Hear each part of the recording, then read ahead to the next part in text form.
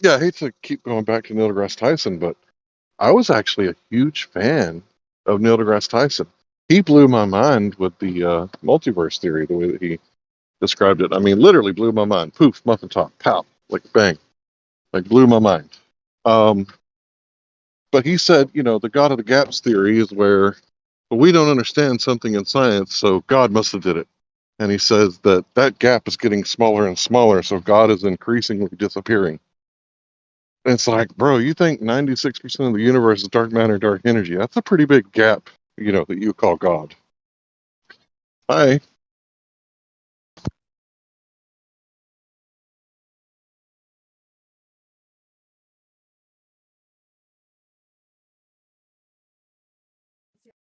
Good point. Good point.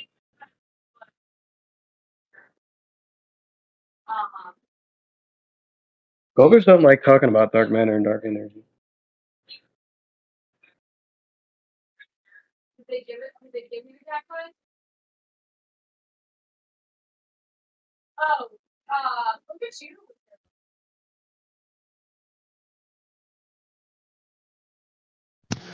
Yeah, so I've pointed it out that it's a religion. The whole dark matter thing. Like, if you believe in dark matter, right? There's just as much evidence for dark matter as there is for a sky daddy. And if you believe in gravity, then ipso facto you have to believe in dark matter. If you don't believe in dark matter, then you openly admit that there's a problem with gravity at the galactic level, and maybe we need to get a new theory.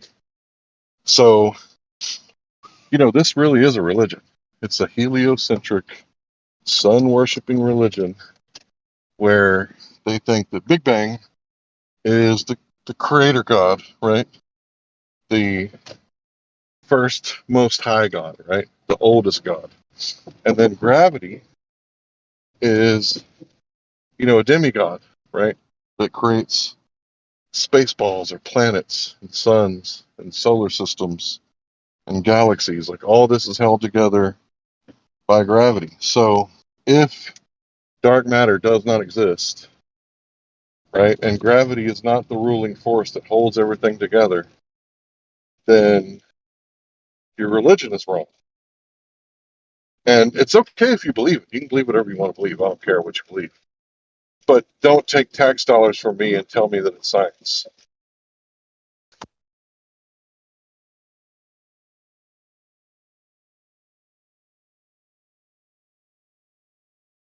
Especially settled science. And then call me the science denier when I go asking questions. Because in my youth, I used to go to churches and ask them questions. Man, they don't like answering those questions. They only like talking about what they're trying to talk about, and they're not trying to answer any questions. The exact same thing goes on in these debates. Like, you're questioning science? Like, that's so anti-science. What's the first step of the scientific method? Ask a question, but you're still a science denier, right? And they take the hoity-toity, high ground like Squatting Dog did today.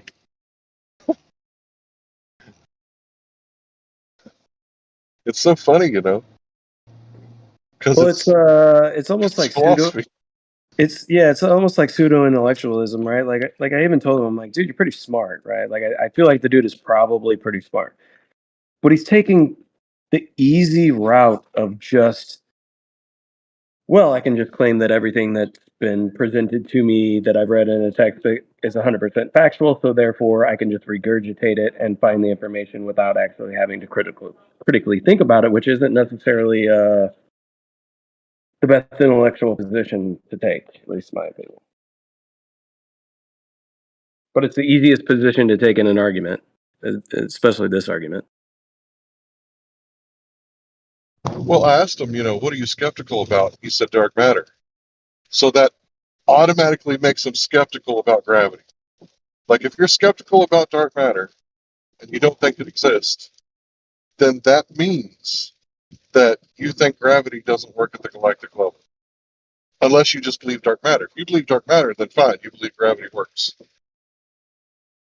Because obviously there has to be some sort of dark matter that we can't see that's causing gravitation that we can't detect the source of, but gravity still has to work, right?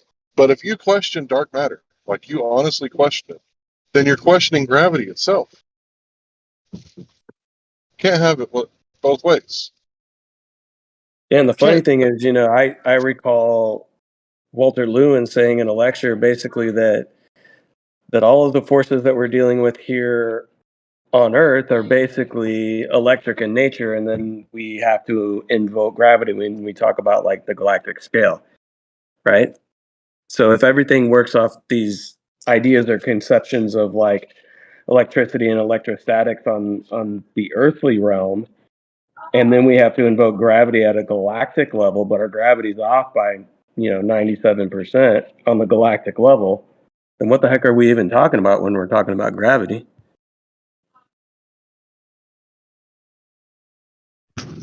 Yeah, gravity is just a theory, right? The globe is just a model, right? They're telling you it's a theory, right? They used to say it was the law of gravity, right? But they said, okay, maybe it's not a law, right? Maybe it's just a theory. Okay, so it's a theory, right? And then you find out when we observe, these deep space observations, galaxies so called, right? Oh, wait a minute, the gravity doesn't check out. Like it breaks down at the galactic level. And it's not off by a little, it's off by a lot, right? Right, 26% of the matter of the universe is literally made up out of thin air to make gravity work. So it's off by a lot, right? So instead of saying, wait a minute, we need a new theory, right? We need to modify gravity and just admit that, this theory may be incorrect, incomplete, and we don't fully understand it. No, they don't do that. They come on here and project that onto us like we don't understand gravity. Like, what? Like, it's just a theory. It's not reality. Like, there's no space time that you can put in a jar and paint it yellow for me.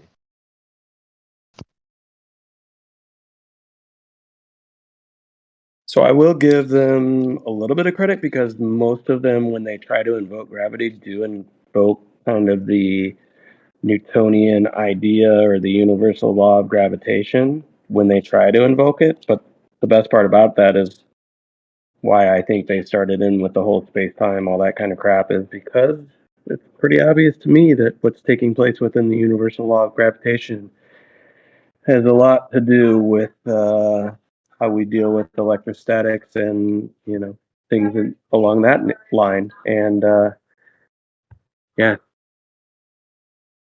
think that's kind of the conundrum that they're in. That we can show how this universal law of gravitation probably applies to an incoherent dielectric acceleration, which is more along the lines of an energetic interaction in the way of like static electricity than this idea or ridiculous concept reification fallacy of the bending and warping of spacetime.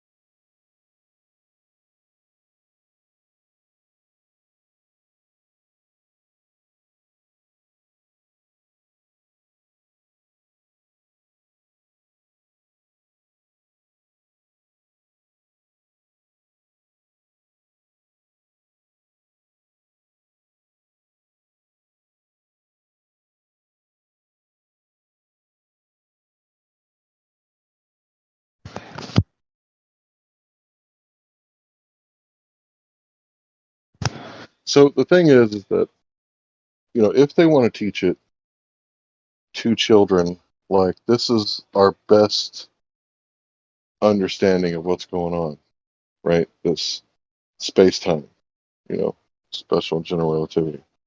Right? If they want to teach it like this is our best theory of what we think is happening, that's fine, but I don't think it's the best theory. I really don't. I don't think it's the best theory. I think it would be better to explain to them that, our universe, right, or the creation, however you want to word it, is electromagnetic in nature, right? It's dynamic, right? There's more to it than just electromagnetic, but everything isn't ruled by gravity, right? I think everything is electromagnetic, and I think the actual science actually shows that. But unfortunately, when you go to the actual science and you look at the actual observation, the real world outside, right? It it leads to a geocentric special position Earth, right? And that's why there's all these like different problems, like the fine tuning problem, the axis of evil, all these different things kind of show the same thing. That's the best theory that we got. You don't need all this dark matter and dark energy to explain all these things. I think it's incorrect to teach the children, but the way that we teach it is like, it's settled science. And I can't think of a more like weird thing to say.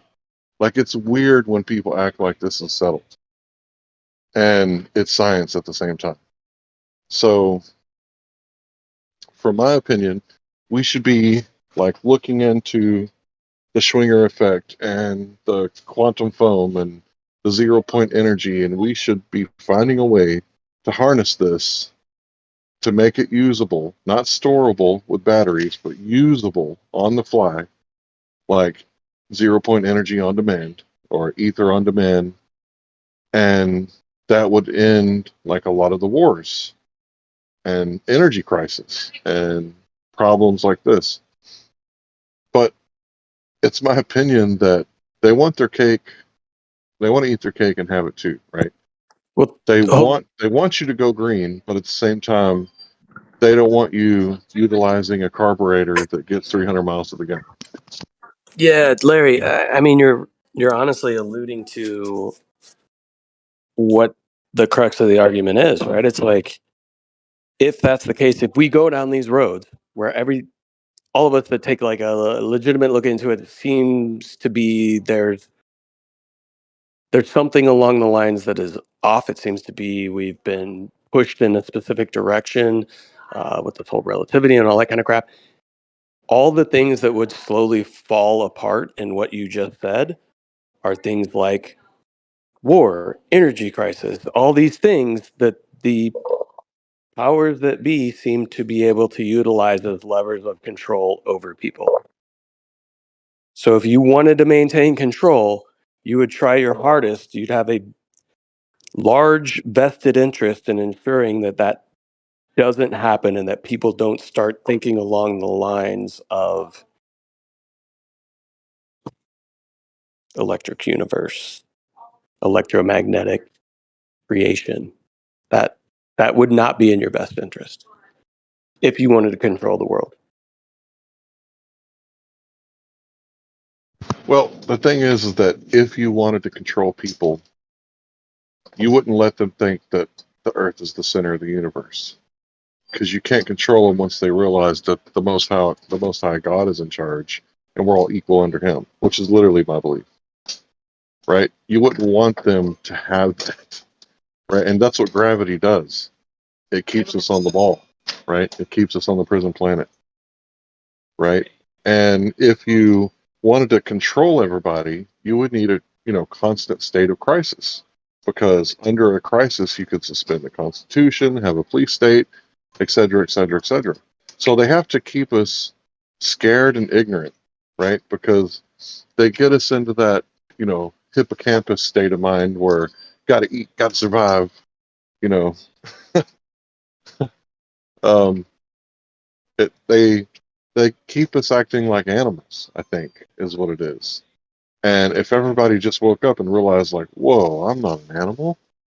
Like that's just my body, right? Like I'm driving this thing. Like this is just my avatar, right? This isn't me. Like the real me is made in the image of God, and I'm a co-creator in this creation, and I can speak things from thought into reality and make things happen and change the world forever. Like I am a God, not the Most High God, but I am a God. If we realized that was our true like self, and that our body is only the medium to make change in the physical 3D realm, like if we thought like that, like they couldn't have power. They wouldn't be able to do anything to control us.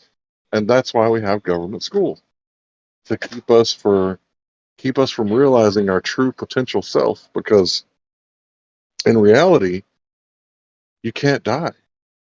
Like, energy can't be destroyed. So that energy that is you, like once you kill the body, like it keeps going. It's now going to be freer and stronger and capable of doing even more things, just not in the 3D realm anymore. So if we all like lost our fear of death because we realized our true self and our true potential, and then realized that, like eventually your vehicle is going to break down, that's fine. Like, it doesn't matter when you die, right? It matters how you die, right? Like, what caused you to die? Were you speaking truth to power and they crucified you for it? Like, cool. Like, that's what you're supposed to do. That's the way.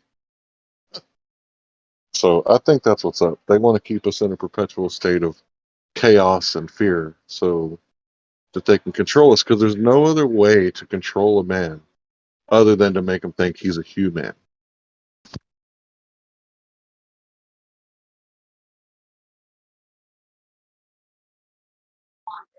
Correct. Like the color of law or the color of a man, we're not an actual man in their eyes. That is the trick. They keep us in a scarcity mindset, keep us fearful, get us away from nature. So I agree with you that they get us thinking like animals in ways that we shouldn't think like animals, and then get us away from thinking like animals in ways that we should think like animals. Animals work with their environment around them. We do not.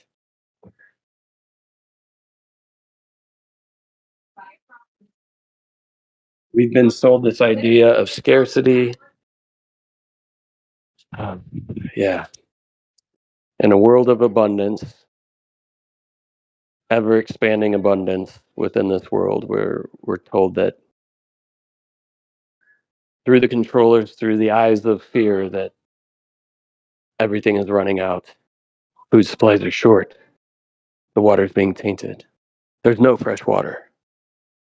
Buy our recycled poop water. Everything is scarce. When in reality, everything's abundant. The amount of energy that is contained, the potential energy that's contained within one single seed, the amount of things that can manifest into this world is crazy ridiculous. I mean, I opened a papaya yesterday, and the amount of seeds that are in that papaya that can just grow, each one of them has the potential to grow another tree, that has the potential to grow another set of hundreds and hundreds of papayas that have thousands of seeds within each one of them, or hundreds of seeds within each one of them. And all I have to do is take that seed and put it in the ground, ensure that it gets enough water and sunlight. And it's going to constantly produce over and over and over again for me. It's ridiculous that we're sold this idea of scarcity.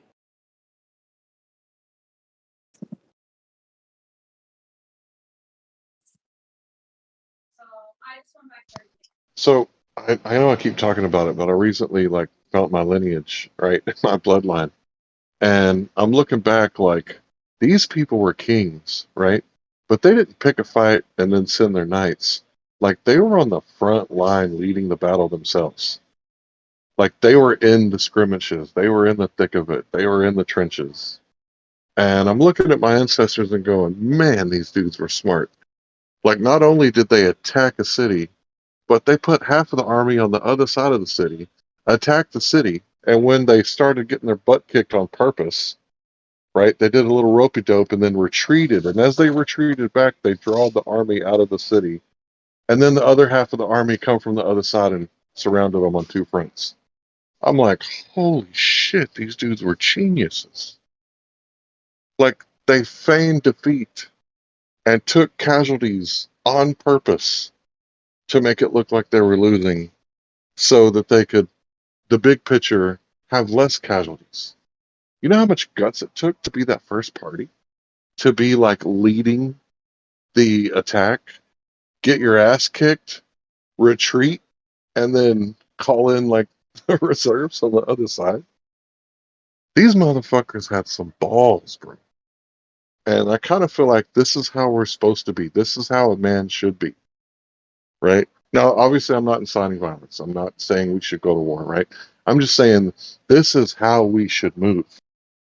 Like, we should be like fearless in the face of like tyranny. And we're taking the nonviolent approach always, right? Because we don't want to use violence on other people. Like, they're the ones that are using violence on us.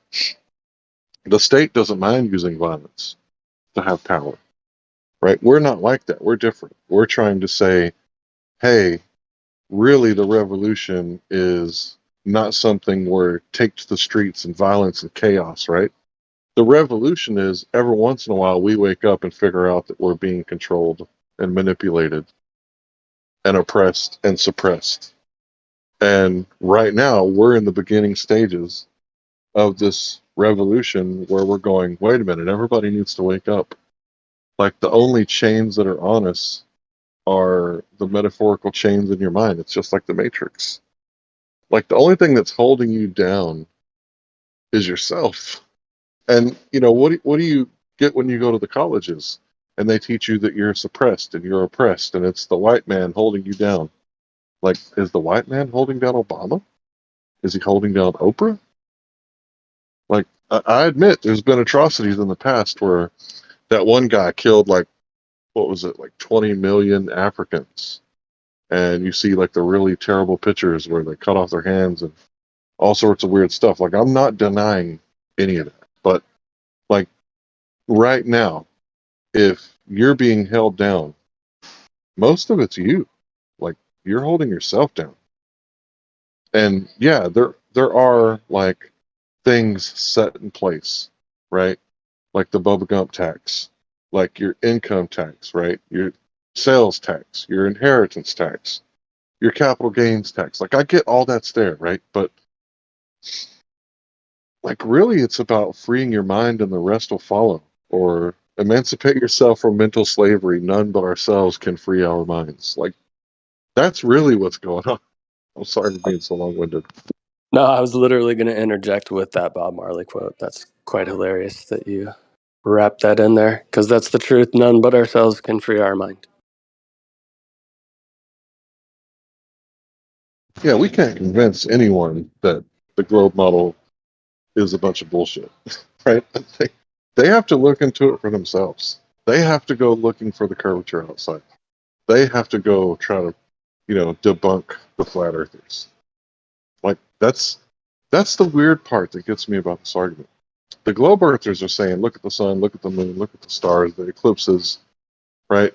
Anything but go outside and take some observations. And flat earthers are going, why are you looking at all that? The claim is the earth is a globe. Go find the curvature outside. Go check out your horizon. See how far you can see. And it's like, if it wasn't flat, why would the flat earthers say that? Why would they tell people to go outside and look for themselves?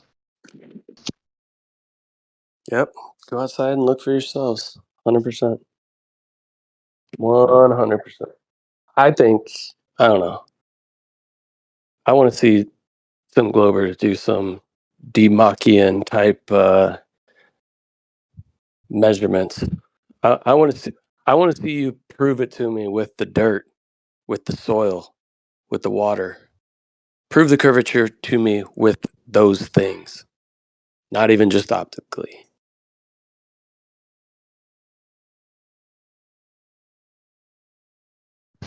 And yeah, that's another thing. The word association. The TV is the most powerful weapon ever.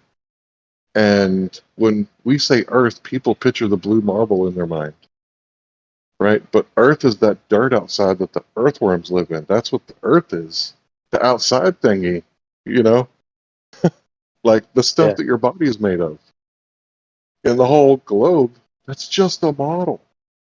That's only a model. The blue marble is the sigil they use to catapult their propaganda and deception, because they've got everybody convinced.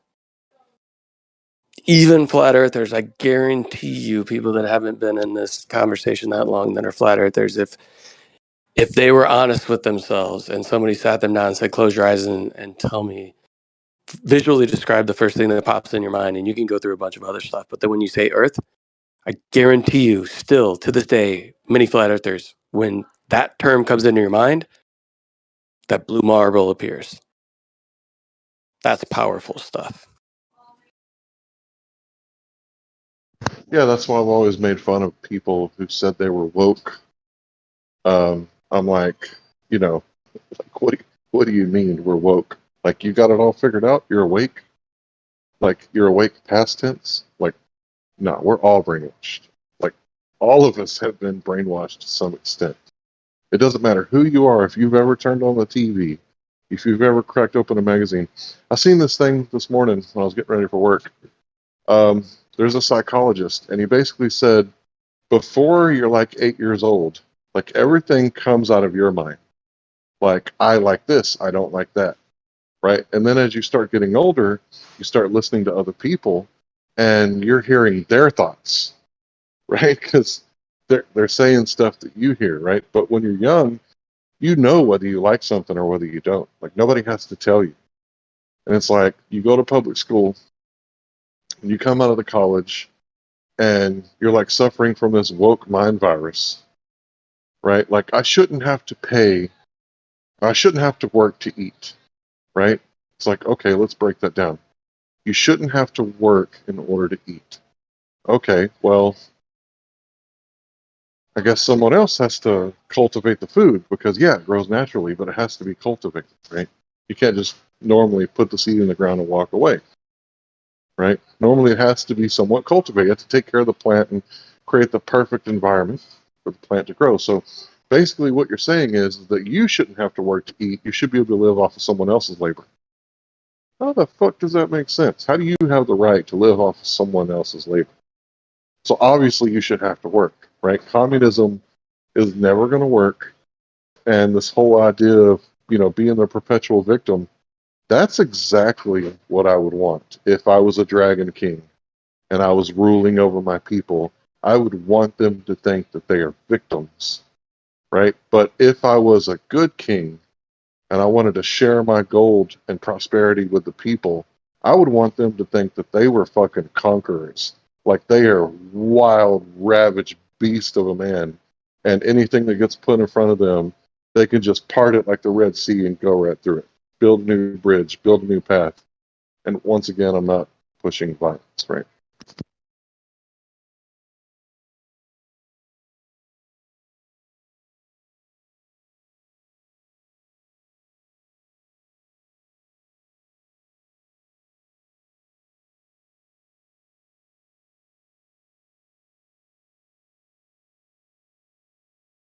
And you know what? I think the sovereign citizens are messed up too, right? Because you want to take handouts from the government and get your benefits and, use the stuff. But at the same time, you want to think that, you know, you can just be ignorant and operate a vehicle without license and registration and no tags, right? You think you can be ignorant and free at the same time. Like, if you're trying that shit, you better know your fucking shit. You better know it like the back of your hand, frontwards and backwards, and be ready to get harassed. And don't do something stupid like pull out a gun because you're gonna fucking die. Be ready to use the pen mightier than the sword, because that's my philosophy for real. And when you go to court, you better hope that not only you are educated, but also the jury is educated, right? Because you're picking a fight is what you're doing. So that's really why I'm a centrist, right? I've never really been a Republican or a Democrat. Like, you got to look at everything in totality. You can't just be like, oh, we have the right to travel. all right, I'm going to do this. I'm going to do this. Right? It's like, do you still have a license? Yeah. Okay, so let me get this straight. You think that you don't have to produce a license even though you signed a contract to get that license. And you signed a contract to agree that everything that they have set up for the rules of the road, you agreed to follow, and now all of a sudden you think that you're a king. If you're a king, then why did you ask for permission for a license? So I do kind of get the sovereign citizen thing. Like, you can't be both ignorant and free. You can't be a sovereign and a citizen at the same time. If you're a king, why do you go to the Regis? The Regis to register your vehicle. Ask permission. Submit an application. Yeah, I get it. I mean, I'm not going to blame people for trying it once they're educated. Once you educate yourself and you register your vehicle as a household good, you try something like that, right? And then you send back your driver's license, and you can get out of a contract, right? So once you give it back, right, and get rid of that contract, and you've educated yourself, and you want to try it, like, I'm all for your right to try to get unconstitutional laws dropped or dismissed or whatever. Like, I'm all for your rights, yeah. But if you go in there and act like you're a sovereign while claiming to be a citizen, which means a municipal servant, you can't be a servant king like that. That's not how that works. I mean, servant king isn't really a bad thing, but whom do you serve, right? If you're a servant king, then you serve your people, right? But you can't be a servant to the system and still call yourself a king. You can be a servant king as long as you understand that the ultimate king is the Most High, and that's who you serve, for sure. Yeah, that's different. Yeah, that's like feeding homeless people or educating people or helping people do stuff, right? Helping people that want to be helped or helping themselves. There's nothing wrong with being a servant king, but you can't be a sovereign citizen. You just can't do it. It's like being a married bachelor. You can't be ignorant and free.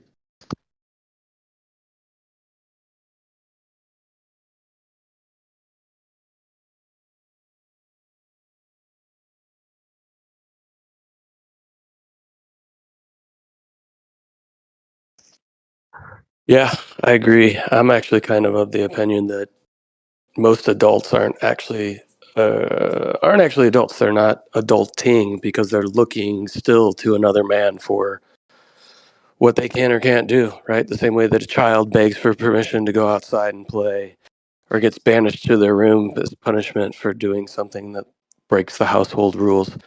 When you become an adult, are you actually an adult if you look to another man for permission to do said things?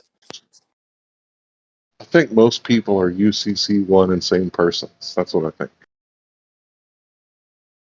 And I think the godless or heathen does need to be governed. So I'm not completely against the government. I'm against corruption, right?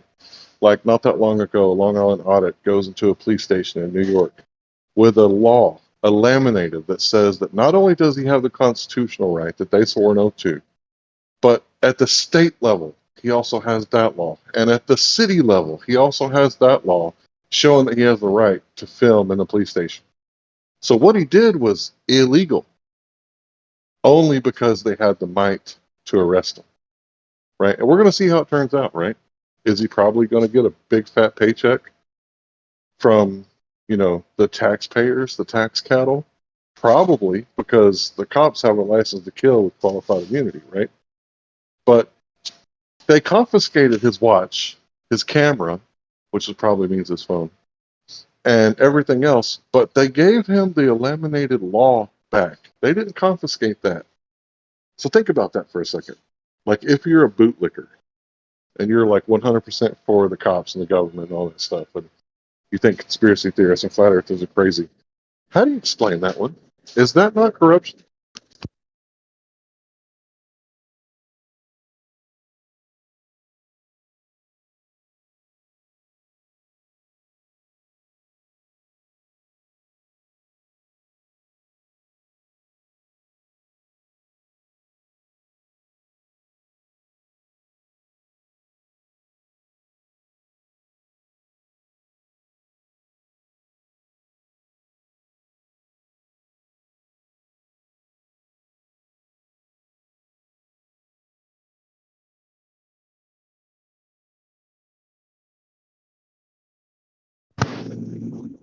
So yeah, it's really interesting that here's the deal. He recently made a video and said that if you're a cop and you swear an oath to the Constitution and swear an oath to uphold the state laws and the federal laws, like you're a walking, talking contradiction because a lot of the times the laws go against the Constitution. So, like, how can you live with yourself?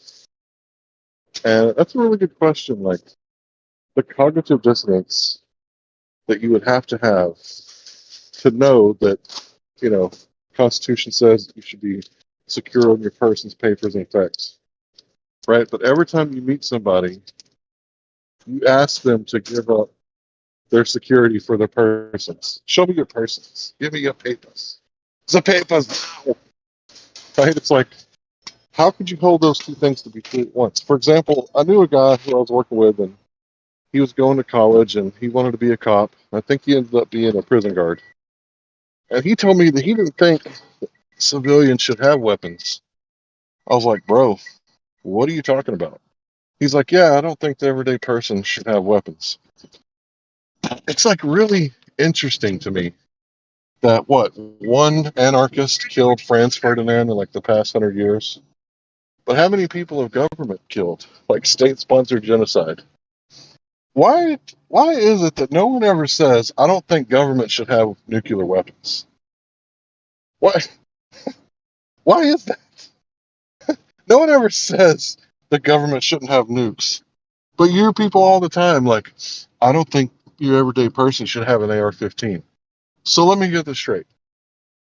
You want to go door to door yourself and demand people give up their self-defense protections.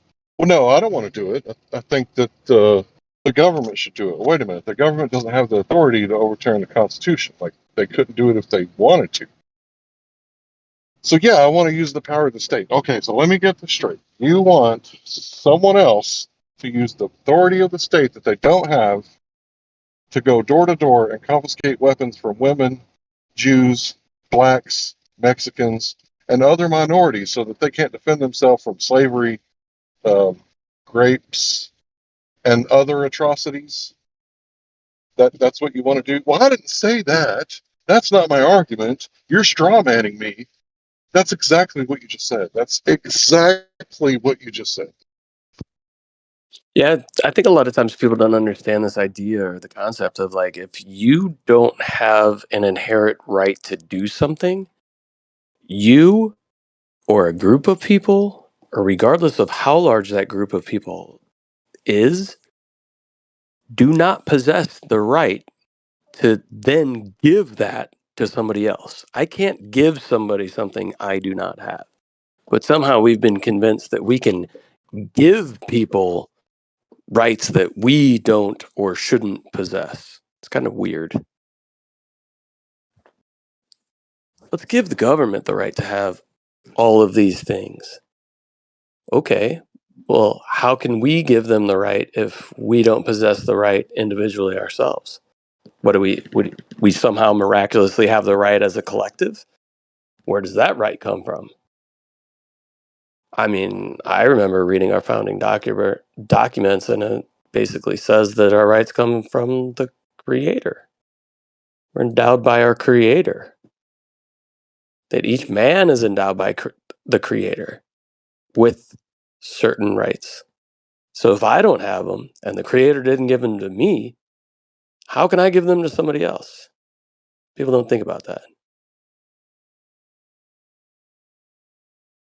Yeah, I would just like to ask these mind virus leftists, these authoritarian. I don't have a problem with liberals, right? Liberals that are like anti-war and they just like socialist programs.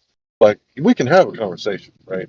But I'm talking about these authoritarian mind virus leftists coming out of the colleges. Like, you want to take guns away from women? How does that make sense in your mind? Like, if the white man, the patriarchy is, controlling everything, and this is the system that we live in, why the fuck would you want to take away a gun away from a woman and make sure that only the patriarchy and the system has that authority? How do those two things make sense in your head at the same fucking time? And the truth is, we have uninformed voters, right? That's what's going on. We have some seriously uninformed people. So it really is ignorance, right? Because both of those things can't be true at the same time. But that's what the colleges are producing. Those are the educated ones. Yep. I mean, we in the United States do at least have some small vestige of freedom still here. Very, very small, very minute, but at least the ability and the acknowledgement that we have a right to defend ourselves against others is pretty important. And I'm glad to be able to have that as a part of my life. Even though, unfortunately, all my firearms were lost in an unfortunate boating accident. But Yeah, those are common, especially in Florida where you can legally open carry uh, to go fishing or hunting or coming back from fishing and hunting. A lot of Mhm. people lose their firearms in those boating accidents, and that's a serious loss of, stuff. I bet there's lots of guns. In fact, you see it all the time. People go magnet fishing and pull up guns all the time. Those boating accidents are a really big problem. Yeah, it's unfortunate when you happen to lose all of your firearms in a boating accident. It's very unfortunate.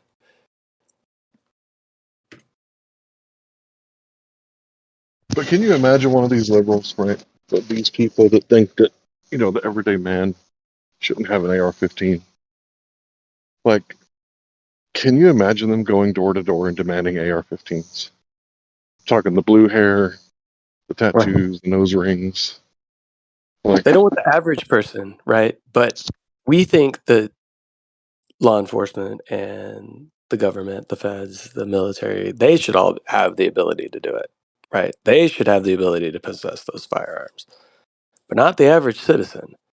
But wait a minute, aren't all of those categories made up by average citizens?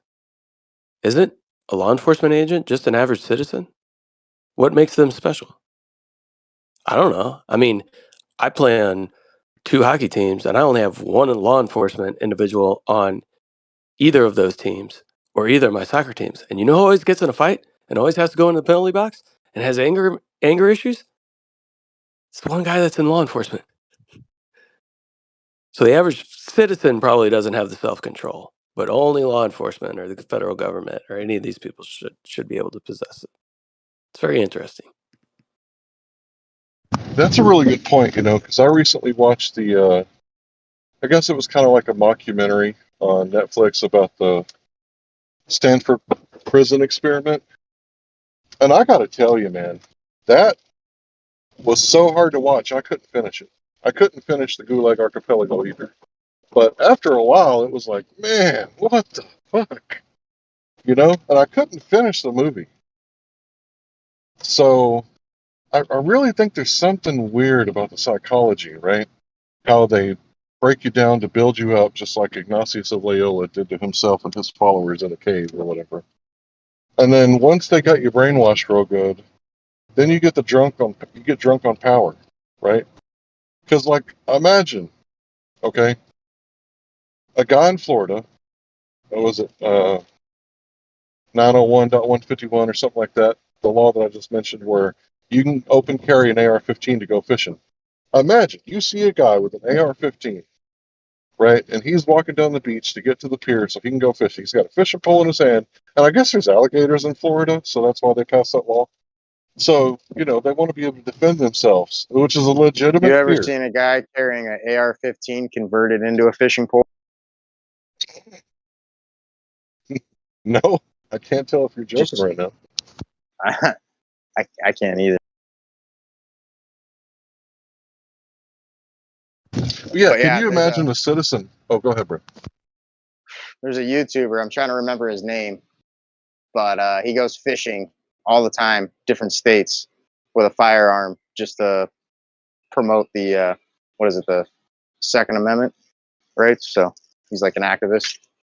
I think that might even be the name of his channel, fishing with a gun or something like that. The armed fisherman. He was on Here's Something the along Deals those lines. channel this morning when I woke up. But can you imagine you as a citizen going up to that guy with your buddy and grabbing his arms so that he can't grab his guns and saying, "Hey, what are you doing? Like, you ain't got no badge. You're just a regular dude." Right? Like, you would never do that.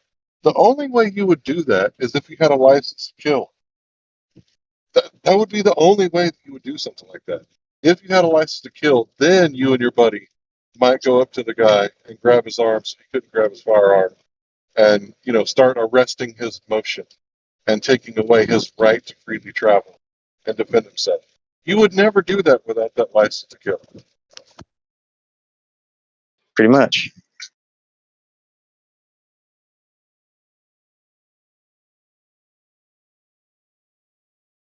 I mean, honestly, when I see, no guns signs, no setting duck zones is what I call them.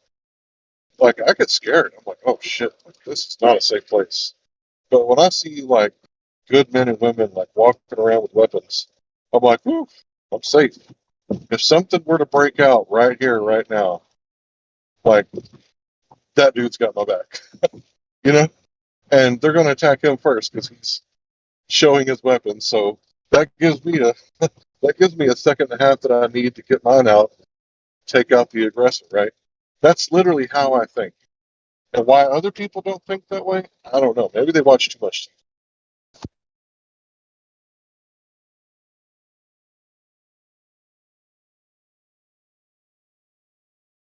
That's the whole ruse of it, right? Like everything when we talk about, if you talk about the state, you talk about the government, you talk about law enforcement, you talk about any of these things, right? Any governing body, anything like that, it's all comprised of individuals who all are created by the creator. Equal. Period. Just read the first paragraph of the founding documents. It's all you need, people. It's all you need. Yeah, you don't even have to get into the Federalist Papers. Just read your state constitution, read the federal constitution, and read the most famous breakup letter ever, right? I'm sure you know what that means, right?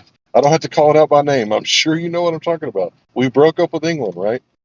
And if everybody read that document, I think they would get it, right? They would totally get it.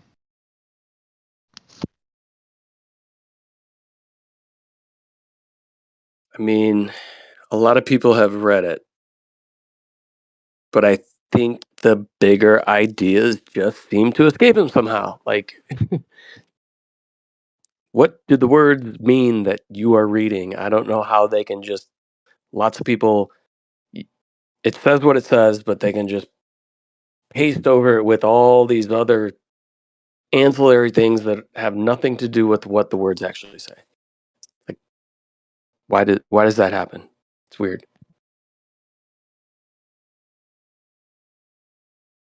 I think it's also weird, too, how people will cherry pick and they say, see, a well-regulated militia. You got to be regulated. It's like, never you mind the part where it says shall not be infringed. Don't worry about that part.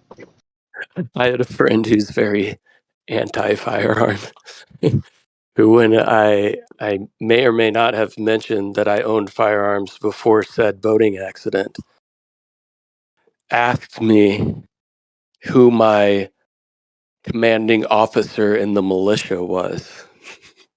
I go, what? Who's your commanding officer? I don't have a commanding officer. Oh, so you're not part of a militia? Then why do you even have one? I'm like, really? Interesting. It's just like the guy recently recorded. I didn't know he was going to get arrested. Now he's going to be mad at me because I'm white and he thinks that I called the cops because he's black. Dude, that video, it hurts. It's sad and funny at the same time, right? You didn't call the cops because he's black. You called the cops because he brandished a knife and said die, and you have children. Like, he was sad because he saw the black man as the victim because of his mind virus, his wokeism.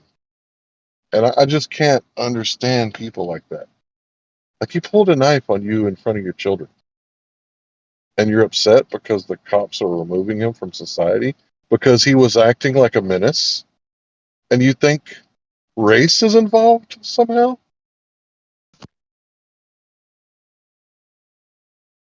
I have not seen this video, but it sounds very interesting. Yeah, here's the deal channel. It's a good one.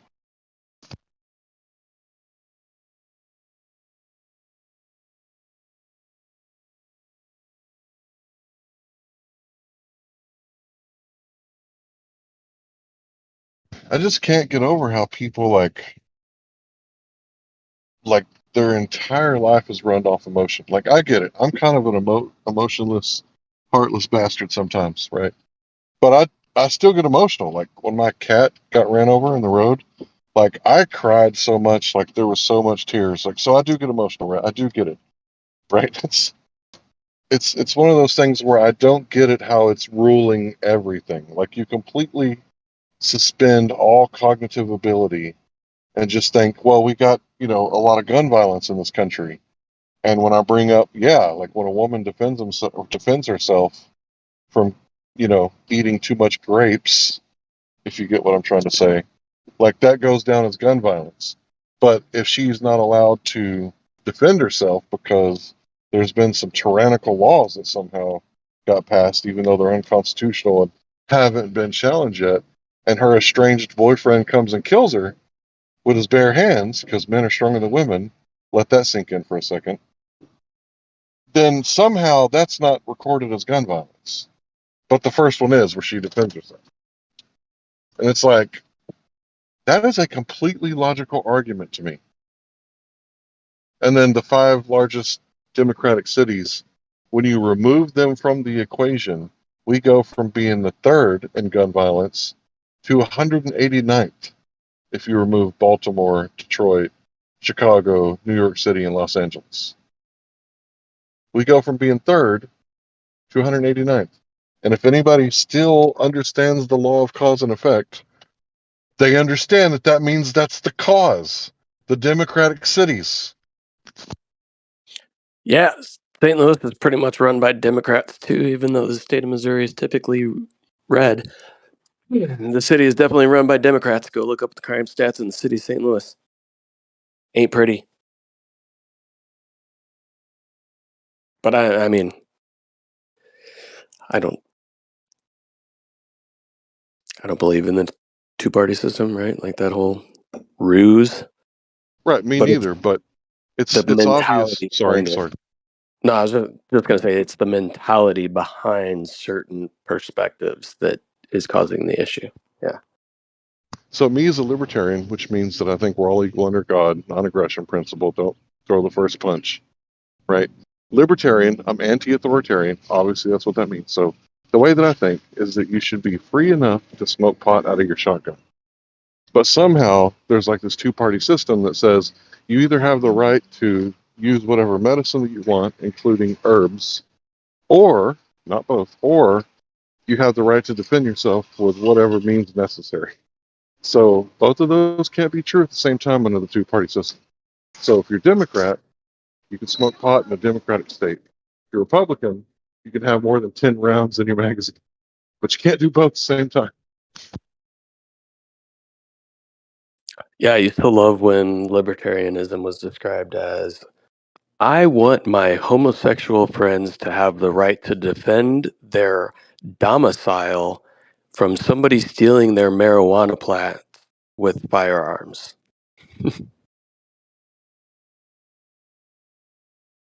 I love it.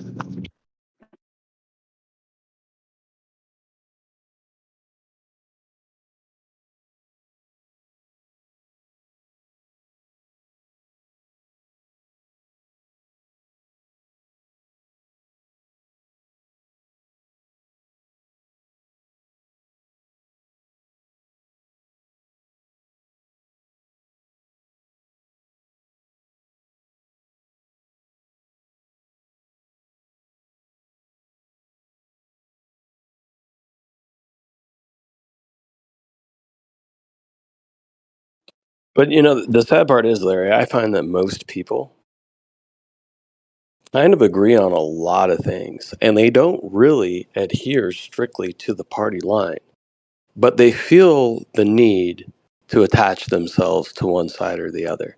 Because heaven forbid everybody realize that they're probably a libertarian. Yeah, it doesn't matter how much of them a leftist mind virus victim you talk to. If you go over the non-aggression principle, right, and the whole thing about taxation is theft, when you go over that with them, they agree with you on libertarian principles. And you have to tell them, you're a libertarian. You're not an authoritarian. According to the answers that you just gave me, and you don't give them leading questions, right? You just straight up ask them, you know, shouldn't a woman have the right to defend herself and decide who uses her reproductive system? Yes. Good. I'm glad you said that. Me too. Very strongly, yes. I believe that she should have the ability to do that by any means necessary. Yeah, and it doesn't matter, you know, like how much of a Republican you are. You know, if you ask them, like, should we be putting in, people in the same cages as rapists and murderers because they got caught with some plants? No, like we shouldn't be turning those people into slaves. That's bad. Like, I agree. Me too. And I don't even smoke, but you shouldn't be putting them in slave camps. That's ridiculous.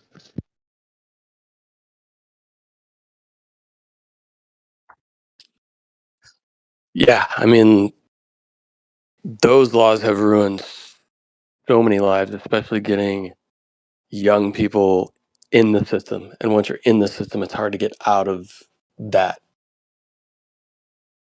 lifestyle, right? Like it's just a constant not being able to get ahead. It's like one thing leads to another. Once you're faced with all these charges that maybe, something like that that's completely nonviolent is not hurting anyone. It's ridiculous.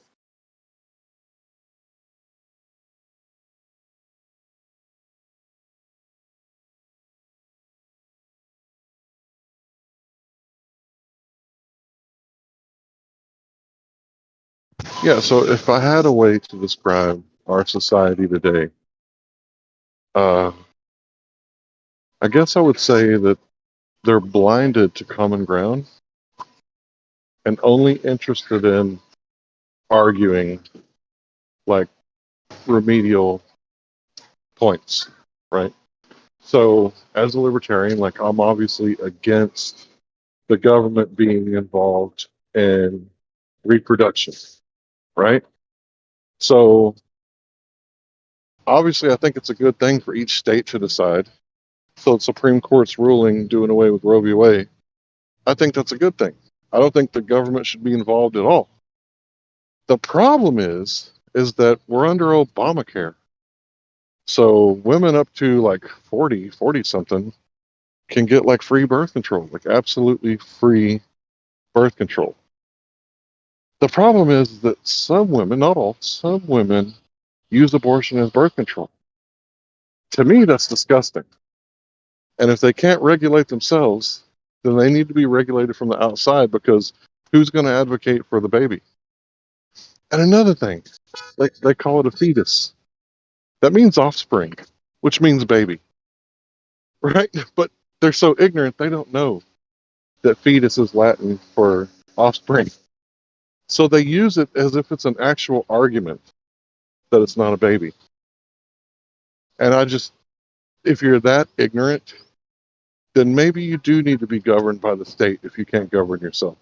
Because obviously you should govern yourself. But if you're not capable of doing it, then you prove to everyone that you're not capable of governing yourself and you need to be governed from the outside. So that's a really situational argument, I guess. Yeah, that is funny how they just try to play like some sort of semantics there, where you hear people say, "It's not a baby, it's a fetus." It's like yelling at somebody saying, "It's not a car, it's an automobile." Stop calling it a car, it's an automobile. Yeah, I remember debating this young college guy in my 20s, and he was saying that marijuana is not a plant, it's a drug. Like, oop, gotcha. You just said marijuana is not a plant. You might need to rethink about what you're saying there. He got so mad at me, right? Because he's the college educated. I'm the high school dropout. But I got him to say that marijuana is not a plant; it's a drug. But when is it a fetus and when is it a baby though? So a fetus is like a term for development, right? So a toddler is another way of saying it. But when is a toddler not a baby? But toddlers and babies are different. No, a toddler is still a No? baby. Yeah. Okay. I thought that there were different So, words because they had different meanings, because there was a distinction from one to the other. okay, let's use words that everybody can understand. That creature in the belly is a man. It's part of mankind. It might be a woman, but it's part of mankind. So, I already do we all disagree agree with to you. that? No. Excellent. Right. So now we're just talking about You hold stages on of a second. Hold on development. for a second. I just want to say something. Sorry. You just said that something inside someone's belly is a man, and you want people to agree with that. Yes, it's part of mankind. Right? Yeah, that doesn't mean that it's a It's man. Like my girlfriend is not a man, right? I didn't So say she is was a your man. wife a man? Did you have sex with a man recently? Like you're No, telling me bro, that you have sex with you're men. not getting what I'm trying to say. Okay. So, is that thing inside of that uterus that was planted there by a man, is it anything other than a member of mankind? It is a member of mankind. Okay, that's what I meant. Maybe my words didn't uh, relay that as well as they should have, but that's what I meant. It's part of mankind, right? So it's not just a clump of cells, right? Because, marijuana could be considered a clump of cells. Kind of vague, right? Specifically, it is a member of mankind.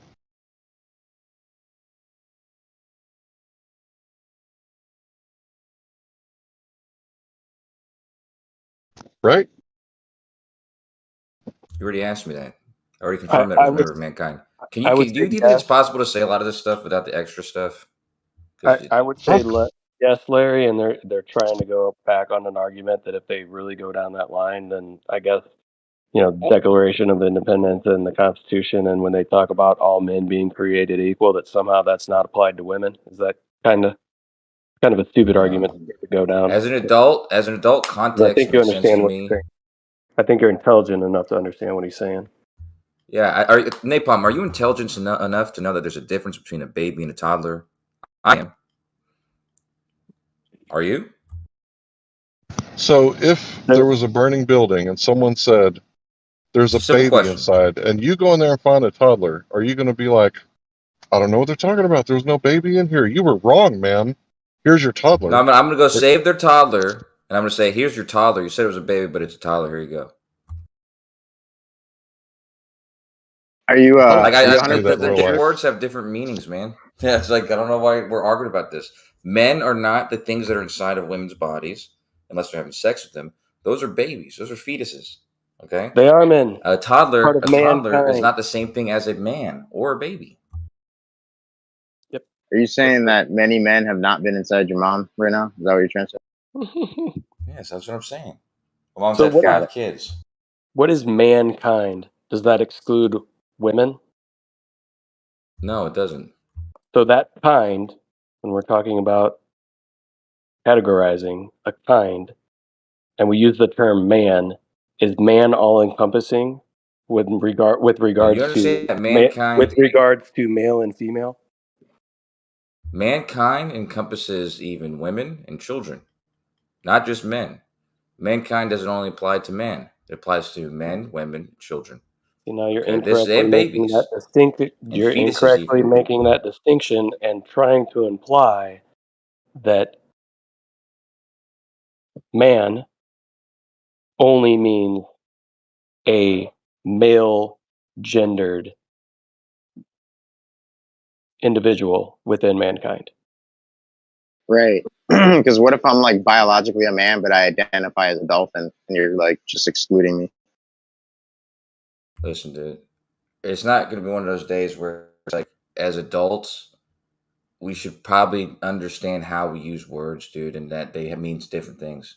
Just because someone says that this person is a member of mankind doesn't mean that means this person is a man. Like, So do you, you have sex with a person who's a part of mankind who isn't a man. Do you agree with that?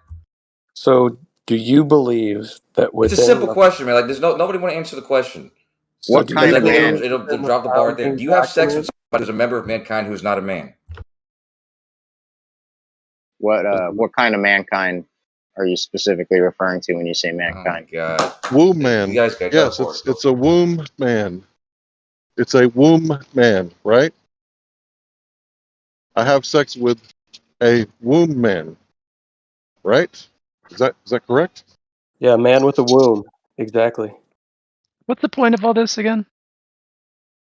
The point is you guys found some sort of semantical way to somehow come into the argument and make it not about what Larry was actually talking about. Got side railed in this mankind nonsense. You're talking about fetuses and babies and the differences It's between just, the two. he said fetuses and babies are the same, and toddlers and babies are the same, and toddlers and fetus and babies are the same, and men are the same as the thing that are toddlers and fetuses and babies. This is his point. This is the point that I'm disagreeing with. If you guys all agree with that, with what Larry said, have at it.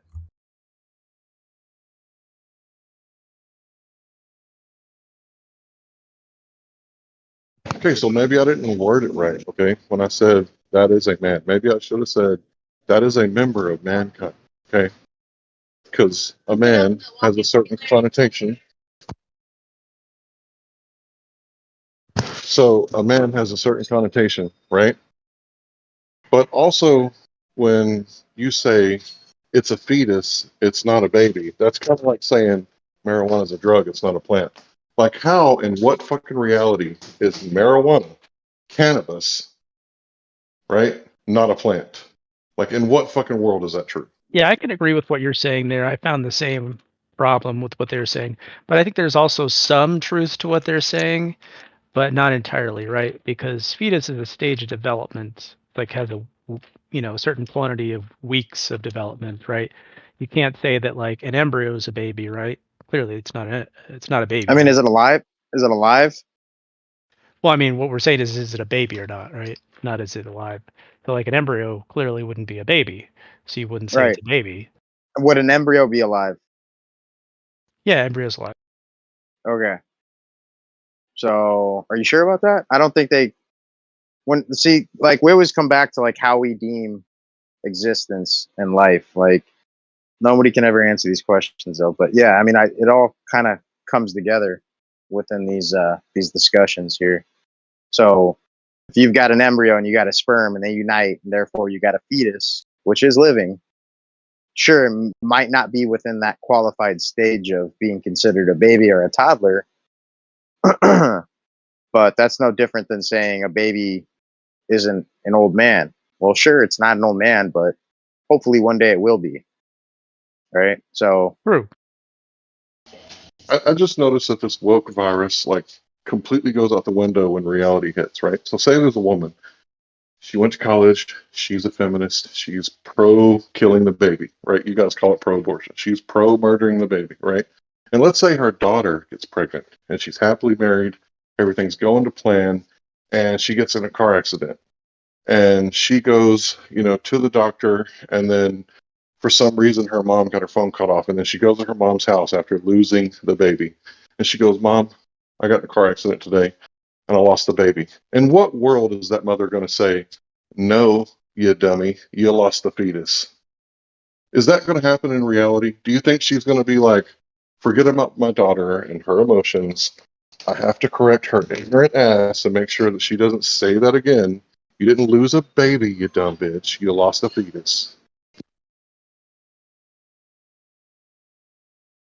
I actually heard a mom say that once. I'm just joking. But as soon as Zanuck comes off deafen, he was supposed to provide us with the contents within that box. Did he ever address that this morning, or did he just like sneak in here and just worm his way past that? Because that needs to be addressed, dude. He promised. And I don't think he should be allowed to speak until he fucking provides that.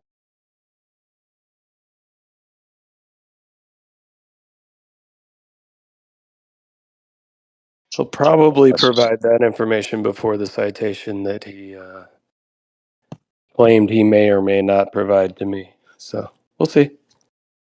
Yeah, I kind of briefly put my headphone back on and like heard it getting all crazy in here earlier with Zanuck interrupting and shit, but I couldn't hang out long enough to figure out what was going on. What happened? What citation?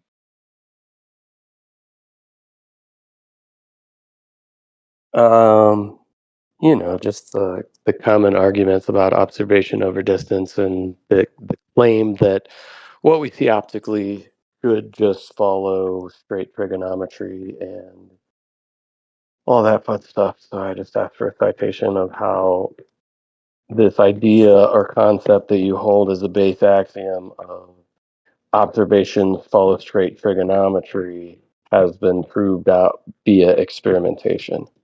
So I just asked for that evidence, and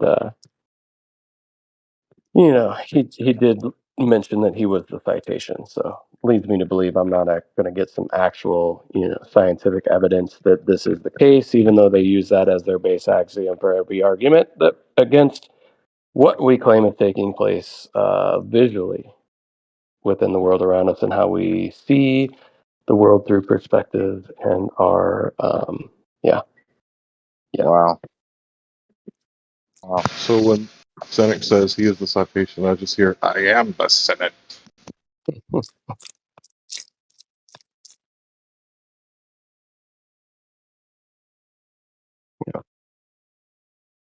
Typical Zanuck answer.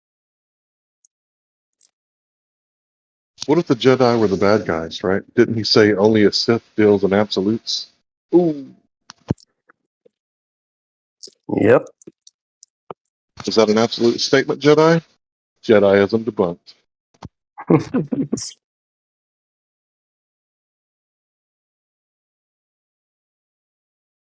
You know that's actually a religion that you can get put on your dog tag, right?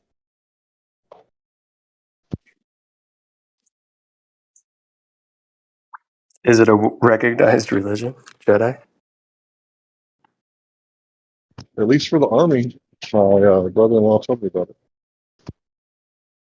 There's many Jedi across the plane.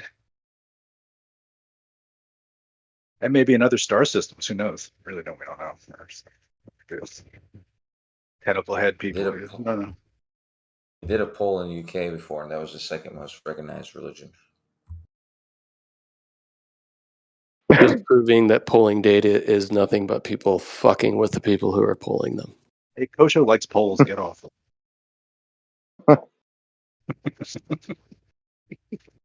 This Apple doesn't fall too far from the tree. Well, all three of you use fuck dudes. You guys all said you fuck men. So I said, whoa, man. Or I think I said, then what woo, am I man. doing? Womb bros. You got hombres and you got womb bros. That's why I love that question, what is a woman? Because if you look at the etymology, it's like womb man. What is a womb man? I don't know. Lady That's a bro. hard one. Like, what is a womb man? Lady boy. Maybe it's in the name. Lady bro.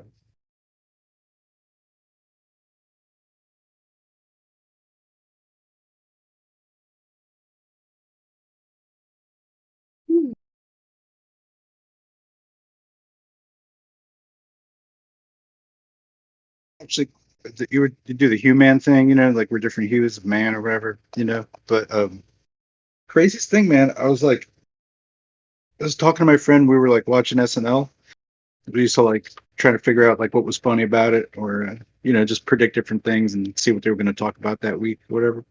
And what the fuck is his name? The comedian with red hair.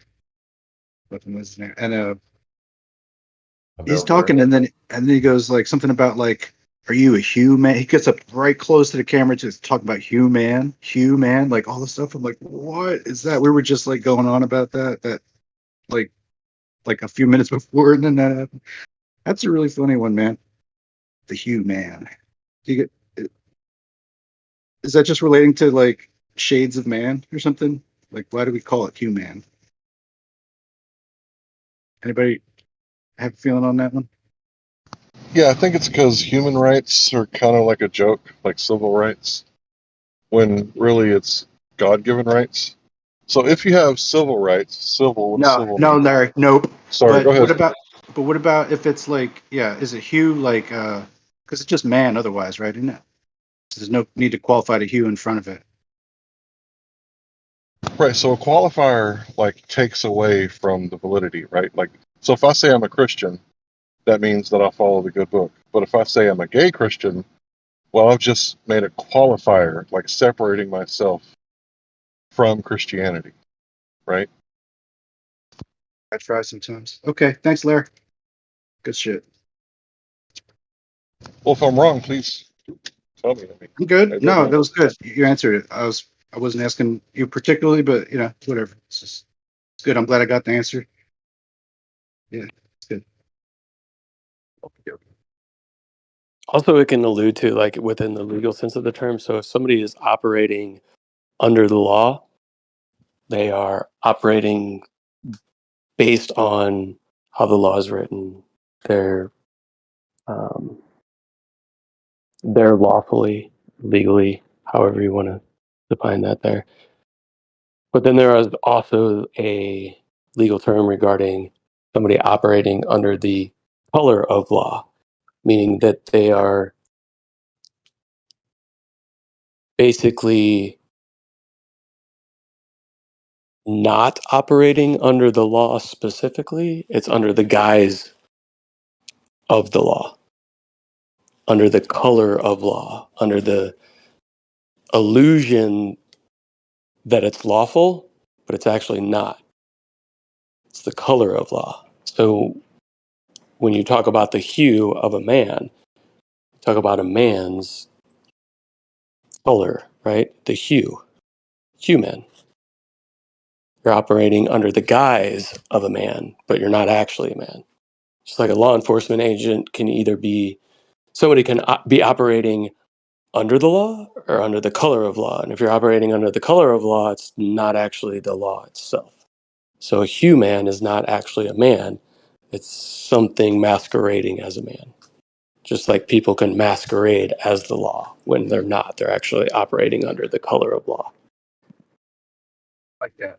That's good. Sorry for snapping at you, Larry. I don't know what's wrong with me. I'm fucked No, up it's in all the good, head. bro. Obviously, the mental problems I have, I'll try to deal with them in my own time. Is there a color of science? Are things scientific? Is that color of science? You know the best thing about the term human being is that they gave the game away to your true nature, because you have the human, which is subject to time, and you have a being, which is obviously timeless. That's the best thing about that term, in my opinion. Yeah, I think that's how they sold it to us. Because can you imagine telling someone that you're not a man, you're a human? Like, no, I'm not. How can I be a human? I'm only a man, right? Well, you're a human being. Okay, I'll buy that. Okay.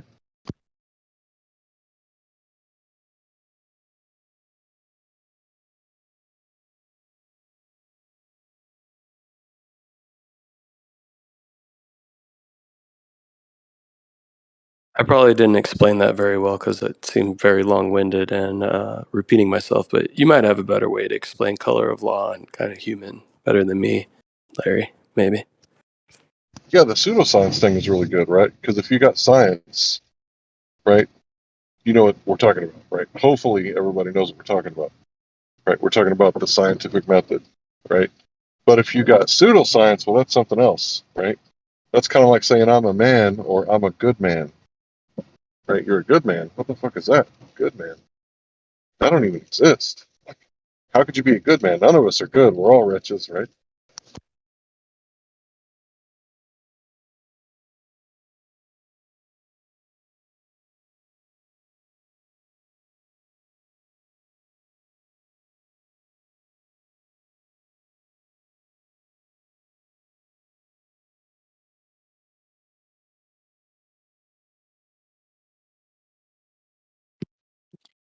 Yeah, that's right, Andy. When you asked about that, that's exactly it, right?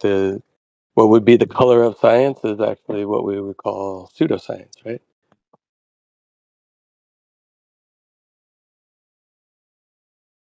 Yeah, if they wanted to call it philosophy, like, yes, heliocentrism is a philosophy, right? We've accepted it on the philosophical level.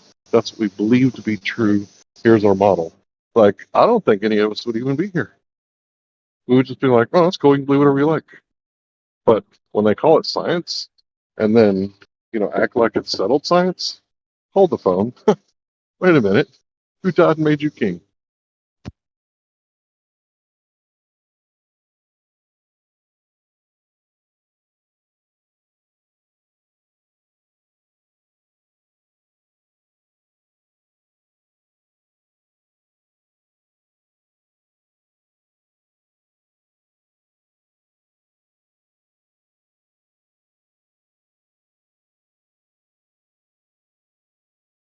Another news. Hey, who's that GPS guy that I heard you guys talk about the other day? And I never heard his argument or watched any of his videos. Like someone says, an hour long, 2 hours long. But I was wondering if anybody knew what's like the crux of his claim, why GPS proves a flat Earth or indicates a flat plane or something like that. I don't know. Maybe go figure out what his argument is and watch maybe the presentations he did. I think he did 2 on here and maybe some elsewhere, and see what you think. All right, you're caught up to the conversation because I'm just asking. This is me right now trying to find out what his argument is. His So, name's appreciate Alan. the tip. Yeah. Appreciate the tip, but this is me asking you guys what his argument is. His name's Alan, and he laid it out. Yep. So you don't know it. Yeah, that's basically his the crux of argument. it. Yeah, his argument is that GPS doesn't work using relativity the way you guys anticipate it to. Yeah, because there's a preferred direction. So look into it a little bit deeper, and then maybe we could have a conversation about it. Fortunately, There's no not a very preferred Cliff's directions. Notable kind of thing, Kosho. If it was really a simplistic conversation, it probably wouldn't take 2 hours for him to do it, and then it would be a little easier for us to be like, oh, it's just one sentence. But it's Here, maybe check we this could out. run through ChatGPT and TLDR it or something like that. But I think he's tried to do I that. could as shut. much I as could possible. shut it down. Shut it down in voice without needing a presentation or anything, because there's no movement in GPS. It's an instantaneous measurement. It's a It's measurement happening, that but takes the that's part of the. position. It I takes know that's takes position of yeah. the It's all shut site. down. Takes the Whatever you're position going of to the say is person wrong. instantaneously. Basically, that's going to be Yeah, probably he definitely covered that's the that problem. in his presentation. Yeah. So Well, if this he is covered that, then there wouldn't be a conversation on the preferred direction because there it's is an no instantaneous conversation. measurement. You don't have a Well, conversation.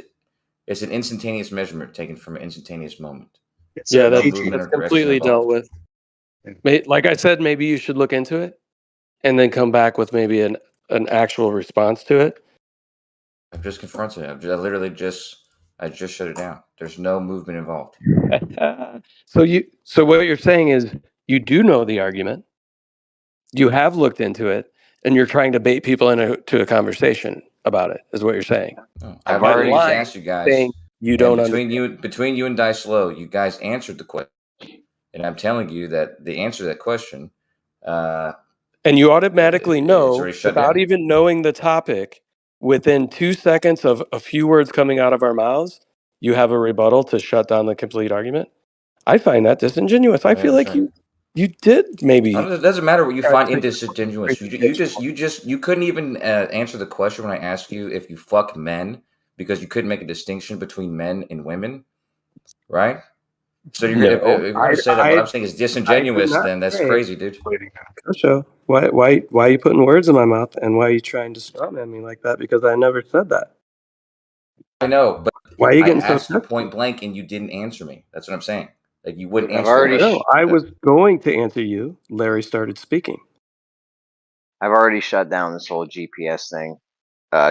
With the fact that it's subject to refraction, it's over. It's over. Yeah, Yeah. this is a non-starter. Yeah, I also shut you down too. With basically the Gypsy Oasis stuff is also like a part of how this is going That's on. what it was But called. yeah, I had to re-research it. You know how tough it is to find that kind of stuff. I was really stoned then. I'm not now, I was stoned when which you makes brought it it back really up. hard. So. I'm better at things when I'm stoned. Hey, I would say seriously, in all due respect, it's over my head, a lot of it. And well, technically that's a pun, but it's over my head to try to explain it. I think most of the people here wouldn't do it justice, and Alan does an excellent job at condensing a lot of information. So, out of respect for him, I think that we probably would do him a disservice by trying to summarize it for you to then debunk in a one-word statement. So, Well, I mean, how complicated could his argument be if you guys all, some revere it or you claim that it's sound and all this kind of stuff? I'm just asking for somebody to repeat it. Why are you implying that it couldn't be complicated if we actually listened to it a few times and comprehended it? Or is that just kind of like a jab at everybody in the room's intelligence? Is that what you're trying to do? No, Or it's. I'm surprised that you can't repeat what an argument is if it's a good argument. Like, I can't think of another argument that's the case. well, some Like of if it, somebody some asks you of us, like, it what's takes a the reason little. for this or this, you just answer the Yeah, question. some of us, like myself, it takes a little time for me to go over something multiple times in order for me to really take it in and fully be able to spit back out the argument that's being presented. Doesn't mean that I couldn't comprehend it in the first place. It just means that for me personally, it takes me many times of going over things in order for me to feel comfortable to be able to properly articulate the argument. Yeah, that's Okay, a good let's try point. this. Let's try this. All you guys in here who understand it, I'll ask you a question, and then you can answer yes or no. That's pretty easy. can I just say one thing first? Did you just before you do not this? hear Snacks basically say we would do a disservice to Alan because we Okay. probably need a little Well, more here's me time openly doing a to fully disservice. I'm articulate going it to to continue you? asking my question now. I'm asking a question, dude. I'm a Okay, moderator. I heard snacks and I went ahead with it. Mod or no? Okay, I'm going to continue. Yeah. Are you My mod here? question is. My question is. No, you're not. I guess you're just an over talker. I got you. I'm not over talking. I'm trying to ask a question. Somebody just hey, did you hear what Snacks said? Yes, I heard what Snacks said. I'm going to continue my question. You didn't even respond to it. Your questions are not sacred, Kosho. Okay, here's my question.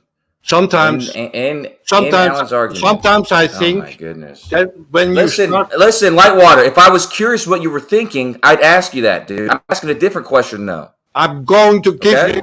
I'm going to give you This fucking. You guys anyway. have it. You guys have it, dude. I'm going to give it you anyway. Sometimes it sounds to me you start a sentence and somehow it ends somewhere, just to confirm what you want to believe. It's not a judgment, but that's what I hear. Lightwater, he just went on deaf. I was just going to ask him if he's Dutch. He sounded Dutch. I was going to ask him if he had a smoke and a pancake. Did you have a smoke and a pancake? Wouldn't it be great to bring Alan here and have him talk to Kosho, since all of the other Globers, they tend to go poof when he comes in here. It's just, I don't know. It's probably not that they're afraid of him, but they just haven't been around, unfortunately, to really seek into this. Kosho, you'd be great to talk to Alan. I would love to hear that conversation, but for anybody in this room to try and do that, I wouldn't say anybody's gonna know Alan's material well enough at this point to be able to equally argue every point in it. And there are multitudes of points in it. It's a lot. It's a lot. Yeah. I'm just backing up what Napalm said. I need like 12 minimum. I need you to tell me something 12 times, and even then, it might not sink in.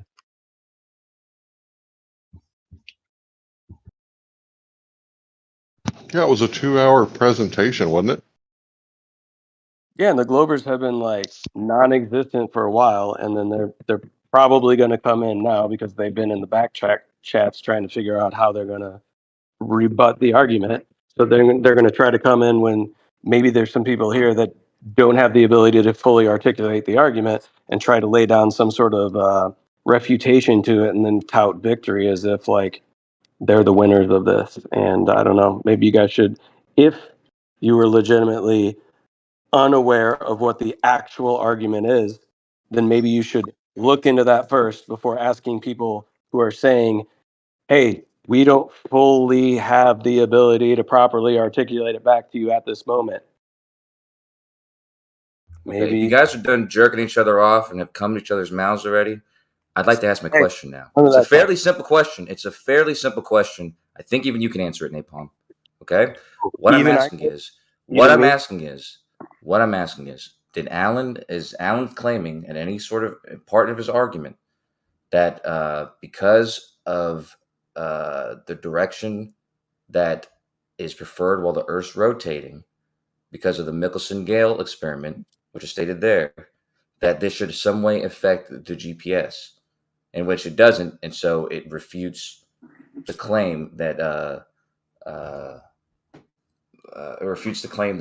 either the GPS doesn't work using using relativity, or that relativity doesn't apply there.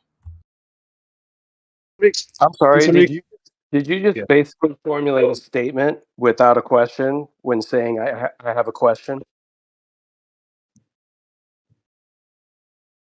Was there a question in there, or was that just like a statement, Kosha? I'm asking if he's. I asked the question. I asked it directly. Is he claiming that relativity is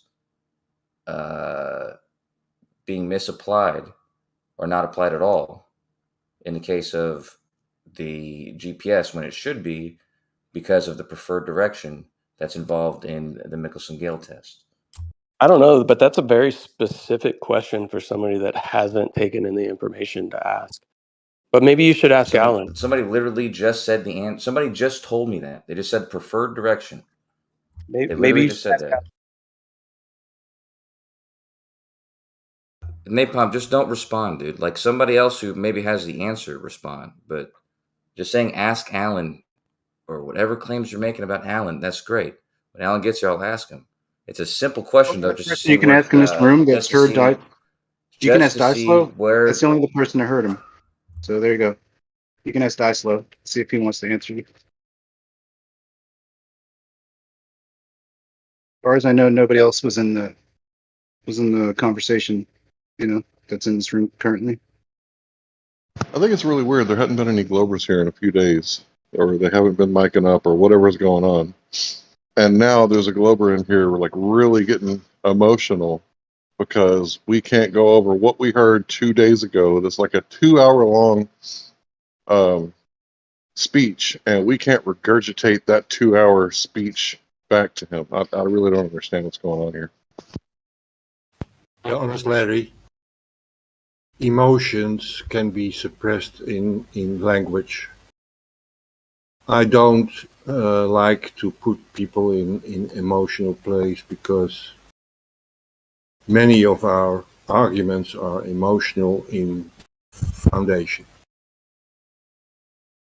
We don't like other stances. We don't like how people come to conclusions.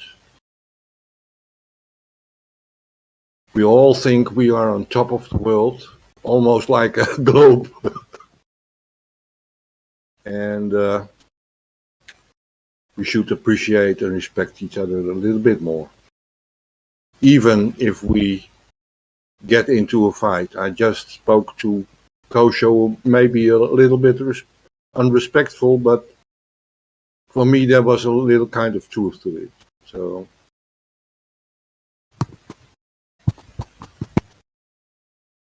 Well, what I heard him go through, right, was some really intense, not something that could just be summed up on one, hearing. That would be like if someone said they read the Bible once and they completely understood everything in it, I'd be like, what? That would be something you would have to read over and over again. And just like Napalm was illustrating, we would have to listen to that like 8 times in order to be proficient enough and to make an argument for it.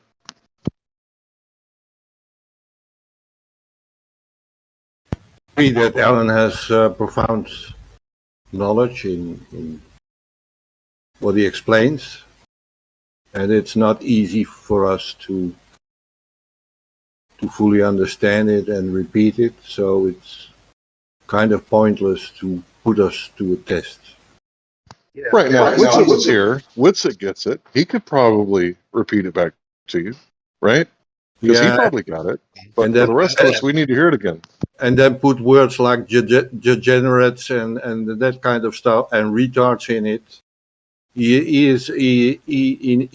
can contain a lot of knowledge, but he can also put a lot of labels on everybody. So Yeah, I've to hear them. My I've bad. about reached my limit of the Globers saying the condescending things or prefacing with the gaslighting of the maybe even you could comprehend it, or I get it if you don't fully comprehend it. I understand. I know it's difficult. All that kind of crap. About reached my limit on that stuff. I just got back. What was going on? So Kosho's still going on about the Alan's whole argument and saying we don't get it or something, and therefore we're done. Is that the gist? Cliff's Notes version of it, and that he's asking, and that we have to tell him. I mean, I don't know. I don't know what's wrong with Kosho. That seems irrational to me. You know, it's not our argument. It's not our. It's you know what I mean. Like it's his work. It's a sizable amount of work, and if I put in that much work and somebody else tried to like say my thing and then didn't get it right, boy, I'd be mad. So I won't do that to him. I respect him too much. I respect the work too much, and that's all I'm trying to say. I think other people feel similarly to me, and although I would love to hear Kosho and Alan go at it. I would love to hear that. That would be exciting. Let's make it an event because it would be for me personally. Oh I yeah, would I've be. been waiting. I've been waiting for for some Glober to come and attempt to try to refute it and shit and see how that goes. Because Alan sounds like he's got it down pat. So Well, Kosho seems like it seems like the Globers have put in their efforts in the back channels, and now Kosho's trying to come in as the leading the charge for the Globe side of the argument. So let's see if we can set up an event. So the first time that there is a refutation from the Globe side of what Alan put forth, it can be directly against Alan, and the two people can have ample time to discuss the situation without a bunch of people interrupting and coming in and diverting the conversation into crazy different directions. And maybe if that's what somebody wants to do, we can establish that. But I Maybe I I think that's a great idea. maybe I can answer. Maybe I can answer Kosho. What's your question? I think he left, I, man. he left, dude. But I think he offered himself up for a debate with Alan in what he said. If I'm thinking it came across the way it sounds like, so Yeah, no, it was one of those things where it's like everybody in the room's like, go ask Alan, but he kept trying to ask the questions. It's like, bro, go ask Alan. And he got all butthurt about it, so whatever.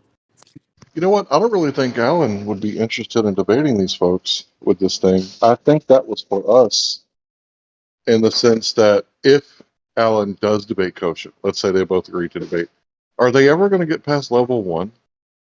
Well, does Like, anyone have a timestamp of the thing that? Oh, my bad, Larry. I thought you were done. no, go ahead, bro. Does anyone have a timestamp in the video of when Alan did that? We could just send it to Kosho and he could listen to it. yeah, Well, I think Geo clipped it.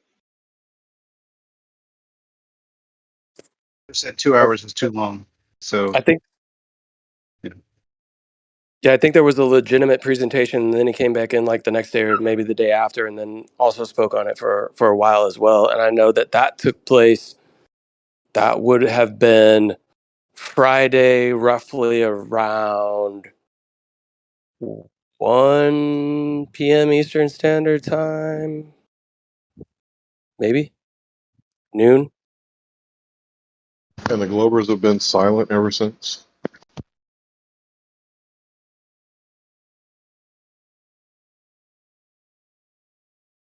Yeah. Overall, I think individuality is our strength. So sometimes we get in this discussion, we get kind of challenged for consensus, while we at the same time we dislike the consensus of the other side.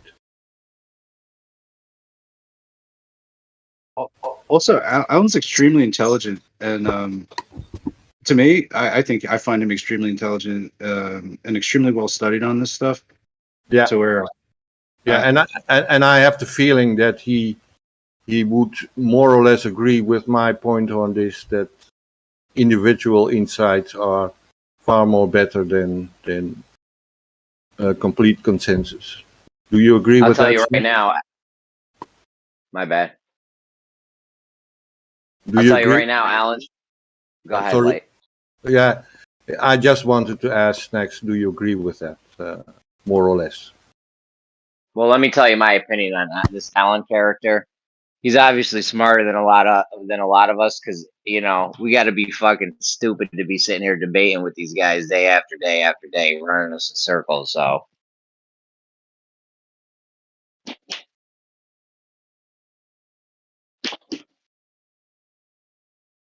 Yeah, Alan did say that he didn't want to debate the Globers at the end of his little presentation. Oh, big presentation. yeah, no doubt. Yeah, that's why somebody send me the clip. Send me the clip, and I'll we can post it in the chat, pass it on. If anyone's got any questions, we can ask Alan. he came in here and was like, "But how's my satellite TV work?" And that was his refutation. Like that was that. So like if that's the best the Globers got, that's okay, guys. Nice try. I mean, there's this. Oh, go ahead. Yeah. I just you would have to sit through the presentation of all that information to be able to like actually discuss it. You can't just like walk in and be like, "Oh, I know Coach is an instant expert on everything," but like maybe in this case, no. Well, we were talking about this other night, and all the dishes got to be pointed at the same spot or the same angle or whatever. But it's like, do you have these going in straight lines? Is there one dish up there and it's straight lines the whole way through? Is that how it works? Like, I don't know who would even know that. Could you make it work on a flat plane if you just curve the lines? You can either have it be a curved surface with straight lines or a flat surface with curved lines, and I feel like that would work either way. No, It would be remember that guy my. that was in here? He was like, "How's it work?" That it was like a week ago. Remember that?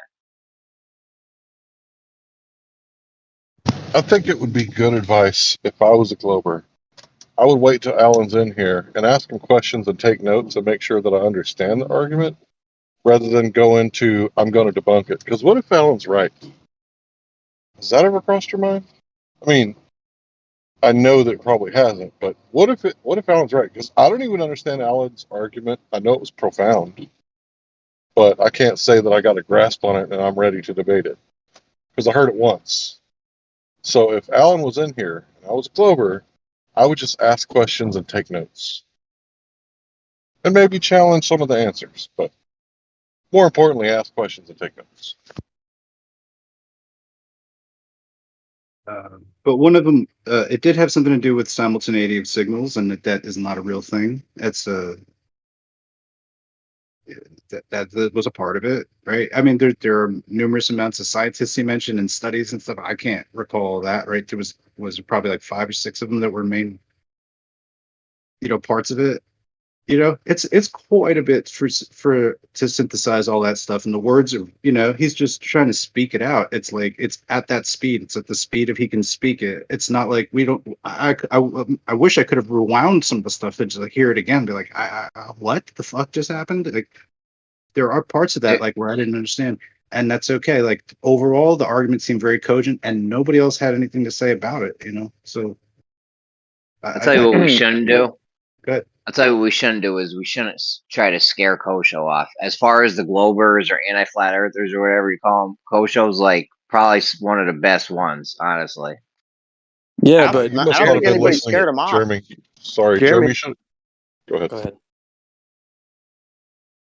Yeah, I was just I going to don't. say, Jeremy, what happened is he literally came in here asking a question that nobody wanted to answer because we didn't have the basis of knowledge to necessarily answer it, and then he just kept badgering and degrading people and alluding to people being unintelligent and not having the ability to comprehend it and articulate it back. And it was, I mean, it's not that we're scaring off Kosho, but I mean, if that's what's acceptable with this room, and we want to coddle that type of behavior where it's condescension and alluding to people being unintelligent, then that's cool. I mean, maybe that's what the room's about, but I didn't think that was the case.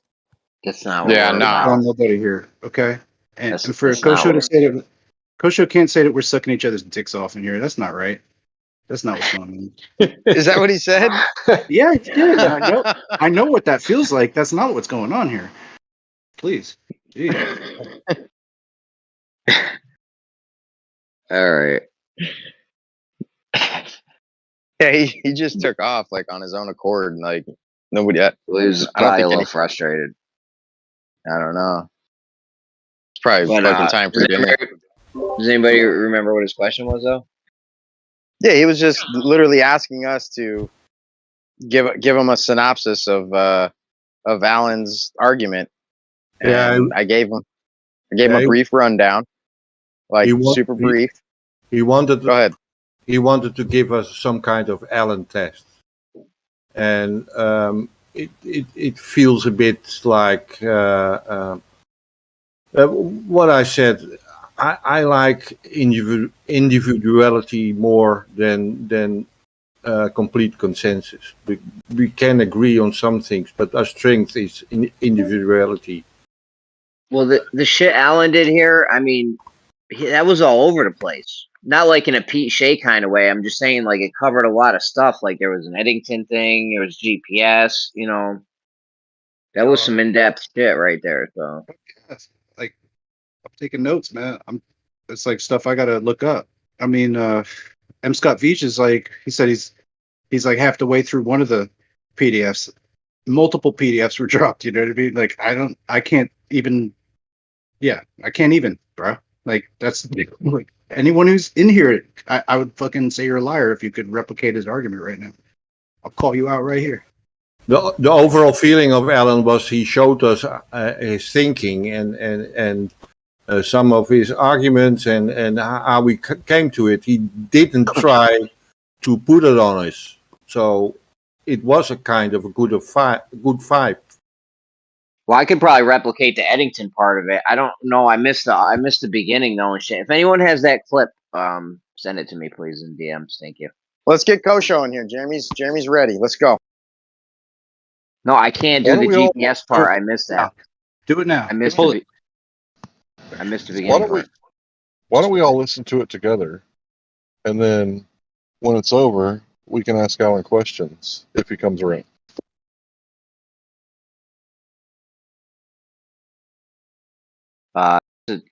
That's a good idea. Did you say this was okay? Which one was better, the one he did here or the one he did somewhere else?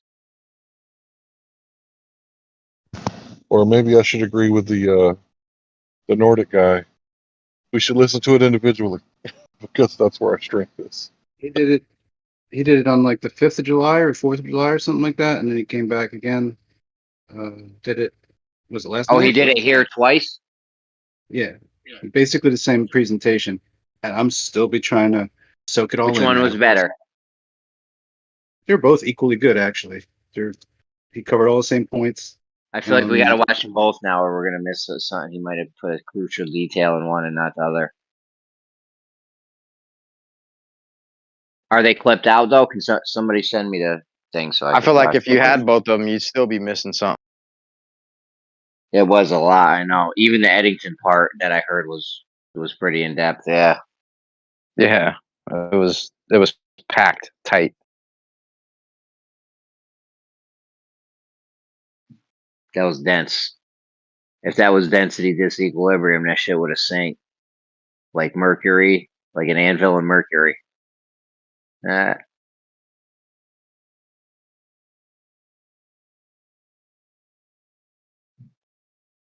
there's anybody What's that's up with the qualified to, I mean, I wouldn't want to hear Zanuck debate him. I do feel like maybe Kosho could offer, a better dialogue with him. But seems like that's left the way lane's that he was stepping up. acting today? Left lane's stepping up in chat. Left lane says it's easily debunked, so maybe we'll just set that up. Left lane versus Allen.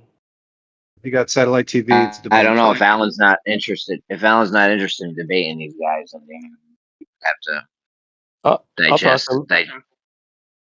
Yeah. Talk to him, see if he wants to. But if not, we'd have to digest this information and then be able to, take it to him. That's why send me the clip. I'll watch it. I'll pretty much be an expert, professional specialist on this in like 10 minutes. So that's some Kosho shit. That's how he gets down. He'll never hear a song 5 minutes later. Boom. He got it all figured out. I just don't understand all the vitriol. I don't know what that word means, Larry. That's way too big. I'm a janitor. All right, you're a pizza guy. What's that word mean? Word salad. Do you deliver word salads with your pizzas, Larry? Yeah, that's what you got Yes. going on there. That's right. Yeah, I understand, asking questions like, "Hey, could you guys sum it up?" But it's like, I don't think anybody here is capable of summing that up. I mean, that was a big bite. That was a big chunk of information. It's basically shit doesn't work like Kosho think it does. Is basically, if I had to sum it up, that's kind of what I get out of it. If I had to put it in my fucking shitty language, there you go.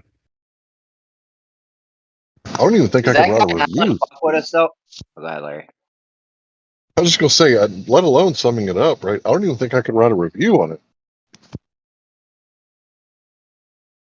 Does that guy Alan fuck with us like that? Like I don't think I've heard him much before. Yeah, he's kind of deceptively smart.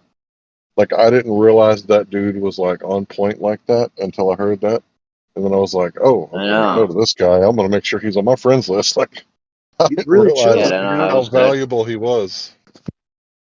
Yeah, he's legit, like sneaky smart, and he's funny too. So that always helps. I love the part I caught. I love the last part that he was saying. I wanted to jump in. I was super busy at work, so I couldn't fucking jump in. I was trying to. I wish I could have jumped in a whole bunch of times. I probably would have made it better or worse. Who knows? Get some clarifying questions and shit in there. I did Jamie's ask a writing notes question down like on an the hour bathroom stall. It's graffiti. I gotta get the goof off out to erase that shit later. It's in a Sharpie. Actually, I do feel like you would absorb probably more than I did listening to him, Jeremy. Yeah, because you're already familiar with a lot of these things. Well, the Eddington thing was dope about how they're not getting gravitational redshift on the outskirts of it, only in the limb. Or they weren't even getting they weren't even. I know. I need to watch the whole thing again.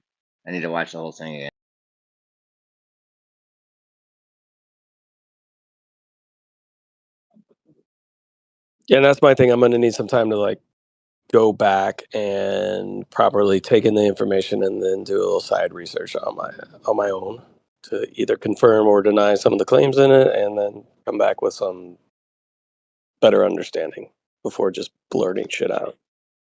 Yeah, I didn't know it was going to be a pop quiz like 3 days later either. Yeah, like I was in the middle of legit just taking care of somebody's lawn when the whole time he's talking. So I was like, doing something. I guess that was why I intuitively wanted to stop Kosho to do that. Yeah, the first half of that shit or more, I was fucking running a buffer next to a fucking giant industrial vacuum, so it was I could barely hear anything. Don't bother me while I'm cleaning my room. Don't bother me while I'm vacuuming my room. Yeah, I was running a commercial mower and like commercial lawn equipment, so yeah. Yeah, I barely you hear know, shit. I mean, you catch a nice little bit of it, but I agree with you, Jeremy. Kosho is an okay guy, but he can be sometimes a little sorry, manipulative. Long time. So I sometimes I can't follow his sentences. He starts with the sentence and come to an end with it, and he sometimes it gets the feeling he leads you on a deviating trail, and that's what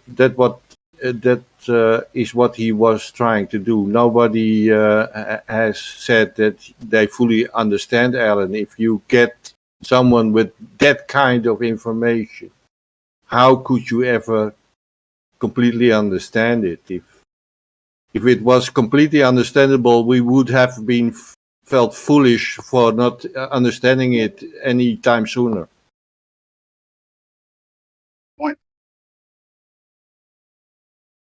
You gotta be like a Kevin Spacey from K-Pax or fucking John Travolta from Phenomenon to fucking just process that shit just one gulp, right? You know, I don't know, man. It's a lot of information, and you know, it's hitting on concept. Like he's got evolved ideas on each of these concepts. It's not just like, you know, it's yeah.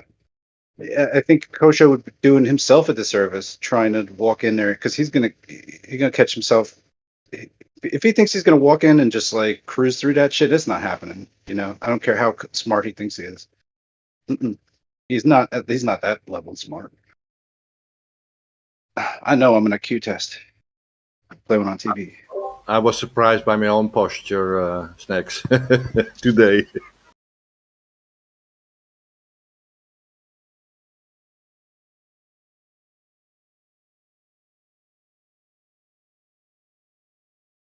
Yeah, I mean, I may have been quick to try to shut down the conversation as well, right? But that's unfortunately, yeah, that's my apologies if that was the case. But like I said, the like low key underhanded digs that seem to be more and more commonplace are just like, yeah. Yeah, that was kind of weird. Like, if you, I know you're smart enough to, it's kind of like that passive aggressive shit. And then the whole, uh, the old gay stuff, that was really weird. Right. But to me, like anybody who understands the monkey mind, they know that your attention like wanders, right? Just like your visual attention. You can't take in everything all at once. So everybody has like their own life to live. So as he was giving his little presentation, somebody's doorbell rang, somebody delivered a pizza, somebody was working on heavy machinery. So nobody like got it all, right? And if you miss like a little part of it, you're not going to be able to comprehend all of it, let alone argue it or repeat it back. So I think it was really weird what Kosho did there. Like he expected us to like, spill your guts, give it to me. Like who was ready to do like who can claim they heard it once and they're ready to like debate that? I don't even think it Anybody was who as heard much it, that as was dense, man. I don't even think it was as much of him trying to understand what Alan had to say rather than trying to rub it in our faces that we couldn't repeat it. That's kind of like how it came across to me, but I only caught about half of it. So before I came back. That's a Take good. offense to that. That's a good addition to it, Dicelo. Excellent. It was weird because he came in kind of like alluding to like he'd maybe heard that this conversation took place, but he didn't know anything about the conversation, but then was like trying to bait us into having a conversation about it. Like to me that just felt disingenuous. I'm sorry. That's why I kind of lost my shit. Yeah, I'm just giving my shit away today. My bad. I keep dropping mine all over the place. Snacks.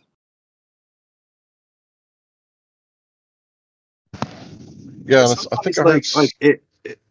real quick, but it would actually help me to understand it if those two actually did talk about it, because it would offer me a way to understand the information a little bit better, rather than, you know, I, Al will just cruise on through that stuff, and it is difficult. It's difficult to keep up for sure. So, so I'm not saying Kosho, whatever, it's gonna have problems with it. Maybe he'll cruise right through it too. But uh, but yeah, I honestly do think it would be great to have them talk. Thanks, Larry.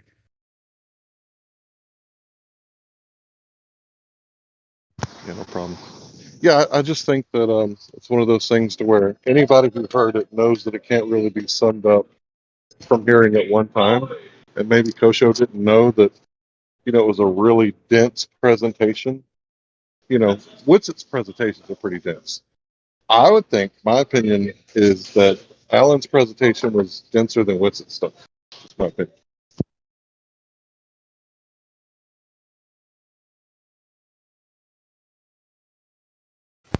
I mean, he Dense definitely and with dug deep. I'll give him that, dude. Like, you could tell he spent some time into putting it together before he came out and dropped it. Like, it was, and then even like how he was going to present it, because I'm sure he left out a ton of information. I think he even said that. So he was just trying to like kind of skim through it. But yeah, I wouldn't necessarily compare his work to Witzett's, because it's kind of two different approaches to a degree. But it was fucking good, bro. I'm definitely, when he comes in, I shut the fuck up and listen. You know what I mean? Because he's got something to offer for sure. with dense, you mean difficult to dig into, Larry? Of information. Yeah, for me, yeah. Yeah. Yeah. Definitely not ready. Okay. Because in the way he presented it, I didn't feel it as dense from his side, but dense for us to dig into it. Yeah, sure. Yeah, he said a lot of stuff that I'm not familiar with that I would have to do research on. And the fact that I heard it one time, I can't even sum it up. I just know that he made an argument that like made me do a friend request. I don't ever do friend requests. Yeah, that was very good. If we all understood it, we'd be rapping about it right here, right? We would have been talking about it, right? If it was really like, yeah, we all get it. And I can say that, we all need to do our little homework on this. And yeah, that's nothing wrong with that. I think that's honest, right? And if Left Lane was honest, he would say like maybe he didn't do the greatest job if he just came in here and said, "Well, how does my satellite dish work?" This is not that doesn't work.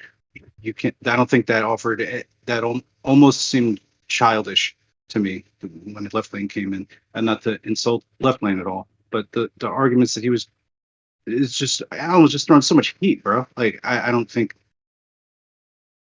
you can't diffuse everything that he said with a simple statement or a simple question. That doesn't wash. But I'm super interested, and shout out to his work.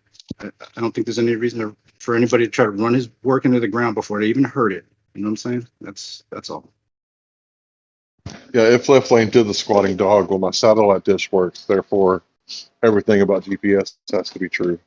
Like, if that's what's going on.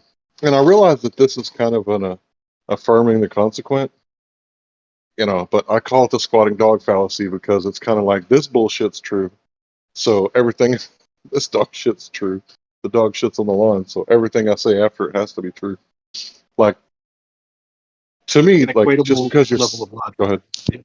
No, you're right. That's an equatable level of I think the argument that Left Lane was able to bring with his great knowledge on these subjects. And I wouldn't dare to try to talk about it myself. That's all.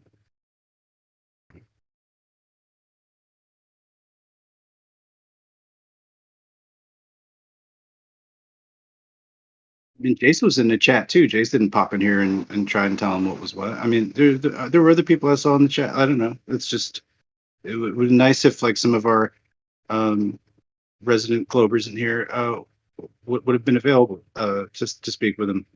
Some of our technical experts here. That would have been of interest to me to see how that goes, because a lot of times I'm not smart enough to process the information, and I need to see two people hash it out before I can understand it in my own way. So that's my limitation, but I'll cop to that. It's fine. And some things I do understand. But when you pack all these things together, it's difficult. I'm going along trying to just process like Cedrus SRM stuff right now, and that in itself is very dense and talks about coordinate systems and how the coordinate systems are aggregated and how they match each other and how they're all utilizing different systems, different metrics, different devices to measure with. So like all of this is kind of covered, I thought, in Alan's presentation. So that's why I feel like it's a really complete sort of attack on the argument. And that's it. And to sum it up, yeah, it's the interferometry does not work kind of like you think it does. And yeah, that's about all I got. I'll shut the fuck up now. Thank you, everybody. Appreciate it.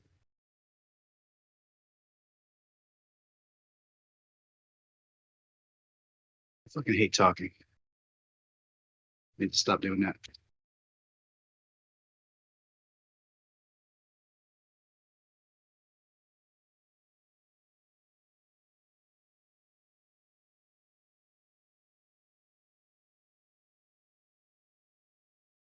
Yeah, it's just that simple. I don't know why Kosho was being so forceful. He's trying to force everybody to fucking answer him or something like that. All the while, like loading it up in the front loading it with y'all sucking each other's dicks kind of situation. That doesn't engender any kind of goodwill here. I think he knows that. And if he's looking for a shortcut way out of this motherfucking conversation, that's a good way, right? Just try to like. He's just trolling then, right? Just trolling for information, trolling us, asking us what the fuck's going on, so he can try to make a straw man argument out of whatever dribble we could come up with to sort of approximate what Alan was saying. But he spoke at very specific information, man.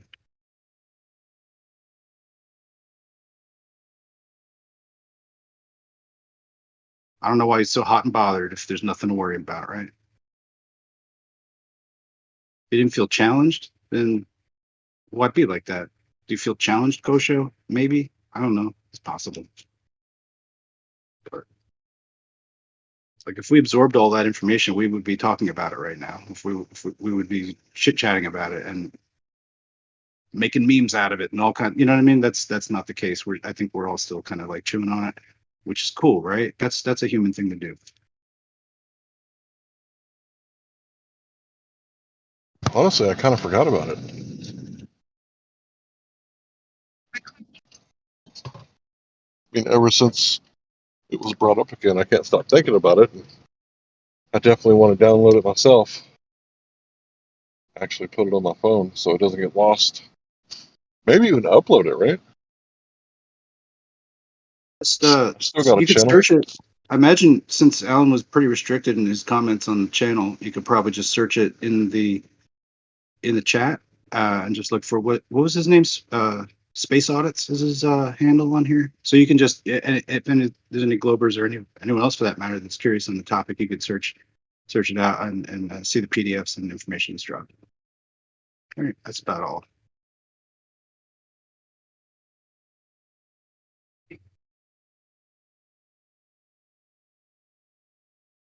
Yeah, I think that was like one of the first friend requests I ever sent. Because I usually don't send them. But I was like, damn, who is this guy? What's his name? We'll commit that to memory. Make sure I get him on my friends list. It was profound for me anyway. That's all it is.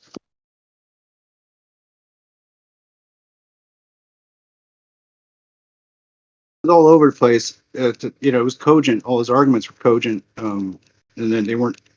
I didn't find that they were like drifting off from topic to topic, but each topic is in itself kind of like mystifying to like get into for me, little old me.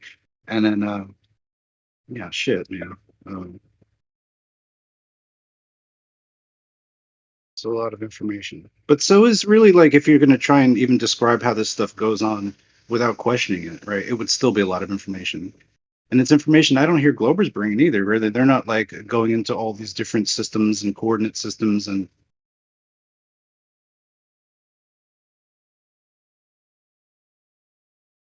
nobody's trying to prove the globe that way. Okay, so you guys are not familiar with the material. And One just time I heard. Oh, go ahead. it's like all Left-Landers just bring some, just saying Ernst Mach's name matters. And it doesn't. You know? Yeah. Okay. Sorry, Larry. No, it's all good. I enjoy hearing you speak. When I was back at FreeChan, no, not FreeChan, 24/7 back in the day, RC Meisty came in and we said, "Give us your best evidence for the globe," and he literally said, and I quote, 15 terabytes of GPS data. And we were like, "Show us, give it to us, let us see it. What are you talking about? Can you elaborate?" 15 terabytes of GPS data. And we were like, how does he actually think that that's like a good argument for the globe? So I if that told you, passes the as like, go ahead. The GPS is fucked up, bro. Because listen, there's refraction with it. Also, you can make the lines work if you curve the lines and have a flat surface, or you have a curved surface and make the line straight. Either way, like.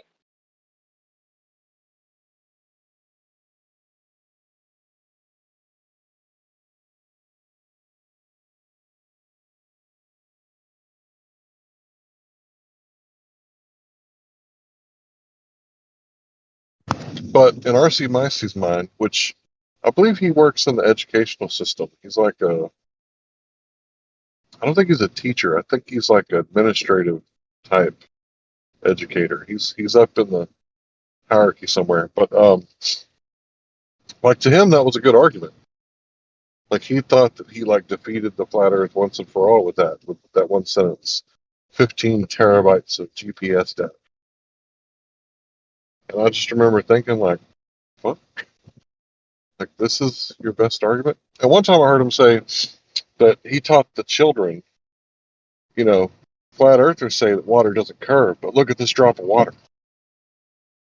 And it's like, oh, squatting dog fallacy. Well, I didn't say that back then, but yeah, just because there's surface tension and the droplet of water is curving, that disproves everything that flat earthers said about the water being stationary and level when it rests, right? Like that's what they're doing. That's how these people are arguing. A droplet of water proves the globe, and it proves the flat earthers were wrong. Water does curve. I mean, obviously, anything involving surface tension is not going to be what the globe claims is happening, so it's kind of irrelevant. Yeah, I told him to throw some Dawn dish soap in there and see what happens. Throw some laundry detergent in there.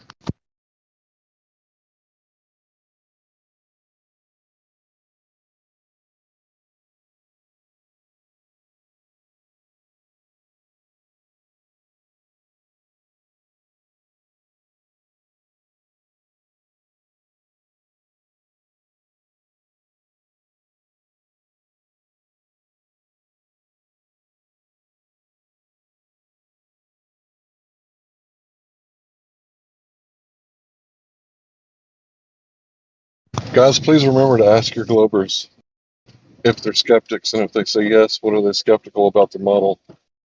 And whatever they're skeptical about, tell them the implications about the thing that they're skeptical about if it's wrong. Like if they're skeptical about the multiverse, then that means that this place is finely tuned, right? If they're skeptical about dark matter, then that means they're skeptical about gravity. So find out what they're skeptical about and tell them the implications of their skepticism. Because, right, these are the skeptics, right? Conspiracy theorists are the tinfoil hat of retards, right? But the skeptics, those are the smart ones, right? Those are the ones that fact check. They're the fact checkers, the skeptics.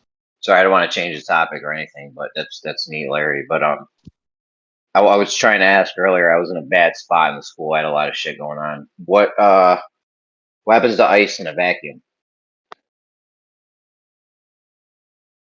I don't know. Does anyone know?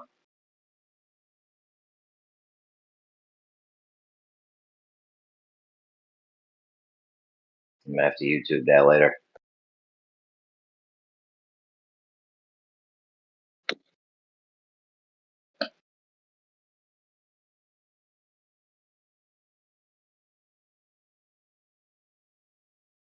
I thought ice did something in a vacuum. Is it just ice? Like you just have ice in a vacuum and it's all good? The ice in vacuum. Seems like it would phase change into gas, doesn't it? Because why is the ice freezing? Well, pressure and temperature, right?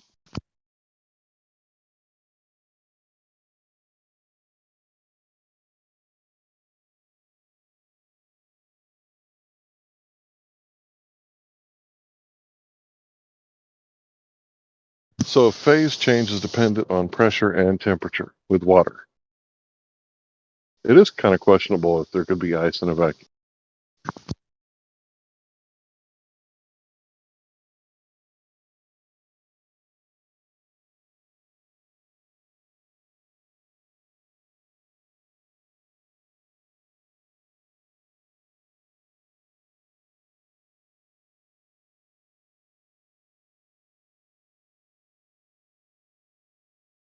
Also, I don't think Alan is a saxophone player or a pizza delivery guy or a janitor. I'm not sure what Alan does, but I don't think it's either of those things.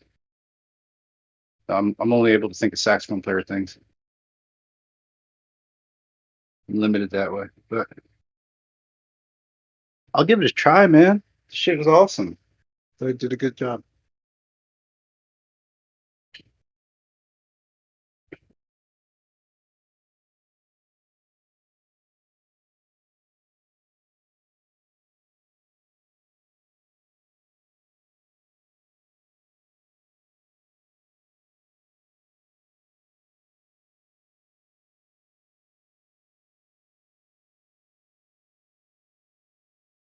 What's the video called? Like, all your refraction are belong to us? I think I it's don't know. called. Here we go, though. Here we go. Ice in a vacuum. You got In it. quotes. Listen, ice in a vacuum. In quotes, such as space and end quote. No, what it? Parentheses, in parentheses. Ice in a vacuum, parentheses, such as space, will sublimate, not evaporate. Sublimation is the transition directly from the solid phase to the gaseous phase. So there's that. Which is weird because of the conversation that happened earlier. Also, Saturn's rings, aren't they supposed to be ice? So awkward.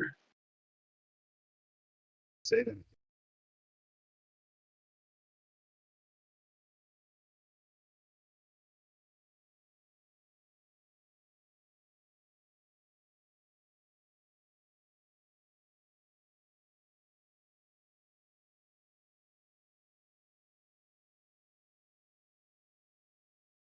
I'm actually inclined to say that maybe behind the scenes, Coach has been sucking Charlie's dick that with the kind of energy he was bringing out there. I don't know, man. It's all good.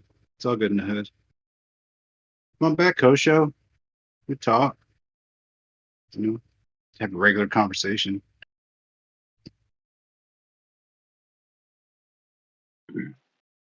Sorry, what did you say next?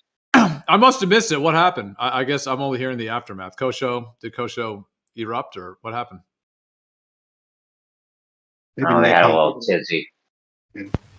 Alan, Kosho tried to put some Alan test on us, and I exploded a little bit towards Kosho.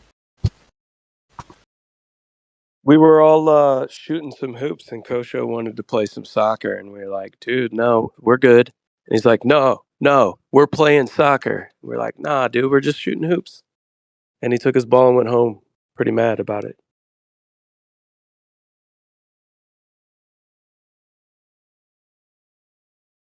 Well, this one's going to hit him hard because he's kind of claimed to be a bit of a GPS expert with the globe thing. So this one's going to be rough for Kosho. Ooh, maybe that's why he felt so, like, I don't know. Like it seemed to be personal against him. I'm not sure. He got fired up quick. To be fair, I was a little bit personal to him about his sentence forming. But it has been bugging me for some time now. Kosho, sorry, but at the same time I meant it. Is that what he said? Sorry, not sorry. Yeah, I was going to say, in English, we call that sorry, not sorry.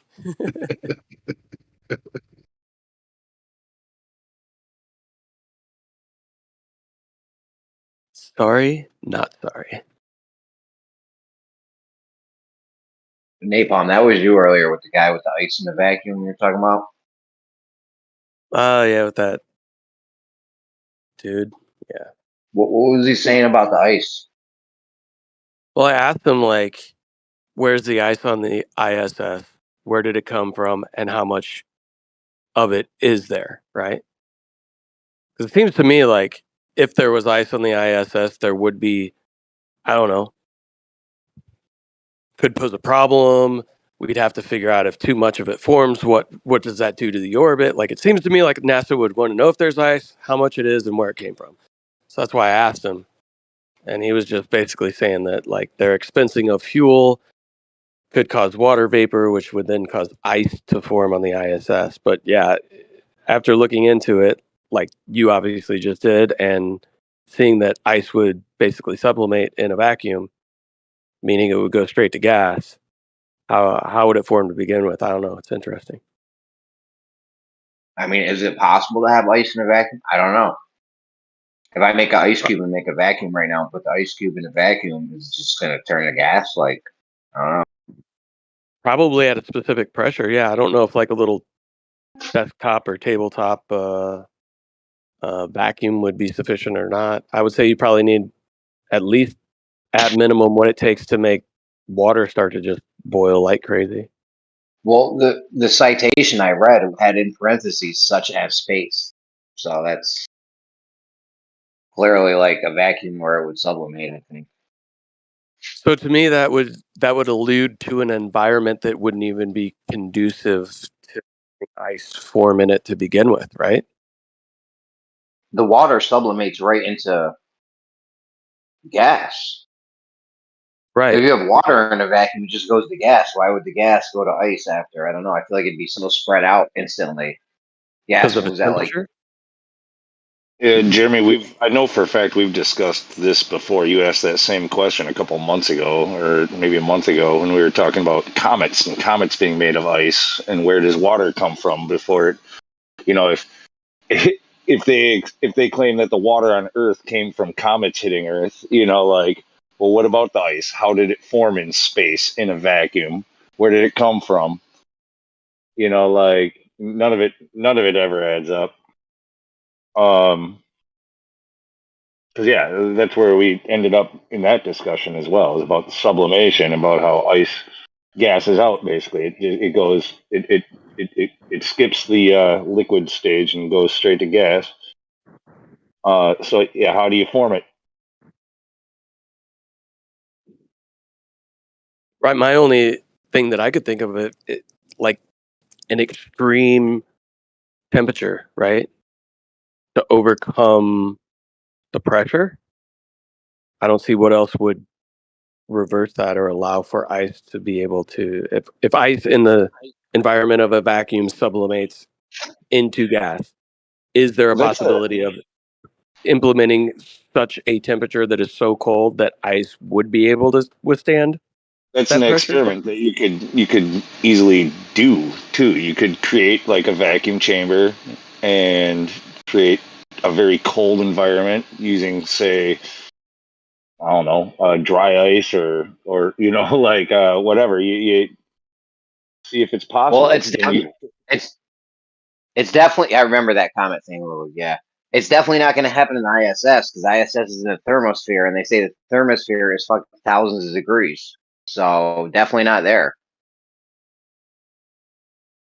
All right.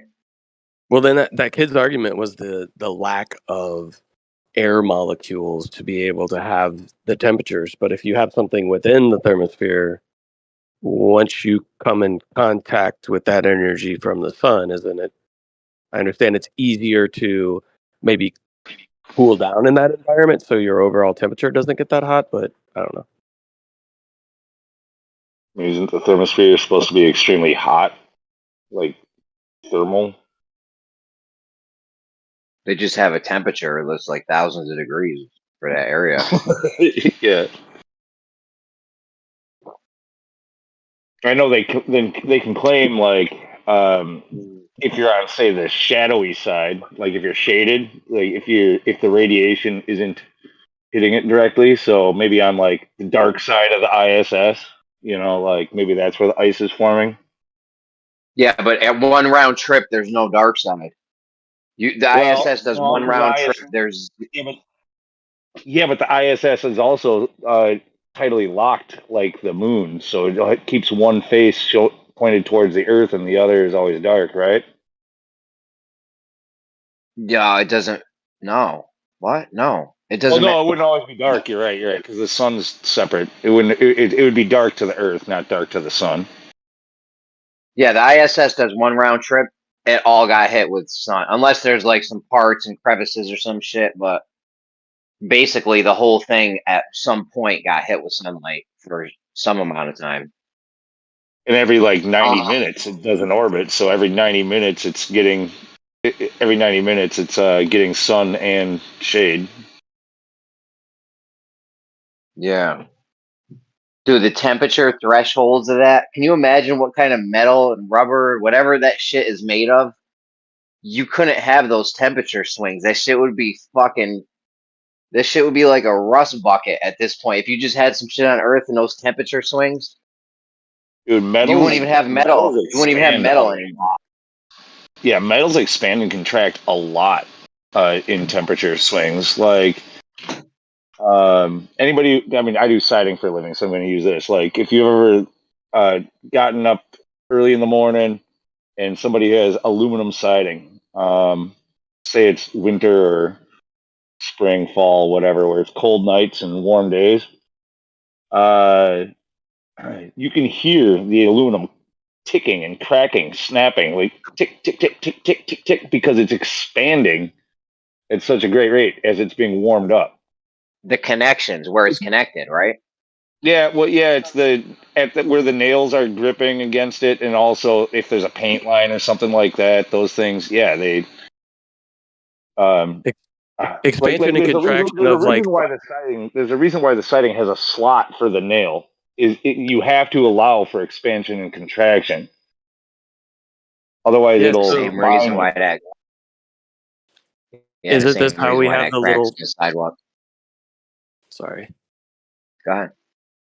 I was just gonna say, isn't this how like most of the temperature gauges that we have that we set outside that might be, whatever, they're run by just a coiled spring really in the back of it.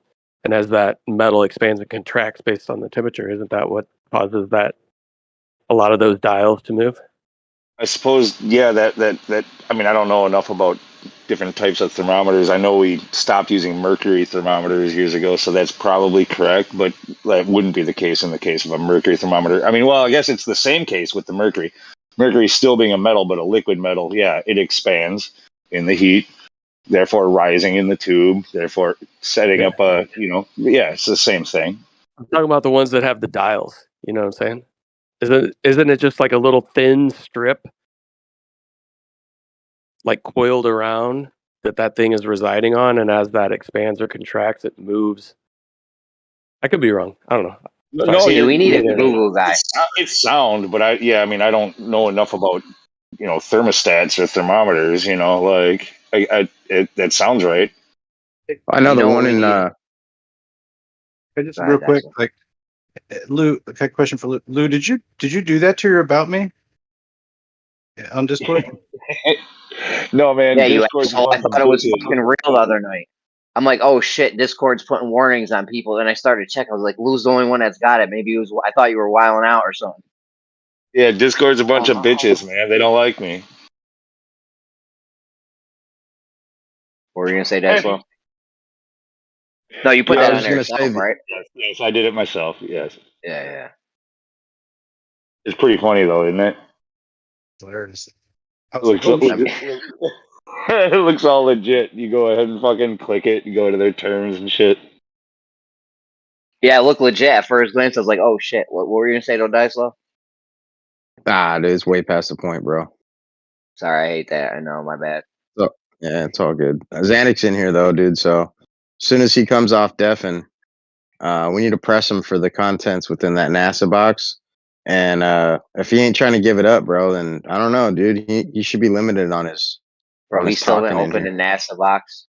Yeah, Come he on. promised me, dude, that he was gonna do it like the other day, and then he ducked out for a couple days, and now he's back in here like nothing happened. And shit. He probably opened it and his dad was like, yo, it's all fucking fakery. This shit is a scam. It was probably a Xanax. fucking wig, mini skirt, high heels. Like his dad wasn't fucking going bold instead, It was his going dad's somewhere else. VHS porn collection. His dad was meeting up with Brenda or something. I don't know, bro, but he needs to provide, dude. That's bullshit. Getting back to the expansion and contraction of metal, and especially the ISS being made of it in space, like, yeah, those extreme temperature swings, like, another example would be like bridges and things like that. They have to allow for huge amounts of expansion and contraction, like depending on the size of the bridge. The bigger the bridge, the more allowance has to be given. So, like, we have bridges that have more than, like, it's pretty common for a bridge to have more than 8 feet of expansion allowed. Yeah, but you're throughout. talking about the difference between thermal radiation and conventional, heat convection. Convection. Well, either way, if that metal's if it's exposed to heat on one side, I mean, I guess you're right. I mean, I don't know if there might be a difference in a vacuum where, Yeah, but if it's being, yeah, there's a difference. Is there? I mean, is the metal heating up or not? Supposedly, Yes. well, I mean, you'd have to ask like Jace or one of the Globers, but I do Why recall do we them have to ask the saying like, Globers about that? because I do recall them saying that it's a different type of heat. Like you could actually touch it or something, Yeah, and it wouldn't burn you. don't go buying their bullshit and then referring to them about whether, like, using them as a fucking source to check our shit out. Like, like, oh, we got to check with the Globers if that one's cool. Like, no, we don't. Why we don't check with Globers on shit? Globers are always wrong. I'm not saying to check with them. I'm just saying that there is a thing called thermal radiation. So that's all. If it's thermal radiation, that means that it's yes, heating up and cooling down. Like, if it's whether it's exposed or not, that would be thermal. Like, just the same as a thermostat or anything else. Is it temperature? Yeah, that makes sense. Maybe you can ask Matthew. He probably knows. No, he only knows about math, and even that, he's never done anything all that impressive. Yeah, I just show all the NASA stuff, and I don't do anything impressive. Yeah, you shield the NASA stuff, and then you ride on the fact that you're a professor in math, and you haven't done anything very. It lends me an air of respectability. Yeah, you work in a university. Trust me, I believe in the globe, but it's only a belief. These are like quotes from you. I don't think I ever said it's only a belief. I said it is a belief. No, I've heard you say that it's only a belief. I've heard you say it many times. About specific things, I suppose. I don't know. I bet I could get you to say it again. Uh-oh. Well, so The Venn diagram of belief and truth is non-zero. There is some overlap of belief and truth. We're not talking about relative truth, but ultimate truth. Right. So ultimate truth, there are some things that are ultimately true, and there are some things that I believe, and there are overlaps between those two things. But what was this thing about thermal radiation you guys were talking about? The moon? We're talking about whether or not metals expand and contract when they're exposed to radiation in space, like thermal radiation in space or in a vacuum. I assume they would. Why wouldn't they? Of course they would. See, thank you. All right. See, Matthew knows. What happens with ice in a vacuum, Matthew? Probably sublimates straight to gas. Ding, Do ding, you think we ding. could have like ice on something like the ISS in that kind of pressure situation? Probably not. I mean, it would. If there's ice, it would probably pretty quickly sublimate. I don't know how quickly, but eventually it would. I mean, on the outside. On the inside, of course, it just acts like it does on Earth. So that would be under the assumption that the ice was taken into this pressure situation and this environment to begin with, right? You don't think it would be able to form in that kind of environment, right? Well, that's Could a you leading think of a question. way that ice could form in a vacuum? Yeah, there you go. Yeah, I think it could. I mean, it depends on what type of heat. I mean, these are all just pressure, volume, like charts. I mean, pressure and like temperature charts. Yeah. So do you think it would be possible that if it got down to a specific temperature, that ice could form within a vacuum and not just go straight to sublimation, right? Like, here's the weird thing about it. So you have the 3 stages of water, right? The 3 phases. Yeah, sorry. So which one of those are all 3 of them? Is there an ability for all of those to exist within a vacuum, or is it just a gaseous state? I'm not sure. I think that it's going to be mostly a gaseous state. What about asteroids? Aren't those like supposedly like 60 to 90% ice? Well, hold on. We're talking about the creation of it. So, I mean, yeah, that's an interesting. We can go there, but like, Well, you asked for ice in these conditions. That's ice in those conditions. So I'm just saying. if you're in a vacuum, where does the water come from to form the ice? Does ice require water to form? Right. I picture it this way. You have to have gases in some way, shape, or form condensing into a liquid and then freezing. You'd have to kind of go that direction unless there is the possibility of gas going directly to ice. I'm not sure. I'm looking at this phase diagram. It looks like if you get really low pressures, then it's going to depend on the temperature, whether it's vapor or ice. You never heard of the ice clouds on Jupiter? Yeah, so it looks like it is possible. So what about Jupiter? So is this why so my confusion comes in when, like, how can we have that phase of water in space, right, without seeing any traces of water to begin with? How does it go straight from gas to ice, and how would it form on certain things? Oh, yeah, got it. Well, that type of thing happens here on Earth. You can go straight from ice to vapor and back. And back? Yeah. So if you look at the phase diagram that I just posted at 10 past the hour, the one that has like blue and green and yellow, basically atoms can cross those red lines in any direction. Water can become vapor and vice versa. Vapor can become ice. It just depends on as things change where you're moving in that spot. Can you give an example of that? If it's really dry and cold outside, but then the sun comes up, like in the deep of winter, you can sometimes see vapor steaming directly off of the ice, and that's an example of ice turning No, directly that's into going vapor. one direction, but what about the other? So, like, I mean, I come from a cold environment, and I'm aware, like, if we get a lot of snow and a lot of ice, and it's very cold outside, without it turning to liquid water, the snowpack seems to kind of evaporate away almost. Right. So, like that, I've seen that. But what about the other way? Can Yeah. you take?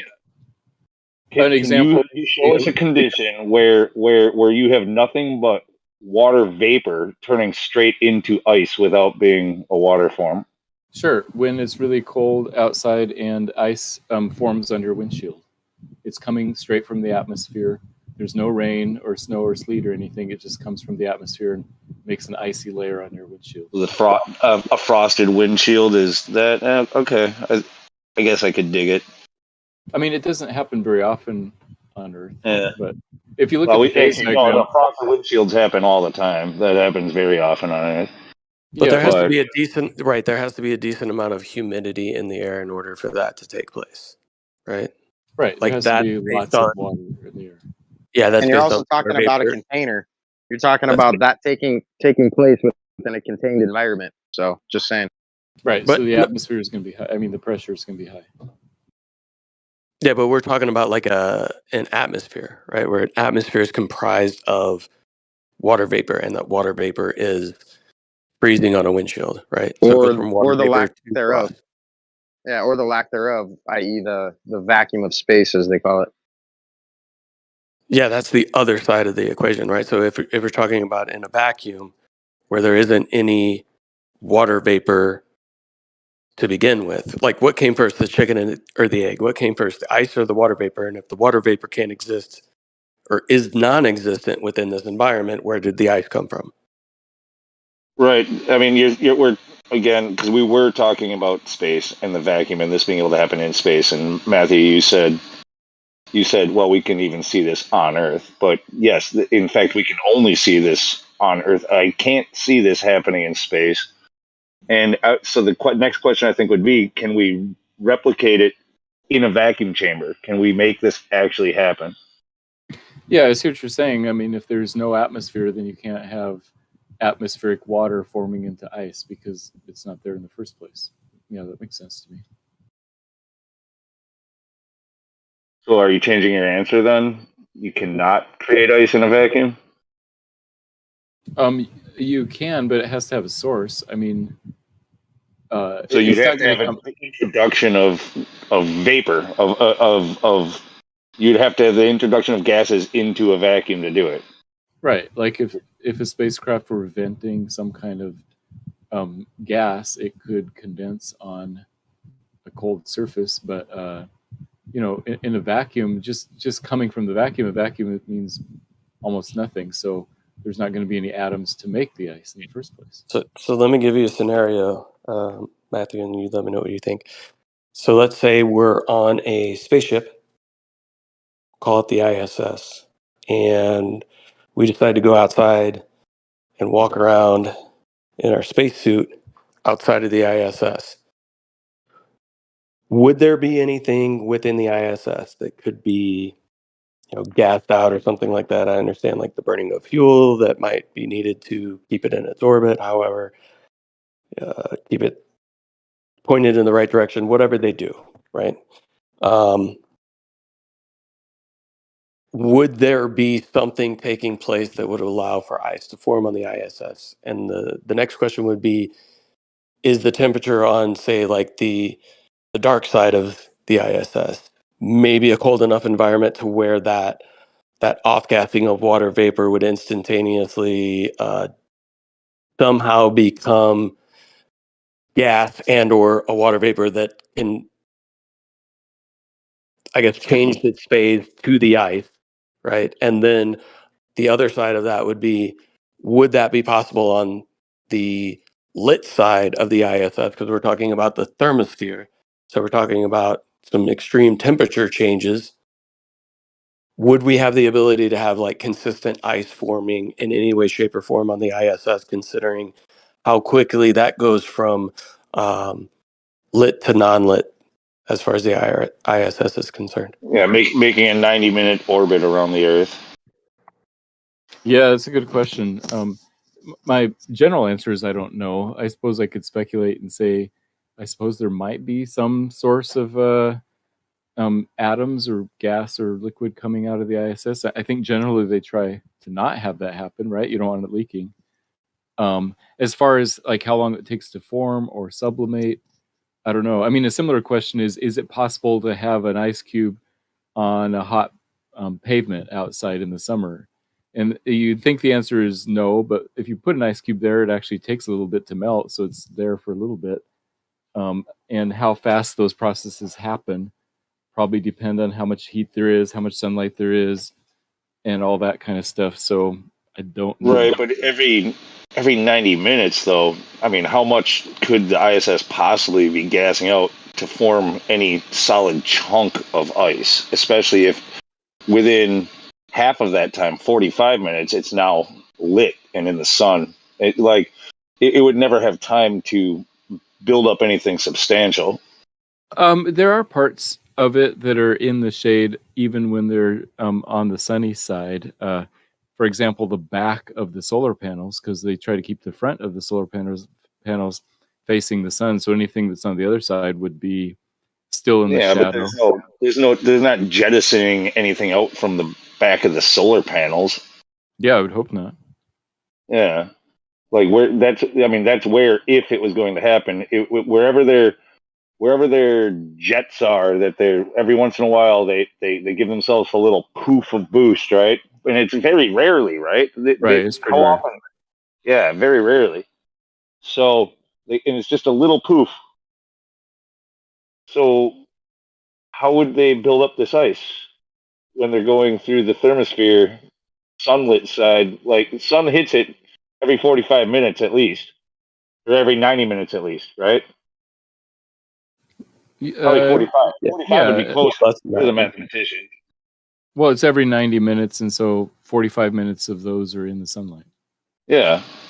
By the way, it's visible tonight if you're in Southern California, if anybody listens in Southern California at 9 p.m. So yeah, this conversation started not necessarily because there's specific claims about ice on the ISS. It was somebody's rebuttal to watching a spacewalk video where there appears as though bubbles were coming out of an astronaut's mask. And his claim was that was just some ice that was dislodged. Do you think that that's a possibility, that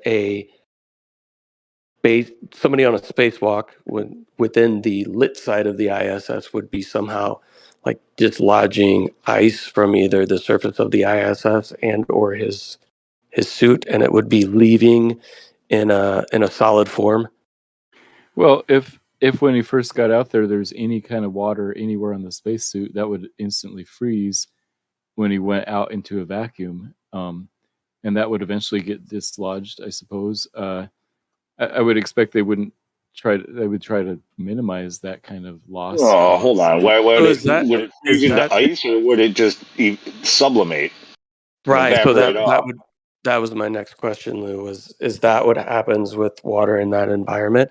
So coming out of the ISS with, I don't know, let's say you spilt a little water, which I don't know, it's weird because wouldn't be easy for water to stick to something in a zero G environment, but let's roll with it. We got some water on our spacesuit, and we walk outside. Is the immediate reaction that's going to take place to experiencing that vacuum going to be the solid form of water, or would it go straight to a gaseous form? It depends on the temperature. If you look at the phase diagram, that would be going straight down that. So if you start in the green area and go straight down, most of the time it would turn to vapor, but there are temperatures at which it would go to ice first. So Yeah, just look at that phase diagram. Okay, what if the temperature was like 2,500 degrees or whatever they say the thermosphere is? Well, it's the thermosphere might be that temperature for the atoms that are there, but since it's almost a pure vacuum, it's not gonna that heat isn't gonna transfer to the ISS. Right. Well, we're So the talking about atoms. vacuums. We're talking Yeah, about the vacuums. atoms. How else? And that's where I said you could actually touch the outside of the ISS getting burned because there's convection to be had, right? Okay. Okay, but how else do you take the temperature of you said it depends on the temperature. How else would you get the temperature? You're saying no matter what, it's always cold in the vacuum. So why are we even talking about temperature? Matthew. And water has atoms, right? So there would be atoms in the water. So they would be Well, experiencing that temperature, right? Yes. Right. No. hold on. Why are we even talking about temperature if it's always cold? Because you're not going to get much hotter than a thermostat. Well, Jeremy, but the thing is even Matthew at the very start of this conversation, like, said that yes, in a vacuum, that the radiation wouldn't create heat, a thermal energy, like in metals, like there would still be expansion. So, like, he didn't say this at first. He didn't say like it would stay cold. He said it would, of course, it would heat up. Okay, but if the thermosphere is cold, then what is hot in a vacuum? In a vacuum, the thing that causes heat is radiation, chiefly from the sun. Okay, so then Well, it's not just the so then when the radiation. sun- It's the interaction from the sun, right, and an object. So it would have to be the surface, right, Matthew? Yeah, if the sun hits some object, then it heats it up. It radiates from the sun onto some matter, whether it's ice or water. Okay, so when the shit hits the sun, when the ice gets hit by the sun, I'm not stopping. I'm sorry. When the ice gets hit by the sun, then that would make it hot, right? It would warm up and sublimate directly into gas, most likely. There you go. Question answered. Yeah, I mean the space between the sun and the object would be cold, supposedly, right? But as soon as the object is hit by the radiation, then it warms up rapidly, and it has no way actually to cool itself either because there's no air. There's no. Correct. Yeah. Okay, so anywhere in the solar system where the sun can hit it, ice was going to sublimate your thing in the gas. I would say most places. Again, it depends on the microscopic pressure and even the temperature. Because empty space doesn't have Microscopic temperature. pressure. We just went through the temperature, Matt. What do you mean it depends on the temperature? We just did the temperature thing. But there's a little bit of pressure on the ice melts. moons, I was saying, for example. The sun hits it and it sublimates, right? Right. Okay, now what about the micro pressure? I mean, we're talking about the vacuum of space. If there's a perfect vacuum, then you can't measure temperature because temperature is only a property of matter, not of any empty space. Nobody said perfect vacuum. We're talking about your guys' model of vacuum of space. What are you talking about micro pressures? What's the pressure at which it won't happen?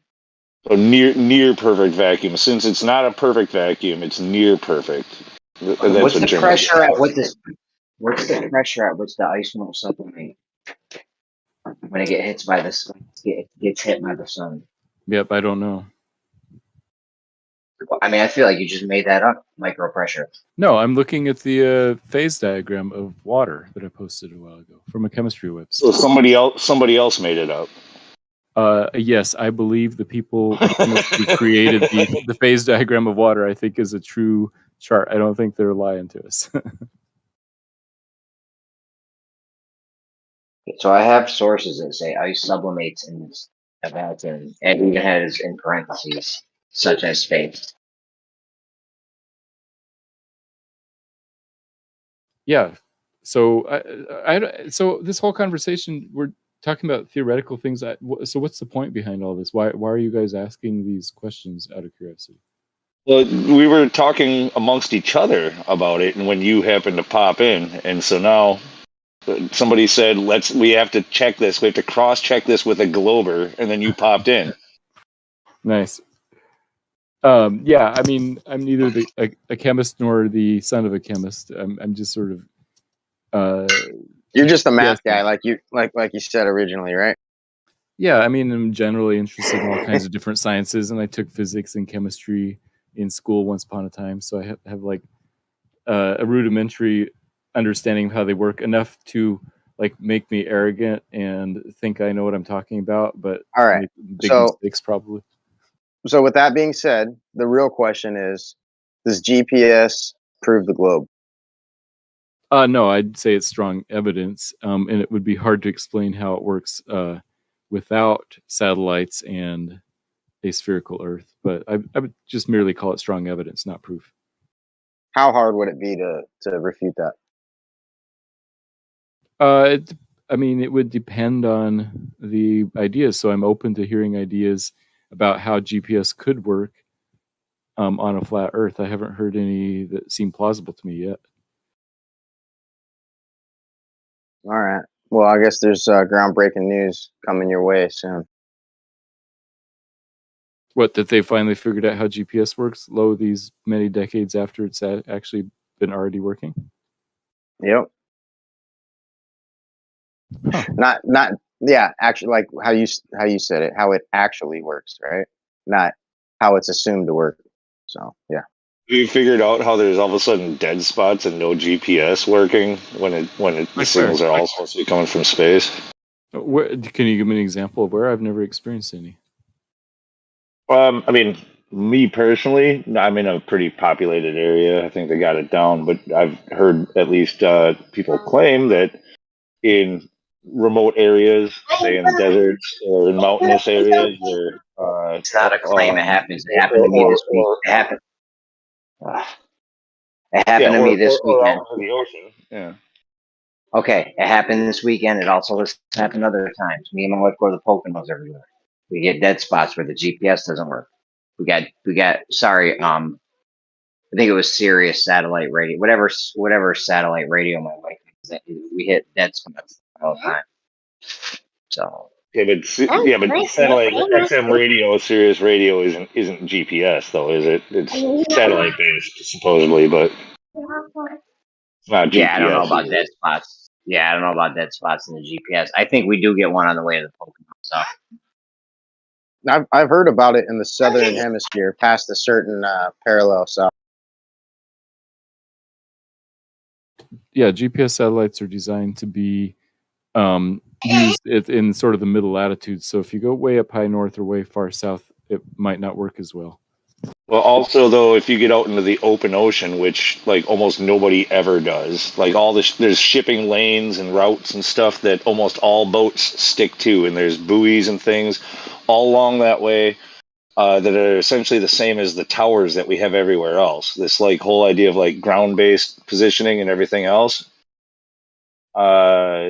It could, like, I don't know if any of us, Glover or Flat Earther alike, has the balls to really go out into open ocean away from these routes. Well, as long as you had, military drink ships of use Kool-Aid it. with you, man, you'd be okay. Yeah, as far as I know, cargo ships use GPS all along the route wherever they are. Same with military. But they're using a route that it's also marked with buoys and telecommunications, freaking things, and whatever else. Like these are they're basically highways on the ocean, right? Yeah. What about the people who are doing these sail around the world type adventures and that kind of thing, like independent yachts and that type of stuff? They can go wherever they want and they still get GPS. Backcountry skiing. In the mountains. Yeah, I've been in the mountains where you couldn't, you know, sort of in a valley where there's mountains all the way surrounding. There's no cell signal or anything, and you can see enough of the sky that you can still get a GPS signal.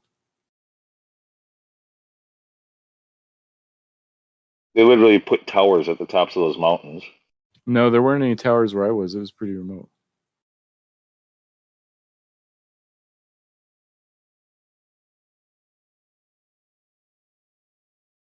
Pretty remote where? Are you talking about within the United States? Yeah, Eastern Sierra Nevada mountains. There is nothing remote anywhere in the United States. Everywhere has communication. Everywhere has towers.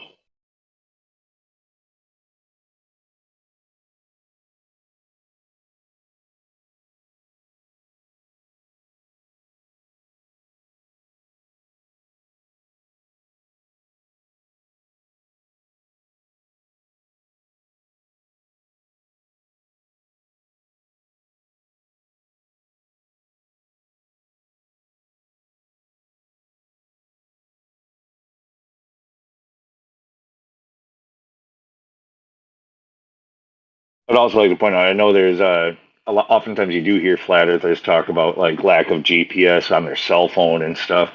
And that, I believe, is a misunderstanding. It's not like a real like GPS unit. Like it's um, even though they like to tell you that you're getting communication from the fucking sky, like from satellites, you're not. Like that's definitely coming from tower. If you lose complete mobile signal, you will also lose your GPS. I've been many places where I didn't have any cell communication, but the GPS still worked. And you can install apps On your too. phone, on your phone. Yeah, my phone. And you can Yeah. install No, GPS. okay. No, look. The whole GPS, like whatever the bandwidth or whatever it's using, it's at a way lower bandwidth. So like it can go a lot farther, and have still have connection even off of towers or whatever else. Whereas you might not have enough to send a text or to make a call, but a tower could still reach it because it's at that lower wave.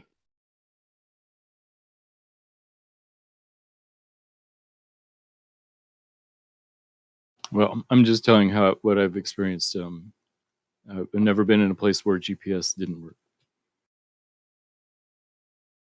Your phone isn't talking to satellites. It's listening, not sending. No, it's Neither one. no. They have like Garmin watches. I have a Garmin GPS log. There's no satellite carriers around. Yeah, I also have a Garmin GPS in my car, and it always works.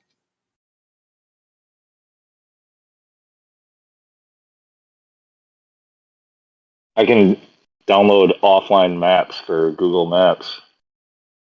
Right, and your phone will know where you are. Too? I bet your Garmin does that as well. But Most it can't tell Garmin, you live. right? Most Garmin devices download the entire map, and then it just tells you where you are on that map. How? Through triangulation? Trilateralation, but yeah, I think when you say triangulation, that's what you meant. Yeah, probably. What's the difference? Actually, educate me. What's the difference between trilateral? What am I saying it wrong? Trilateralization. Say it again. I can barely say it myself. Trilateration. Yeah, so trilateration versus triangulation. What's the difference? Yeah, triangulation uses angles. That's it right there in the word. And so if from this one point you can see a lighthouse at this angle, and then you see this other angle, this other lighthouse at this other angle, then you can like triangulate and figure out where you are based on the angles. Trilateration means that you're using laterals or the distances. So if you know you're a certain distance from one city and another distance from another city, and another distance from another city, you draw circles of those distances and see where they intersect, and that's where you are. Do either of these take into account living on a spherical ball, or do they do that assuming that you're on a plane? No, GPS does trilateration, assuming you're living on a ball. It does assume that you're on a ball? Are you sure of that? Yeah. 100% sure? That's what I've been told, and I didn't look at the data or the math myself, but that's how it works, they say. I mean, so with the old Lorentz if you're drawing a circle, on a sphere, like that's a little bit different than drawing a circle on a plane, isn't it? Right, and in fact, GPS is drawing spheres. A distance from a satellite, a specific distance from a satellite, is a sphere, and if you get enough spheres, you see where they intersect, and that's how GPS can also tell you altitude. It's not just position, but also altitude. But wouldn't, like, okay, the center of the circle being drawn, wouldn't that always have a higher altitude if you were on a sphere? Say that again. If the center, If you were on a sphere and you had something in space drawing circles on a sphere, right? Or a sphere on a sphere, right? Wouldn't the center of it have a higher elevation than the edges? Always?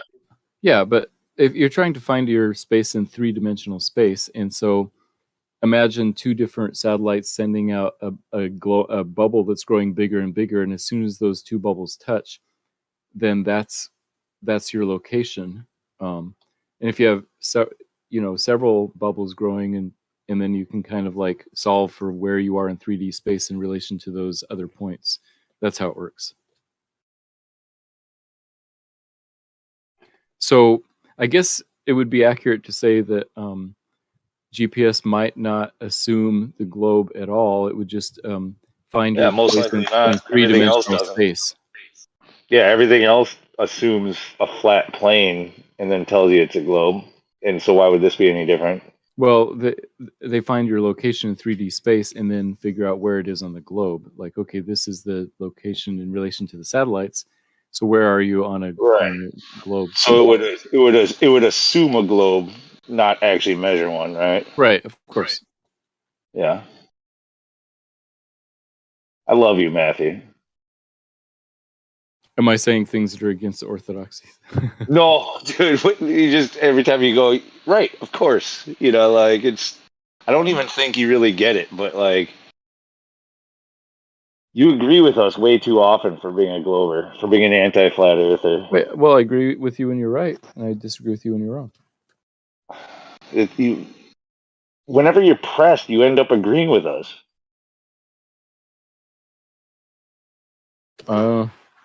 I wouldn't characterize it that way.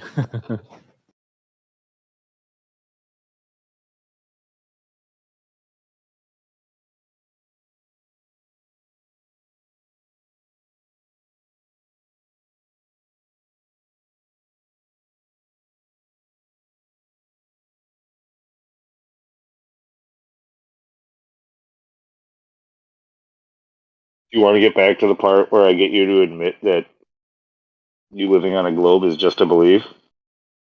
Well, I've always said that. It's a belief. It's not just a belief. It's a belief based on evidence, is what I would say. I believe the ocean is made of salt water. I think it's true, but it's also a belief. But we could actually like test and verify that, correct? Right. We go and test and verify it, and now my belief was confirmed. I still believe it.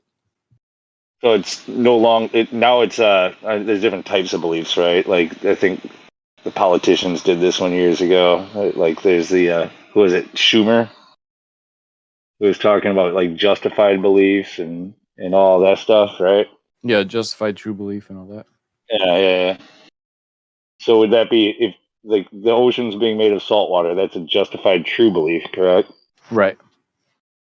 So what would you classify living on a globe that's spinning and flying through a vacuum? I would say that's a justified true belief also. Really? Yeah. Justify it for me.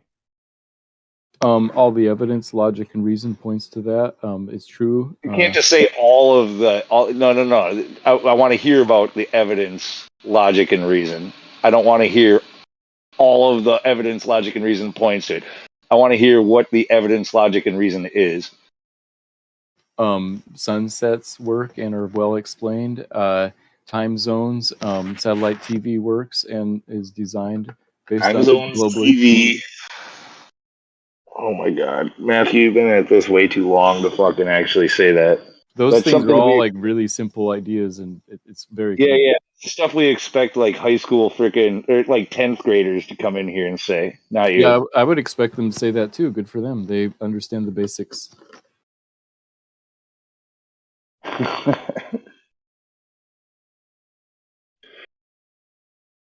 So because we have TV, satellite TV specifically. So how do we know that that signal is coming from satellites or like round Earth orbiting space satellites? How do we know that? Yeah, because they're parabolic directional antennas pointed at a specific spot in the sky. They don't change their direction, and so that means the transmitter is somewhere on that line of sight. And the globe Earth provides an explanation for how satellites could be geostationary, and I haven't heard a better explanation for where those transmitters are if they're not right there in the line of sight. This would only be explainable on a globe? Not only, it's just that that's the only explanation I've heard. That's not necessarily justified then, is it? The fact that the satellite TV works is pretty good justification, I would say. Satellite TV works, therefore globe? I point an antenna into a random spot in the sky, and I receive a signal, and I can watch satellite TV. That's pretty good justification. I can use an actual antenna, like a regular antenna, and point it towards the tower and get a fucking signal as well. Right, but these parabolic antennas are pointed to the sky, nowhere near any mountains. In fact, they work in Kansas, which is super flat.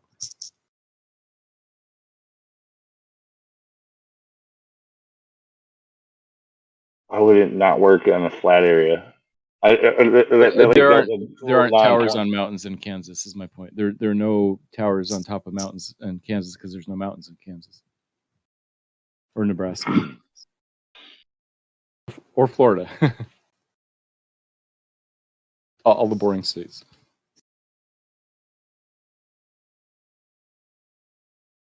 All right, so I already kind of forgot the other two. What were your other two, like, really simplistic, stupid 10th grade fucking proofs? I wouldn't characterize them that way, but the fact that the entire sun is visible right before it sets over the ocean, and in the space of 5 minutes, the entire sun is invisible.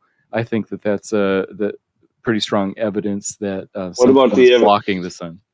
What about the evidence that once it goes invisible, you can no longer see it with the eye? You can actually zoom in and still catch a part of it again. After the sun sets below the horizon, no matter how powerful of a telescope you have, you can no longer zoom into it. So that's evidence that it has gone behind something physical. No, I'm pretty sure I've seen this done. You're talking about if you do it right in the moment, not waiting another minute. Like as soon as the sun appears to, like, in that twilight time, right? So you still have daylight, but you don't see the sun. I'm pretty sure I've seen this done where people have used cameras to zoom further in on the sun and catch a good significant chunk of it again that they were unable to see with their eye, or at a lower zoom level. Yeah, I'd be interested to see that, I suppose. But if you use the solar filters, you can see the sharp outline of the sun and the circle of the sun. Once that goes below the horizon, then you're not going to see it again until the next morning. Yeah, once it's completely gone, it's completely gone. But that doesn't prove ball or globe either. It just goes something is gone out of your range of view. It can't be out of the range of view because it's only been like 5 minutes. So the sun is a full half a degree of angular width, and so perspective can't explain why in the space of just 5 or 6 minutes it goes completely away and is nowhere to be seen. Angular resolution. Angular resolution does it. Yep, angular resolution. If the object is moving further away from you, this can be replicated on a small scale by yourself. It never goes. It doesn't jump like that. Law of perspective says things get smaller. Nobody said anything about a jump. Nobody has said anything about a jump. I did. I said that the sun is completely visible. Yeah, no, the evidence is that the sun is completely visible. The entirety of the sun is visible 1 minute. Then 5 minutes later, 0% of it is visible, and that's incorrect. That is incorrect. What are you talking about? Have you ever seen the sun set over the ocean? I've told you. I've seen videos of this done where people have zoomed in and brought the sun back. Like not the entire thing. Yeah, I'm suspicious that they were looking at the glare or something like that. That's why I recommend looking at yourself and watching the sunset over the ocean yourself with like eclipse sunglasses or something.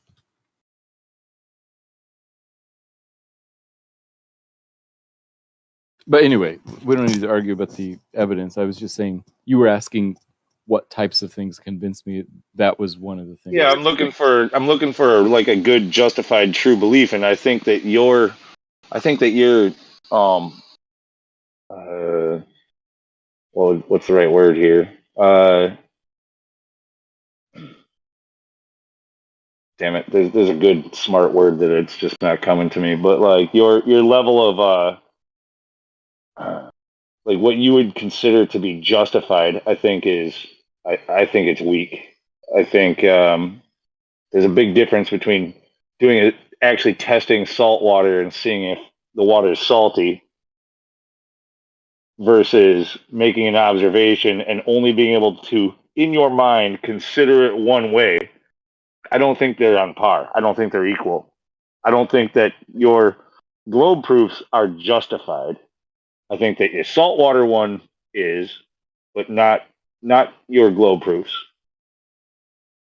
Yeah, and that's going to be different for each person. Like people have different levels of credulity and incredulity, and so my personal epistemology probably leans more towards trust in experts and that kind of thing than yours does. Oh, see, this is why I love you. You just basically come right out and say that you freaking that you just trust authority and experts, and you know, like you're just gonna take their word for it. It's not justified if that's the case. To be clear, I was saying that I have a higher propensity to do that. I'm not saying I trust all experts or what everybody says. I'm saying that I'm more likely to than you are, probably. Do you approach the globe in a similar way as you do your religious viewpoints, Matthew, or would you say they're different? Scientific knowledge versus religious knowledge is somewhat different. I mean, I think my way of deciding what's true in both areas is similar, but in some senses, I think for religious beliefs, there is a sense in which you have to take a leap of faith and decide to believe something. You have to actually decide that I believe that God exists. And I think God set it up that way on purpose so that we would need to make that profession of faith rather than, like, if God just wrote in the stars in the sky, God exists, there wouldn't be much room for free will. So I'd say there are similarities, but they're not exactly the same. It's kind of a vague answer, I know.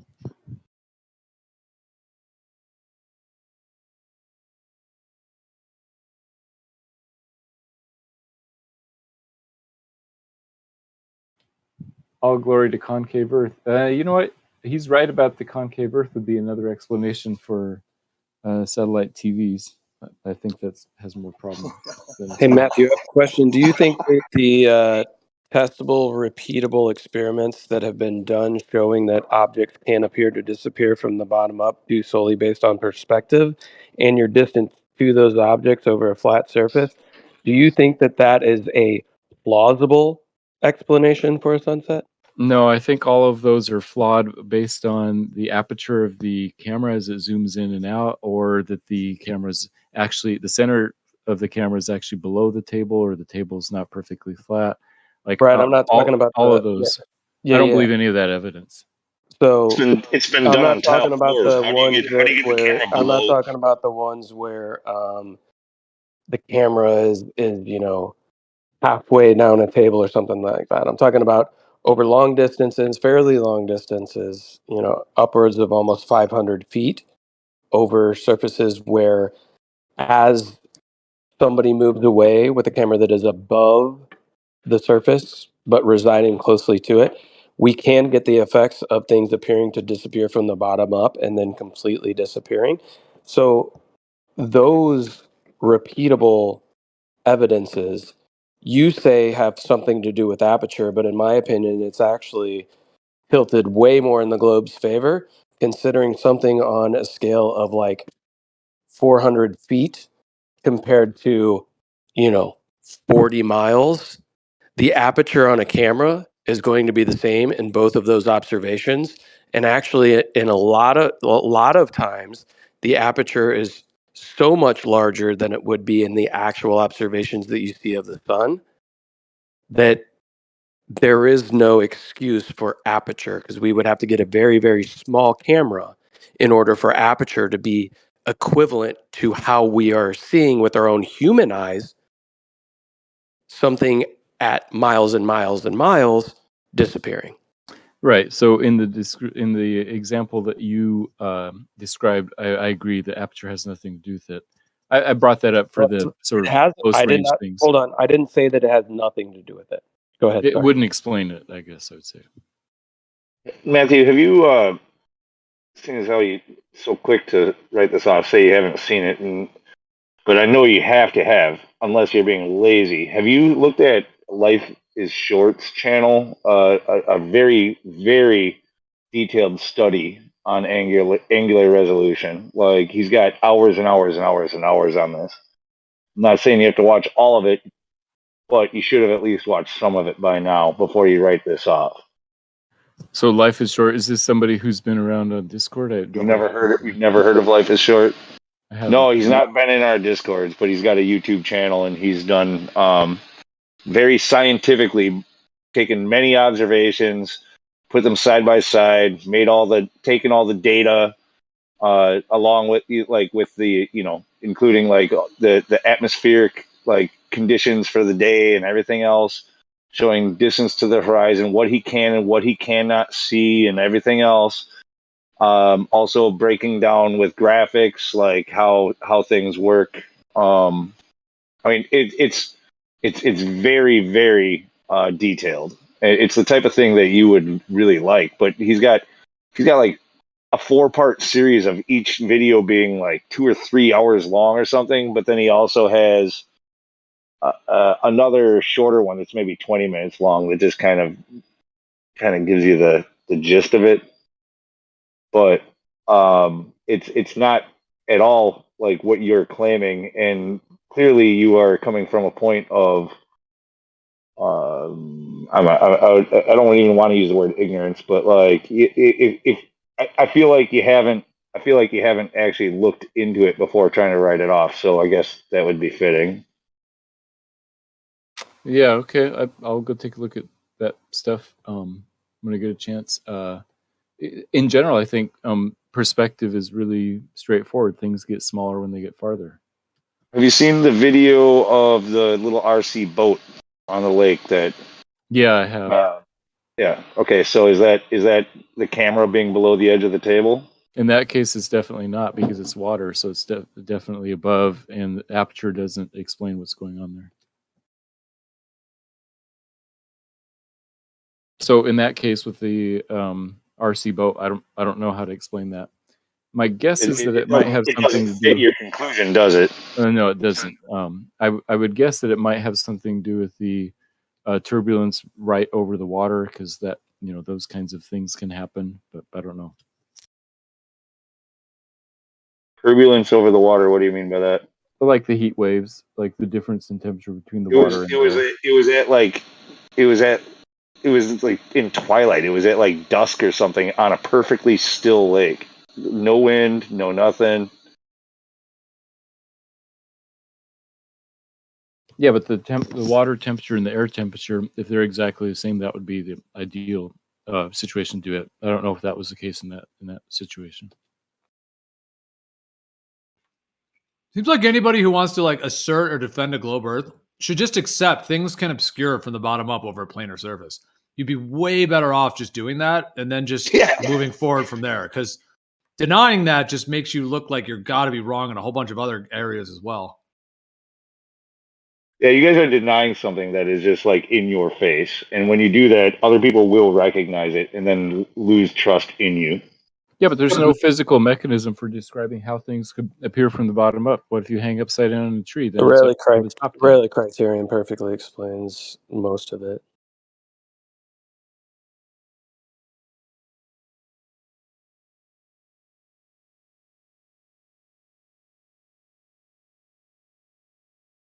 I know it's a tough one because that's kind of been like the lead of the globe Earth deception is boats over a curve. So it's like the kind of thing that they've done to kind of appease the peasants. Like, look, a boat over a curve, you're on a globe. I'm not calling anyone a peasant. I'm just saying the one that the elitists who have made this kind of globe prison concept thing, and they've led with that. So I realize it'd be a tough one for someone that believes it to be like, all right, you know what, it can help in over a planar surface, but photos from space or whatever else you'd want to go with from there. Yeah, I would say the boat over a curve is more sort of brought up because historically that's what led many people to believe it over the centuries. But you do understand that can be explained through like the Rayleigh criterion perspective and things like that, right? Yeah, I don't deny that there could be atmospheric conditions that make that kind of thing happen. Not even just atmospheric conditions. That's a whole nother ballgame, actually.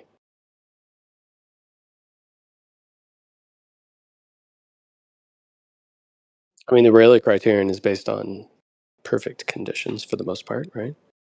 But still. Do you understand conceptually how the Rayleigh criterion could explain that? I'm not really.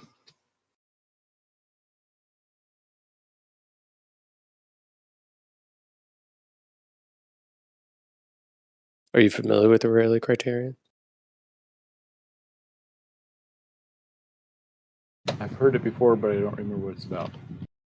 Okay, no worries. I'm not going to press you on it, but it is an interesting thing to look into because, in my opinion, it's probably one of the most important things to look into regarding this conversation because I think that that's how people have been fooled into believing they live on a ball because the ball was constructed, at least in my opinion, based on observable data and incorrect assumptions. Okay, so but correct me if I'm wrong. Rayleigh criteria has to do with like how small of things you can see, right? I don't know how it works, but like the angular resolution of things. Sure. So like the Rayleigh criterion is a factor in which, like, let's say you have a car that's driving away from you and the taillights appear as two objects, and then at a certain point they get far enough away where the angle to those objects, meaning your angle and the distance between those two objects, becomes so acute that you don't have the physical ability to resolve them as two separate things. Thus, they become smudged into one. Yeah, it has something to do with the diffraction of the specific wavelengths and stuff. Yep. Yeah. So Yep. how? But Diffraction. how does that? How would that apply to the sun, where the sun is way bigger than anywhere near the Rayleigh criterion because it's half a degree in the sky? Yeah. So even when we were talking about boats over the horizon, but yeah, it can happen with the sun as well, and it's been demonstrated with like flashlights over factory floors, right, where we can see exactly what's taking place with the sun. But if you want to talk about something like a boat appearing to disappear from the bottom up, the Rayleigh criterion takes into account two things and how you can distinguish the difference between them, right? The distance is going to have to be such that the angle is large enough for you to see two separate things. So when you're talking about an object that's residing on a surface, the surface is a tangible thing as well. So as that object gets further away, the portion of that object that is touching the surface and the surface itself, the angle between those two objects becomes so acute that they appear as though they could be one. And that is met before that angle is the acutest angle to your eye, and typically to the camera that you're observing from, so that those two things would appear to merge together before like the whole entire object becomes too small for you to see it due to a similar kind of concept. Does that make sense? Okay, so because the bottom is closer to the horizon or to the water, it sort of merges faster than the top does. Correct, right? Yeah, so your perspective, your eyes visually ramp up something from below towards the center of your vision and will ramp things down from above, right? But when we're viewing things in nature, we don't really have a ceiling. The sky's the limit. There is no ceiling, there is nothing there that is going to start blending or anything like that. And since we are closer to the surface than we are the sky, we're very close. That portion, that bottom almost 50% of our vision that's being filled with just the angle that is 6 feet from my eye to the floor and then all the way out to, I don't know what, 3.5 miles or whatever you want to call it.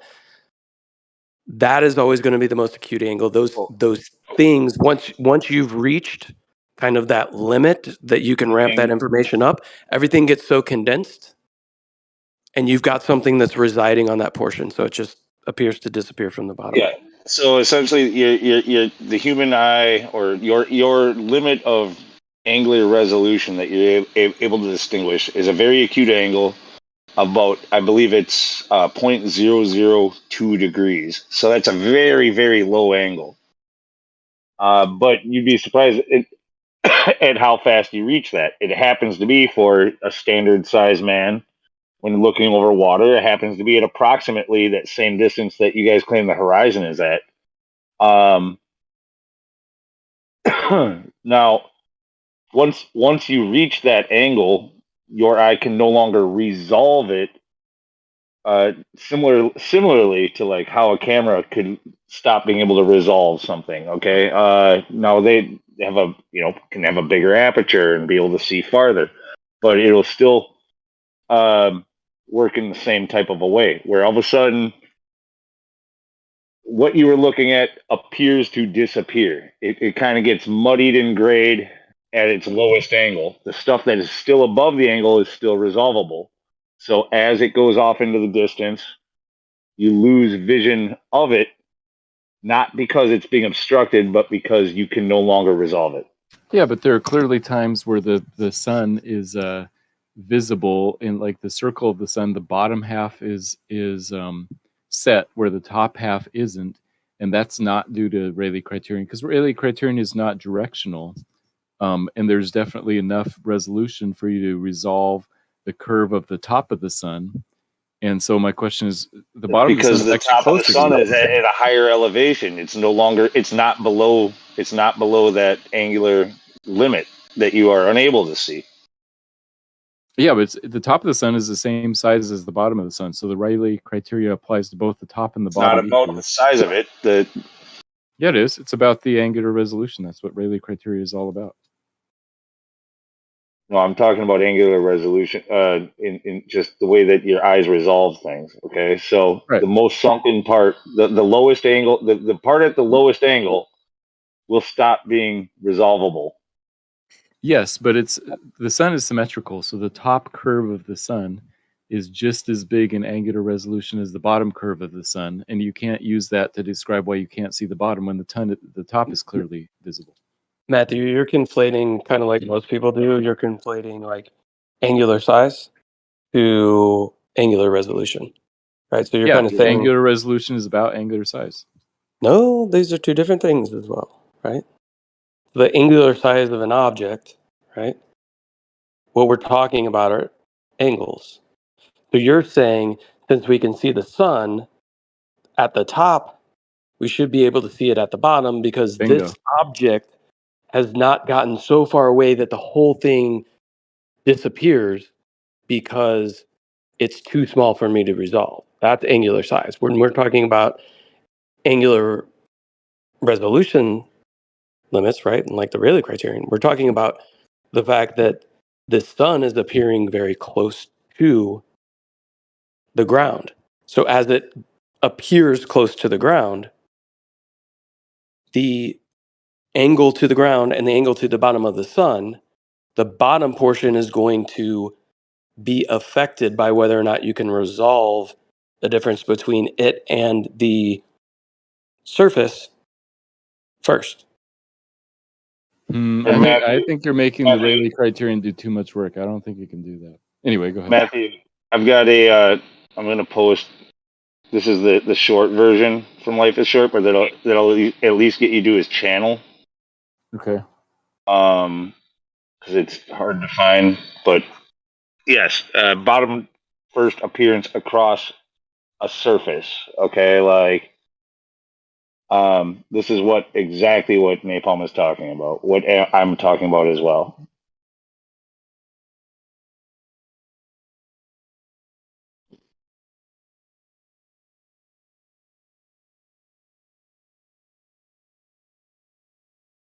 Oh, damn it. I posted it in the wrong damn fucking server. Hold on.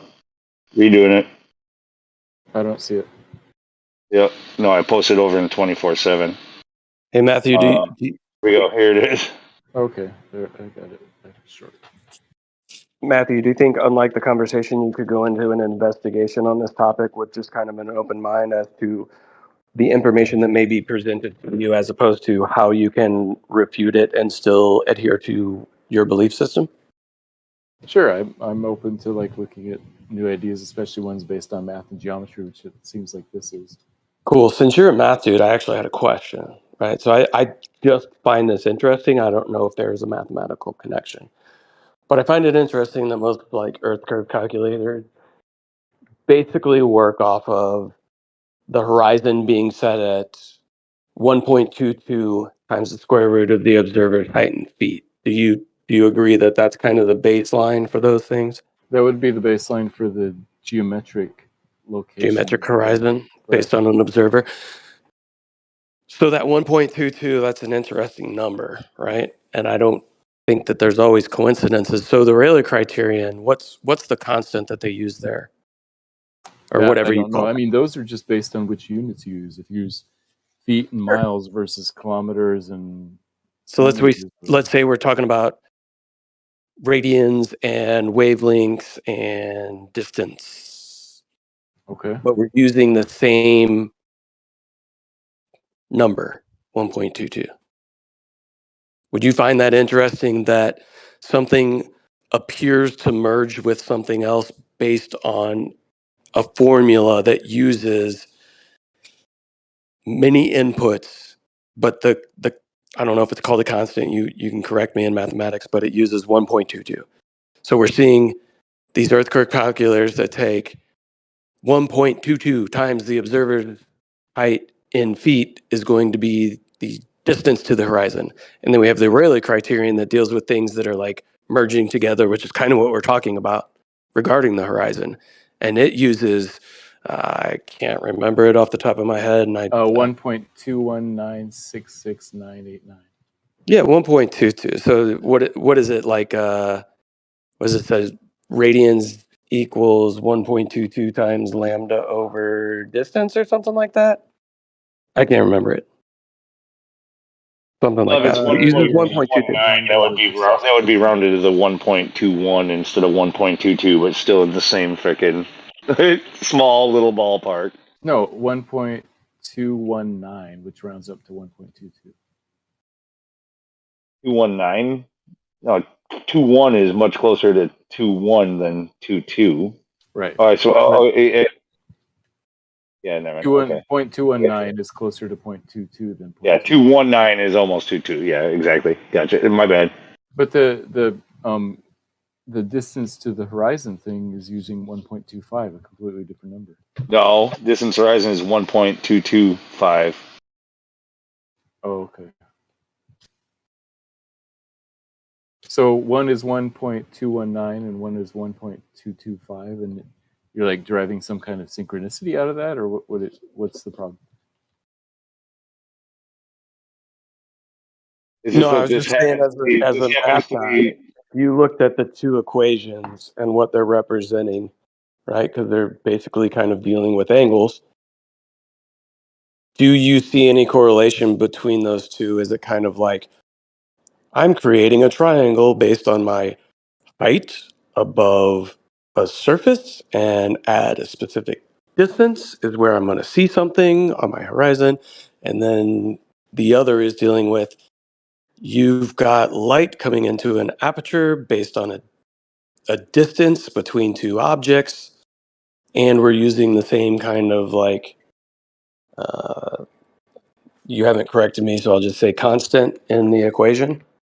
Could you look at both of those, what they're representing, and see if there's any type of like correlation or interesting correlation that you might find between the structure of those and what they're dealing with? I see what you're asking. As far as I know, the 1.225 is based solely on the assumed radius of the Earth and has nothing to do with light waves, whereas the Rayleigh criterion Right. is Right. something completely derived from something completely different. And the fact Sure. that they're 0.4%, that they're different by 0.4%, they're different, but they're not that different. I think that's a coincidence.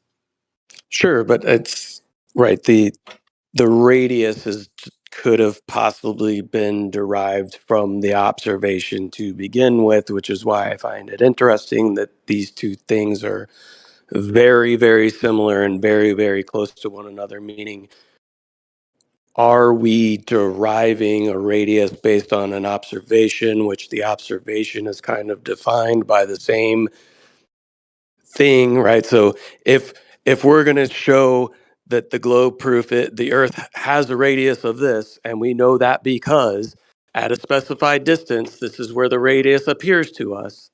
Do you see where I'm going here? Yeah, if you were going to fake the whole thing, it might be convenient to pick numbers that are similar, but they did a bad job because they're not exact. So I'm not just talking. Never mind, dude. Never mind. I think it's coincidence. That's what I would say. And okay, so you're not even willing to look into it and see that if there's some They're sort completely of different realms of information. Like they don't even intersect. One okay. is talking about the Rayleigh criterion, like angular resolution. Another one is talking about distances. So distance is not involved in the Rayleigh criterion at all. Like distance plays no No. factor in it. Uh-uh. Oh, so your It's about distance angular from the resolution. object and the distance between the two objects that appear as one, like that distance doesn't matter at all. That's The weird. distance doesn't matter. It's angular resolution. So it's the ratio of the distance that matters. Okay, not dude. the actual distance. I'll just disengage at this point. But thank you, Matthew. I appreciate it. You're always cordial. Thanks.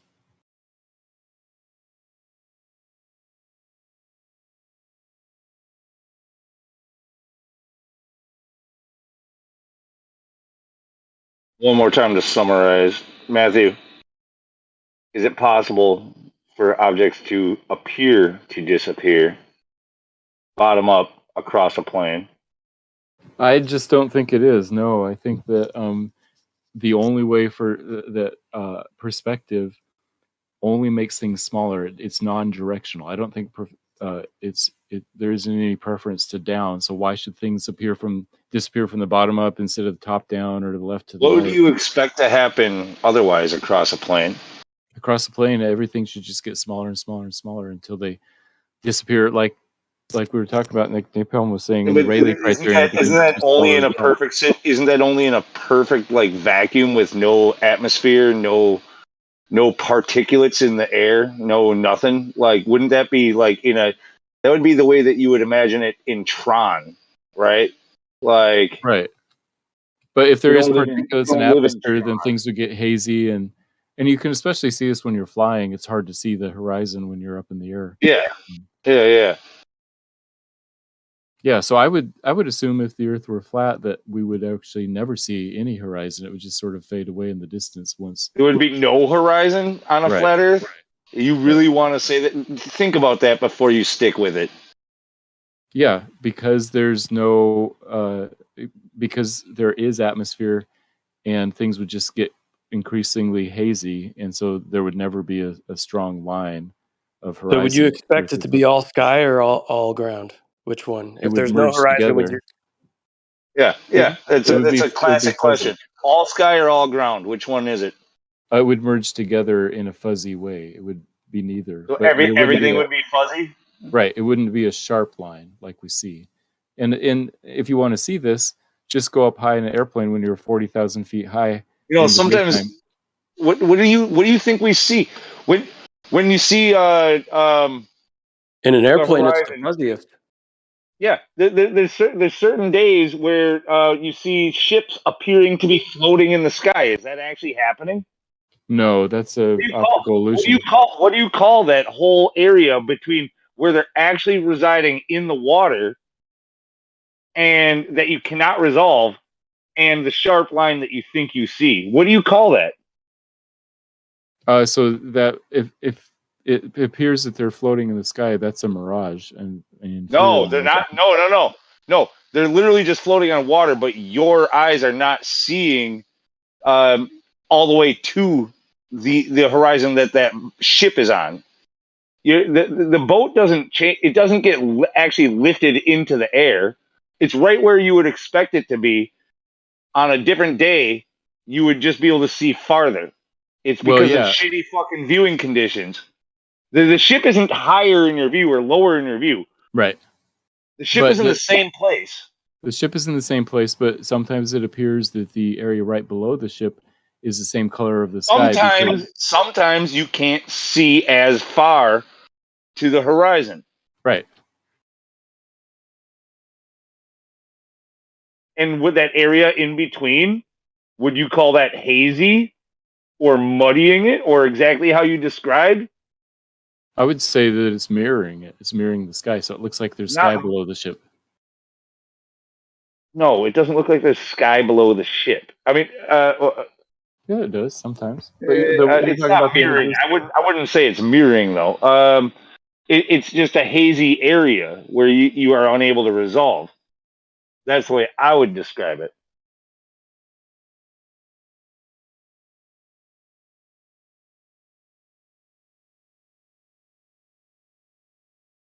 Okay, I posted an example. I think the ship is exactly, I mean, it's on the water, but the area below the ship is reflecting the sky so perfectly that it looks like there's sky below the ship. Really, there's water below the ship, but it looks like there's sky. So it's this cool illusion that makes it look like this alien spaceship thing floating above the water. Yeah, they're cool pictures. They're cool pictures. But when you say it's mirroring, it's not mirroring anything. It's just that there's you're unable to see beyond the limit of that line right there. That ship is still sitting on the water. You know that, right? Yeah, of course. It's not actually floating. Yeah, and that that is the actual ship, right? Not one that is being like miraged up into the air. That's harder to tell. I mean, that kind of thing can happen too. So yeah, it's hard to tell exactly where it is, but definitely what you're seeing is the actual ship. But the path of light from the ship to your eyes, I think sometimes it bends a little bit and sometimes it doesn't. So if that ship were to moor there, and we waited a day and we had better viewing conditions the next day, would you expect to see the water line being, say, at the bottom of the boat? Yeah, I would. In fact, even in this picture, you can faintly see it.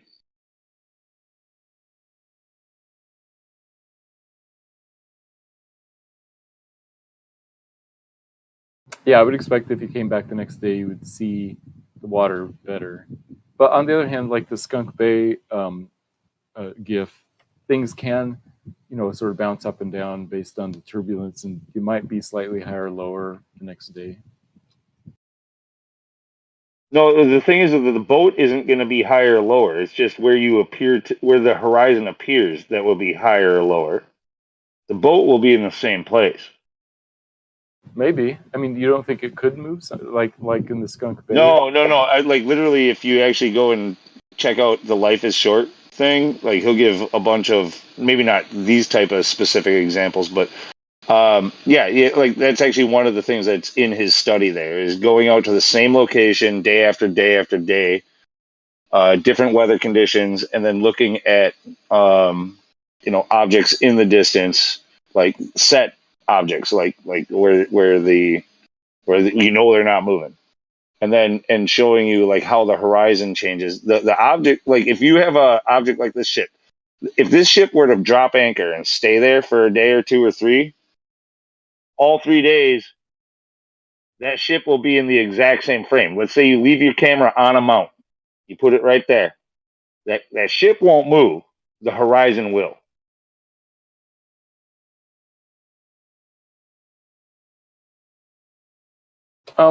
but these buildings at the Skunk Bay thing, they aren't moving, but they appear up and down a little bit. So I wouldn't be surprised if a similar thing could happen with We're the not ship. seeing any of the same type of stuff happening with the ship in these types of pictures. So it's Skunk Bay is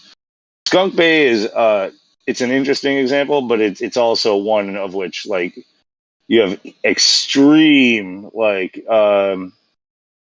and quickly happening like atmospheric changes, like it's going from a high to a low and a high temperature to low temperature, and like this is something that happened in a short period of time and something that's much closer to than this ship. It's also over land partially, where the heating effects can take effect more easily. Like the water is going to stay a more constant temperature than the land. That ship, however, yeah, you might get a little bit of you could still get a little bit of these types of effects, a little bit of where it could get loomed, like where it's stretched, where it itself looks taller or looks shorter, sinking and like stooping or looming, right? Like, but where its position will not change.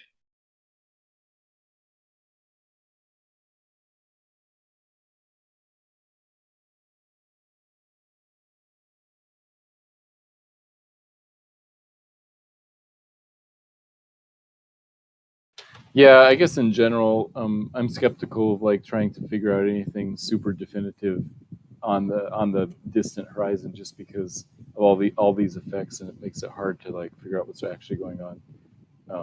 But yeah, there's some interesting phenomena. Wouldn't that be somewhere where you would like to actually listen to other people who have studied it, or possibly try to learn something about it, or study it yourself? Like Right, instead of just saying, yeah, it's complicated, and I would just rather defer to the so-called experts that believe we live on a globe. Well, yeah. So these like squinting at the horizon, these like tiny little changes up and down, these microscopic amounts of degrees. They're interesting, but like I was saying, I would be interested to see. I'm going to watch this Life is Short video. But in general, you're right. I sort of place more credence on kind of more definitive ideas than just Without looking into it, you're just leaning on them. You're leaning on them and trying to stand up, like without actually looking into it. You're trying to defend. Oh no, yeah. All of this is because of my preconceived notion that the Earth is a globe. So anything that contradicts that on the horizon, I would say there must be some explanation. So any evidence that appears to say the Earth is flat because of something on the horizon, I usually dismiss based on how wonky things can appear at the horizon. So, I mean, it's been a few minutes. Do you still say on a flat Earth there would be no horizon? Oh, of course, yeah. What would it be? All water or all sky? Look at your ship picture. It would slowly be a fuzzy. So the horizon would be fuzzy. It wouldn't be a sharp line. So I guess there would be a horizon. We would call that the horizon, but there wouldn't be a sharp line. Are you telling me that this horizon in the ship picture is the curvature of the Earth? That's like where you can see no more because of the curve? Well, No, hold on. I'm saying that when you look at the horizon, things are weird sometimes, and so that's why it's not going to help either side to try and like base it on. You got it. Yeah, but Hold Lou, were you question. going? Is the direction you were going with that on the one where the boat looks like it's floating up like that there is a sharp line? Like that's not curvature where the sharp differentiation is between the water and that hazy layer. There's obviously no curvature there, so it's locally flat, quote unquote, even on a globe, and there's still a close cutoff line. Matthew could possibly say that is the curvature of the Earth, and that the ship is being miraged and magically pushed higher into the sky. Like he might think that. I know he doesn't. I've already tested him on this. you can still see it. Like I said, a faint line where the horizon actually is. That boat is sitting on water, and its Did you have a position question, isn't going to change. But Gio? Was there a question in that for Matt?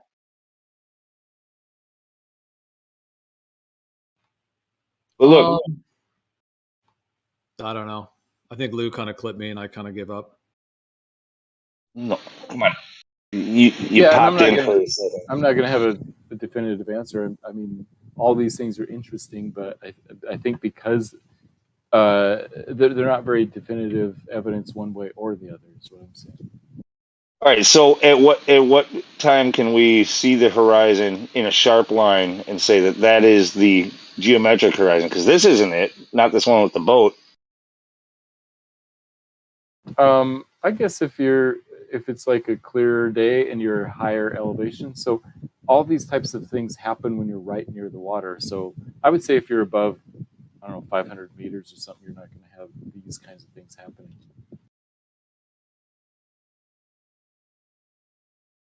I don't think that's really an answer to my question. So I just... Go ahead, Lou. it's just I'm just in this. It's this conundrum that he's kind of. I think he's put himself in one, and he's just trying to dance around it. So, flat Earth would not have a distinct horizon because why again? Because there's atmosphere and particles in the atmosphere, and so things, as you go farther and farther, things become hazier and hazier. And the reason we can't see things would be because of distance, not because of geometry. Okay, so and in this picture of the boat that you posted, what's the reason why you have a distinct horizon, even though it's not the horizon? In this case, it's because there's the water underneath that you can see and the sky above, and the extremely shallow angle of the viewer and the mirroring effect is showing the sky on the top half and the water on the bottom half, and that's why I suggest going above 500 meters where it wouldn't be quite as shallow, where you could make more definitive observations. Okay, but now this is exactly our argument about the shallow angle and resolution, angular resolution. Now we could do the same thing at 500 meters. In fact, we don't know how high this guy is. He could easily be a couple hundred feet up above the water here. You don't know. Yeah, most of the pictures where there's some context, it seems like that they're pretty low. But you're right, we don't know.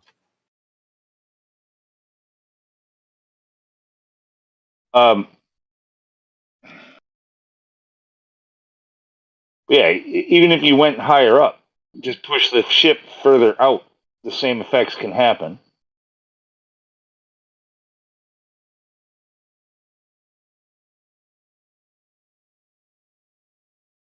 In fact, I would argue that they're more likely to happen with a more distant ship and more altitude.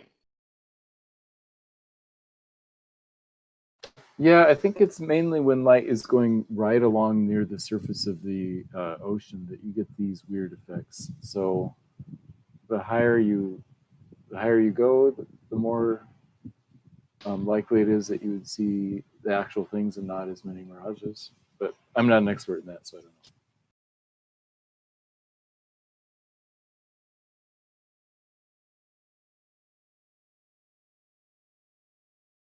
All right, anyway, there's a few people trying to get in.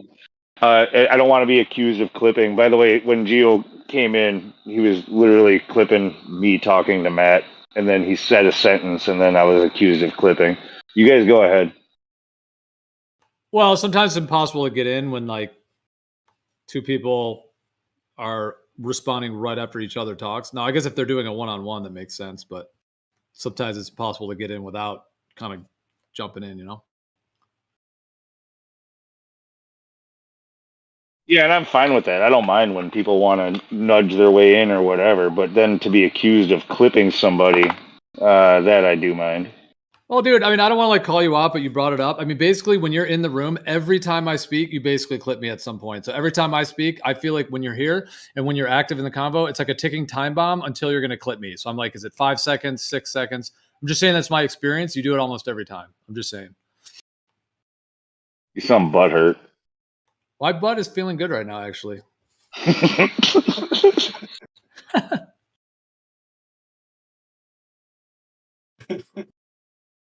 Well, real quick, let me just address the horizon, the fuzzy horizon thing. That's what the horizon looks like when you get up high. And on some days, the horizon does look like that. So there's that. Right, when you go up really high, the horizon looks like the way you guys describe it. It fades out fuzzy. And second of all, I mean, I guess you're supposing that light's not bending on flat Earth. Is that what you think? Or I don't know, because you know what we'd see. So, I mean, I'm guessing that no horizon thing is without any light bending, right? No refraction on flat Earth, or what? I see what you're saying. If the Earth is flat and there is some kind of refraction, yeah, maybe you're right. Oh, I'm right. Yeah, I guess I'm open to the idea that in some situations with refraction, if the Earth were flat, we could still see a horizon. But I still think that most of the time it would just sort of be kind of like this fuzzy fade from sky to sea. Like Well, that's with no refraction, though, right? Right.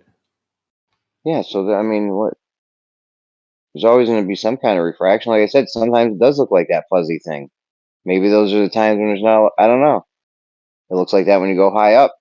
It's that fuzzy line, not clear, crisp line. Yeah, it does look like that sometimes. No, you bring up a good point. Like, what about this one I just posted? Is that what you think it would be? Yeah. That's what you see when you're up high on airplanes too. Yeah, I like that picture, Gio. Or this one? This one's a little more defined. Yeah, but I like that one too because, as you can see, there is a horizon, but it's fuzzy because of the water in the atmosphere or whatever. So I guess I would say that if the Earth were flat, we would expect to see these kinds of horizons more often.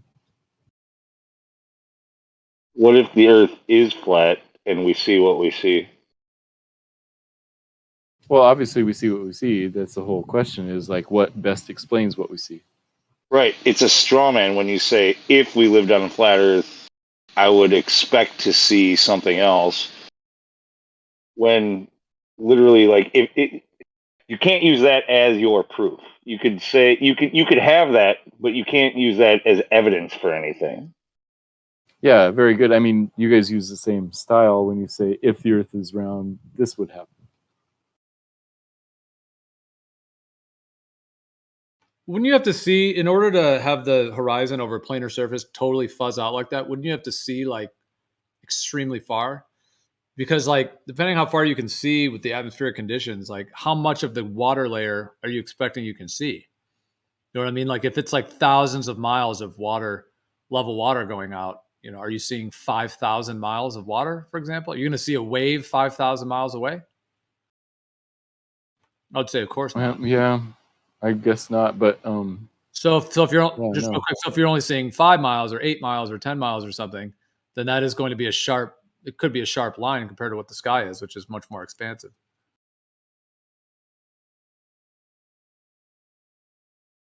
Yeah, but there's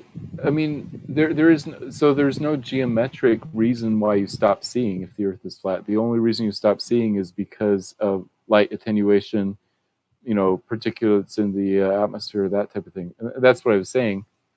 That if the Earth is flat, the reason you stop seeing is not geometry, but light attenuation. Yeah, no, so strictly geometry is not going to work.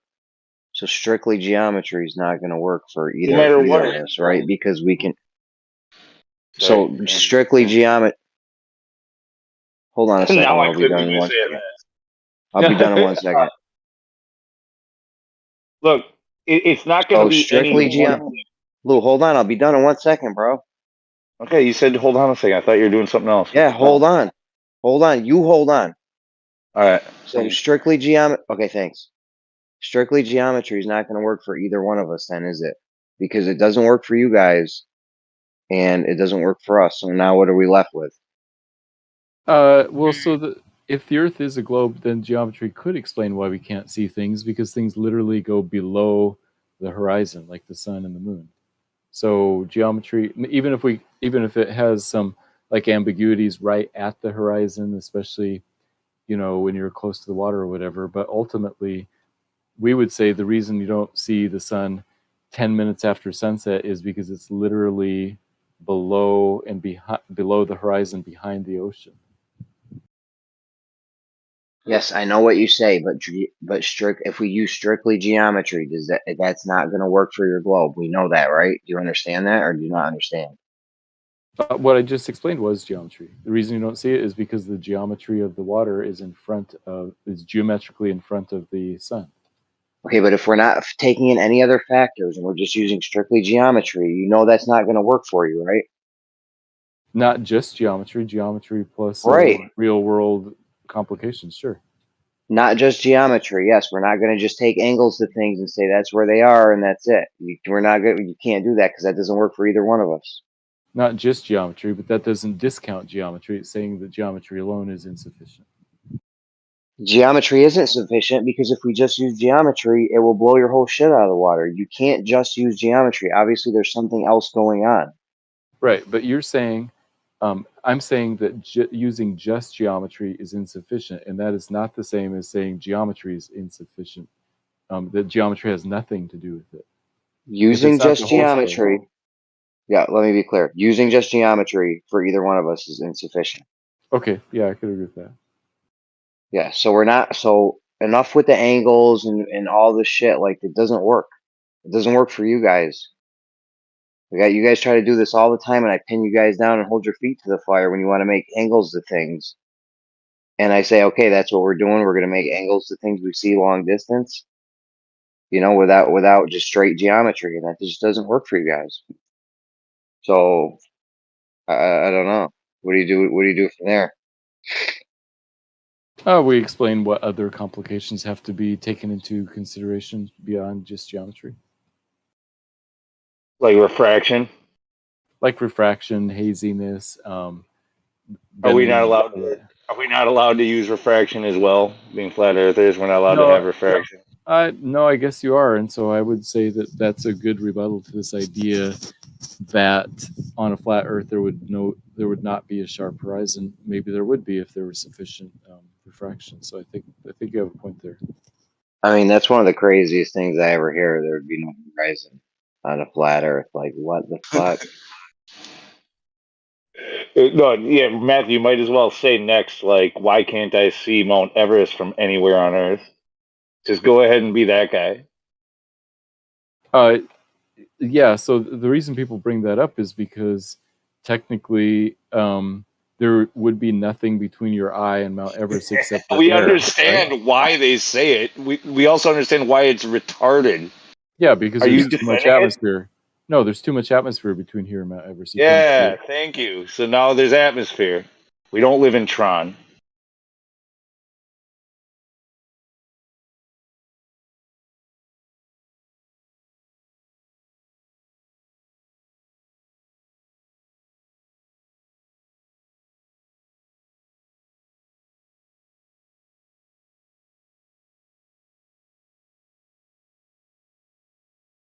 Matthew, also, like things, going over that horizon, if you would call it that, or visually obscuring, being cut off, etc.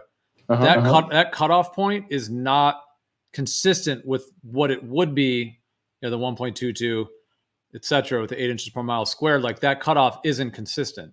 It moves, it changes on different days. So I'm saying even on a globe Earth, it doesn't seem like one could just be able to make that claim like, oh, there it is. There's the curve. Things go over it. Done and done. Because if that was the case, we'd be in a different scenario. It'd be like, oh, wow, the curve is consistent, and so on. But the fact, not only that we see too far, of course, there's that, but also that where the things get cut off visually changes, sometimes hour to hour, day to day, in different conditions. So I'm just saying, like, the idea that, okay, that's the curve of the earth, things are going over it because it's the curve of the earth, sounds good on the front in terms of like, okay, yeah, globe is going over the curve. But the fact that that changes and isn't consistent, and sometimes that's not even there at all when we see tremendously far. So I'm just saying, even on a globe earth explanation, there needs to be some kind of, somebody had posted a meme earlier that showed a thing, and it was like, the sort of like looking over planar surface and lines drawn to the object and trying to say, oh, why are things cut off? Because reasons, trying to use that little ridicule reasons. And then I kind of responded, I was like, well, yeah, but even on a globe earth, because that changes, you have to have reasons. So pull out your reason book and let's get going. You know what I'm saying? If you're going to discuss it, because it's like on a globe earth, you have to have reasons as to why that's happening. Light's bending and the refracted horizon is not a geometric horizon. So do you see what I mean? So in terms of like, I do. How is this happening over a planar surface? Yes, it needs to be described. But at the same time, it's not just a close and shut idea with the globe in terms of things cutting off, going under that thing. It's that there needs to be an explanation as to why that changes and sometimes why that's not even there at all. And we see way too far. Yeah, you're right. All those things are true, that even if it is the curvature of the earth obscuring things, there are complications about where it appears. Like it might be shifted up or down or whatever in refraction. So I think you're right. It's a good point. I find the idea or the concept, or maybe it's just people saying that there wouldn't be a horizon on a planar earth, very interesting, because I think about like a long hallway corridor, like a corridor at a huge like hotel or something like that, where that floor is flat, overall flat, right? Like if you see that ramp up to close to the center of your vision, that floor, and then you see a ceiling ramp down, and you can see that even in a long hotel hallway, that you can almost have all four of those things come together in a point at such a short distance like that. If you remove the walls and just extended the floor outwards and you removed the ceiling, what would you expect to see in that situation? Yeah, horizon. I see what you're saying. Yeah, I guess an analogy would be like if you're an underwater diver in murky waters and you're standing on the seafloor, you can see the water above you and the seafloor below you, but in the distance, they just you don't see a horizon underwater because the water is so much denser. Or even like, say, a super, super foggy day in downtown London, as you look down a long street, the fog obscures the horizon, but you can see the street below you and the white above you. So I think those situations are situations where there is no horizon, and I would expect that to happen on the bigger scale too if the Earth were flat. There's always a horizon no matter what. Well, not like on a foggy day. On a foggy day, there's still going to be a horizon. It's just going to be much, much closer to you. Well, okay, but it's not going to be sharp, I guess. It's fairly sharp. On a foggy day? Yeah. The closest to a lack of a horizon, as it were, that I've seen is in an airplane at like 35,000 feet, where it's like really cloudy and it like almost just looks like complete haze. Yeah, I was going to say that exact same thing, and I had this conversation with somebody the other day where like in an airplane is literally where you see what most people would say a planar Earth would look like. Yeah. It's like that's the fuzziest horizon I've ever seen. Every time they describe a horizon on a flat Earth, I think of what you see from a plane. Yeah. Yeah, because at that level, the ground is so far away that you are seeing like almost, well, it's not equal because you're 35,000 feet above the ground. It's not equal compared to, however, if the sky even has a limit, as it were, in terms of it's like, could you be in the middle of it? I'm saying, like, let's just say the sky was 10,000 miles high. And if you were at the 5,000 mile point, you'd be like 50-50 in theory. But I'm not even saying that because you're still at 35,000 feet and not claiming any height of the firmament or the dome or anything. But even with that being said, at 35,000 feet, the point is you're so much higher up off the ground. Because when you're 6 feet off the ground, it makes sense that there's more clear defined horizon because the angle from your feet to the horizon to your eyeballs is very, very small angle because of you're just 6 feet off the ground or however high you are off the ground, which essentially is why there's a dip angle. in celestial navigation. But when you go up at 35,000 feet, that you don't have that ground layer. Like that angle from your eyes, if you were to draw a line from the airplane straight down to the ground, and then from the ground to that horizon, is so much larger that you don't have the same effects you're going to get. And so, yeah, you basically do get that effect Matthew's talking about over planar surface like that, where you would just have sort of this hazy combination almost where you don't really Right. get because the Because distance at which that ground would be defined, or where the ground would be defined, is so far. Exactly. You're talking like what, 500-700 miles possibly that you're seeing through, and everybody tries to say, oh, you're completely eliminating refraction in the atmosphere and blah blah blah. But think of the amount of atmosphere that you're having to look through at something like 700 miles as opposed to 3 miles. You would expect it to fade off into this haze, just strictly based on atmospheric conditions to begin with, the amount of water vapor in the air. Yeah, that's what I was saying to Matthew. Like, if you're on the ground at 6 feet, if you're saying the horizon would always haze off, even in clear conditions, like how far are you expecting you can see on the ground layer? Like the little waves of water. Can you see the waves, 5,000, 10,000 miles away? Because that's what you would have to even get to. Whereas when you're up at altitude like that, hard to say how far away that is, but it might be that far at that point. Because the angle, the higher you go up, the more of the ground layer you're able to see because you're increasing that angle. Right, so you're seeing further, and effectively you're seeing through more atmosphere. So that's why I think we see that hazy horizon, even on a clear. I'm sure everybody's taken a flight where it appears clear, almost as far as the eye can see. I mean, it doesn't happen that often because you can see really far on an airplane. But I'm sure I've had flights where it appears as though it's a clear day, but the horizon in the distance, dude, it's fuzzy because that's just so much atmosphere as you're getting that far out.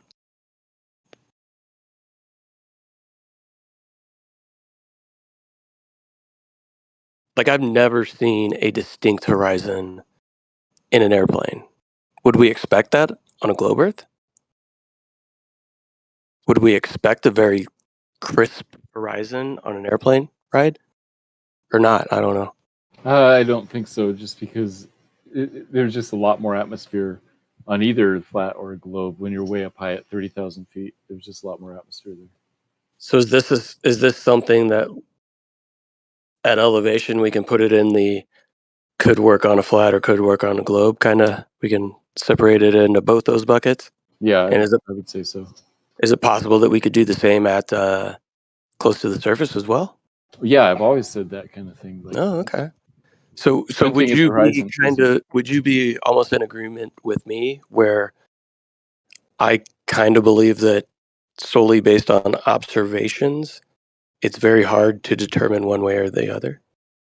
Based on those observations of like ships Distance. disappearing and distance, Yeah, all that kind of all stuff. that stuff. Yeah, all that is pretty complicated. And I've actually like- seen the either black or. swan with my own eyes. By the way, I went to Santa Barbara once. Went and took a look. And you saw the impossible oil rigs? I saw the oil rigs. It wasn't doing the thing like the black swan image shows. It wasn't doing that. When I went there, I couldn't see the bottom. Well, no. Where was the horizon? Was it before or after? It was before both of them, but it was a fairly standard day. And my understanding is that's what it looks like most of the time. So it has to be a certain situation where you get the black swan image. I mean, from my understanding, I mean, it's been done multiple times. It might not be every day, but it happens fairly often where you can see well beyond that second oil rig. Yeah, I mean, I was there once, so Yeah. You just might not have been there on the perfect day. yeah.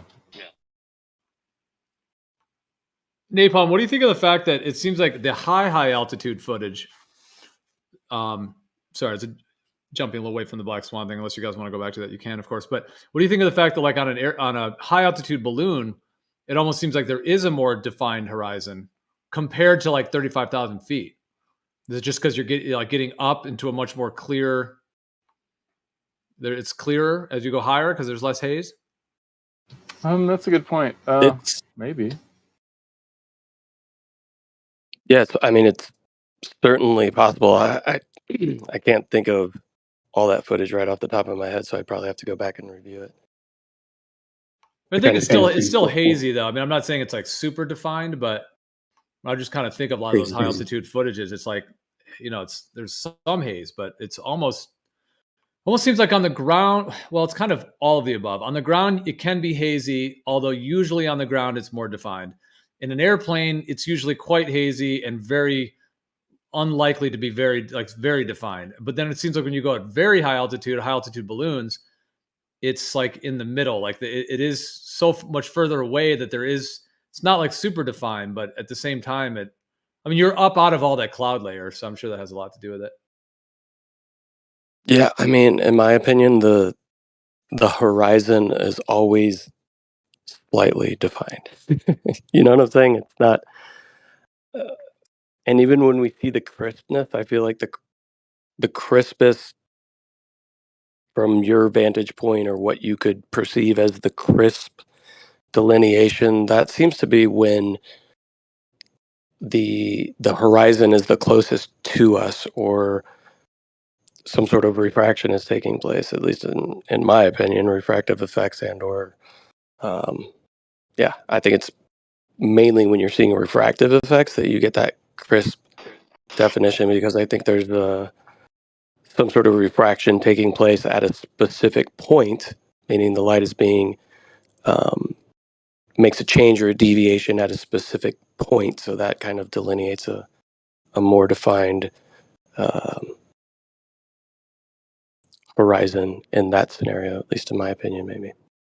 Which So are usually the ones often- that it's like, look at this observation over distance where the boat's disappearing, half the boat's missing. Look at how defined the horizon is. Explain this one. Clear, crisp horizon. I mean, to me, that clear, crisp horizon at that point is probably a atmospheric effect. Often when we are looking at these high altitude balloon footage or pictures like Geo, like what you just posted, the one that you just posted, you're looking down on nothing but the cloud layer there. So this isn't the horizon of the Earth. This is the horizon like against the surface of the top of the cloud layer in that picture. Sometimes we have ones where it's partially like no clouds on one side and then there's a thicker layer of clouds on the other. And all of a sudden you get people saying like this is curvature or this is concave or whatever else. It's like you have to realize that you're looking down at that cloud layer, and yes, it is hazy. But you're not, so if it's real defined from up there, you're just seeing the tops of the clouds. You're not seeing the actual like Earth horizon. Well, what are you seeing at that high altitude, though? Is that the limit of the human eye, you think? Or the camera, I guess? Because these are cameras. No, It's your limit of vision. Yeah. What is making that limit? Like in your opinion, Lou? Angular resolution, once again. Yeah, that would be it. So it's the what the camera can resolve or what your eye can resolve. Everything below a certain angle is unresolvable. Well, like if you're at the ground layer and there's clouds and things, so you can only see, let's say, 5 miles or whatever, visibility 5 miles, and that's it. Up at very high altitude like this, obviously it's way more than 5 miles because so at that point it's not being limited by the atmosphere. So I mean, at these high altitudes, in theory, is the limit the actual of the camera or the eye? It still would have there's still some atmosphere up there. You're not but yeah, it would be far less, and the distances would be far more, but now you have far more atmosphere in between you and it also. It just takes longer for it to take its effect.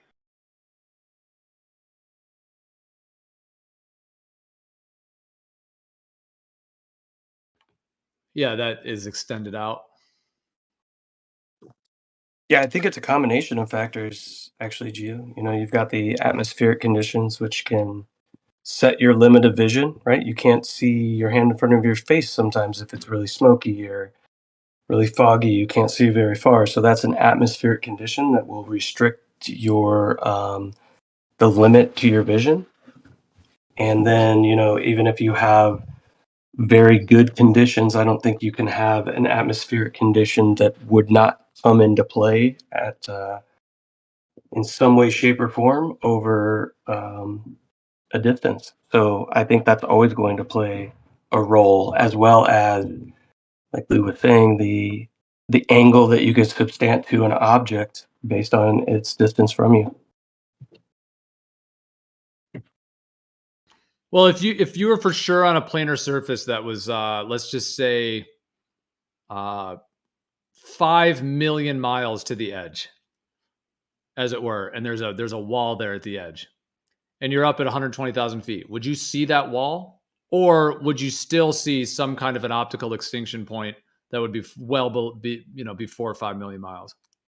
I mean, to make a proper response to that, I need to know how high the wall is that you're talking about, but I would say you wouldn't be able to see that at that distance. No, I think based on the atmosphere that we live in, I just don't think that's physically possible, as well as, like, you would be reliant upon light reflecting off of that object and traveling the distance, and now you're dealing with, the attenuation of light based on the atmosphere and the medium in which it's coming through. So I don't think it would be possible. So what if if it's an infinite plane, like it absolutely is infinite, and you're up at 100 or 200,000 feet, kind of thing? It's still, you think it would still look basically like it looks, meaning like there would be a limit. Yeah.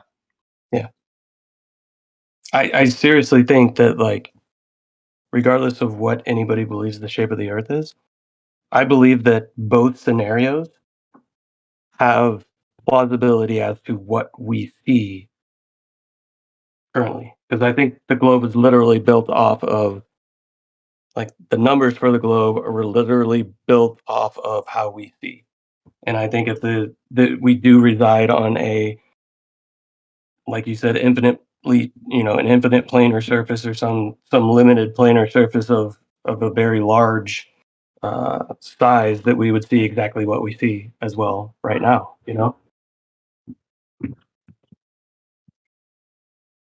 Yeah. So that we see in a sphere of vision, and that they inverted that and made the sphere of vision the ball, and then put the ball under our feet, and then tried to say we see forever, like light years in outer space. That's kind of the whole way that we see the whole mechanism of how we see, and how the world gets presented to us can be reverse engineered into the system that they exactly kind of reverse engineered it into. I think so. Well, if we see in a sphere, do you have any thoughts on what the radius of that sphere is at its maximum limit? Like, let's say there was no atmospheric anything, like what the radius of that sphere is in terms of the extent of what our human eye can even do at its maximum ability? I quite honestly kind of think that the radius of that vision is exactly what they claim that the radius of the Earth is. I think that's kind of where the whole illusion and delusion can be, or what's created from. Like, I think that is kind of our limit of vision, around 5,000 miles, or 4,000 miles. Sorry.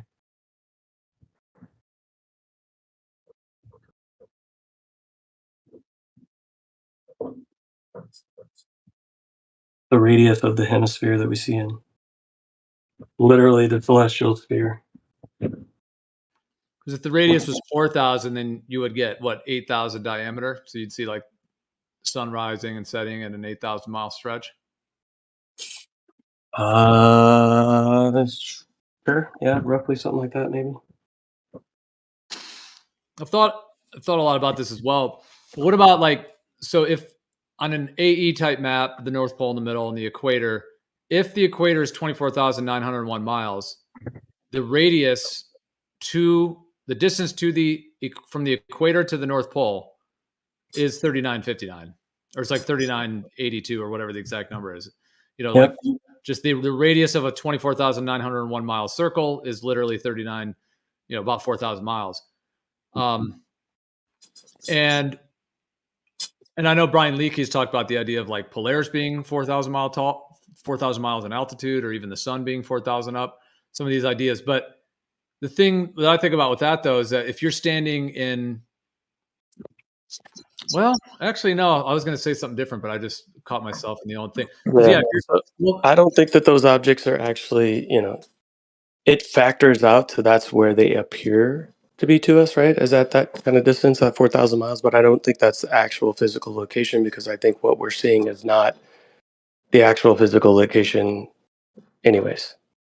We see an apparent location, but yeah. that it's coming to that limit, like that something beyond it is coming to it. Like Yeah. in the way Kind of. I was just looking, here it is. I was just going to post this. So you're saying like the idea, like if that's curved line in this just kind of just general example, if that curved line there is the limit, let's just say, so anything beyond it, you're saying the idea that we still would be able to see it, but we're actually seeing it kind of somewhere on that curved limit. Is that what, like the idea of, like, let's say there was a star beyond it, but you'd still be seeing it just in that that like dotted curved line. Like if that's the limit I'm saying in this example, then whatever's beyond it, is your idea that you would not be able to see what's beyond it, or that you could in some cases, but it's just that it's going to appear apparently at the limit? Yeah, I just think it kind of affixes itself to that limit, right? So these things might be beyond that, but appear as though they're affixed to that limit, in the same way that this isn't far from the conception of the globe having all the stars at an infinite distance, and thus there's no change to them, right? Right. I know it's so tricky that they have to do that.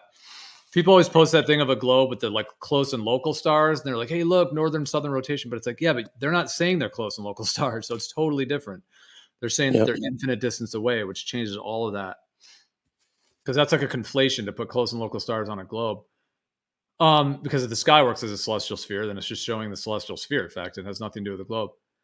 Well, I mean, Polaris sets roughly when you're at the equator, right? Although I know there's claims that you can see Polaris south of the equator. So I mean, Yeah, it's roughly the equator, or what we've called the equator, so which if was the established based off of observation, right? Literally the observation of the angle to Polaris, or when it disappears. yeah, exactly. And if the radius on an AE map is 3959 or around 4,000 to the center, that of course is assuming that the radius is 24,901. Maybe the radius is 2590, or maybe it's 27, or could be some other number as well. But if it is 24,901, then you do have that, which would fit with the idea of the limit of your vision being at that Polaris will set once you go to the equator, and a bit south of the equator, that's where it's setting, because the limit of your vision is would be connected to that as well. That 4,000, like it's literally getting beyond where you can see it, and so it sets at that around 4,000 mile limit, assuming that those numbers, obviously. Yeah. Yep. I think that's literally how the globes, where the globe numbers were derived from. Because that's all it is, right? And these are the arguments that the globe side uses to try to prove the globe. It's like, hey, we've made all these observations and figured out that this is what's taking place, but it's due to how we see the world, right? So they take that curved portion of our vision, how we have a limit of vision, and how that presents it to us.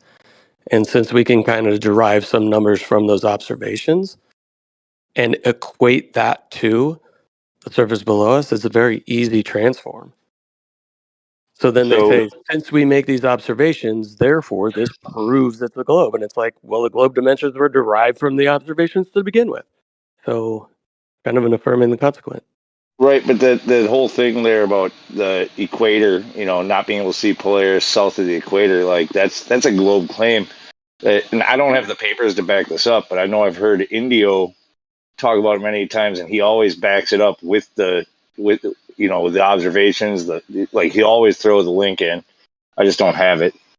But supposedly Polaris has been observed multiple times from as far as like 20 degrees south of the equator, which is Yeah, completely but I think impossible on a globe. right, and I think that's the thing is all of it was derived based on kind of the standard what you would typically see on a daily basis. Yeah, can you reference that? I've never seen or heard. Samuel Rowbotham wrote about seeing Polaris from like 23 degrees south. Never was confirmed, but I've never seen or heard of anyone else saying that they've done it. I mean, I just got done saying I don't have it readily available, but I've heard the claim from a reputable. I believe to me, Indio is a reputable source. He always backs his shit up. If he says something and you want to question him, he's got it ready to present to you. So I've heard it from him. I trust him. I've seen it posted. I just don't have it to repost.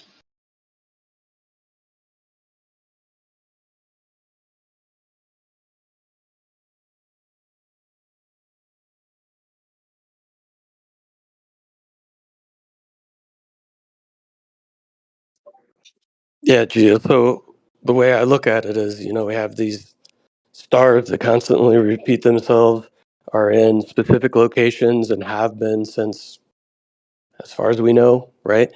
And if you just start measuring angles to them, and you take the angles that you would make from horizon to horizon, which would be 180 degrees of angles that you could take.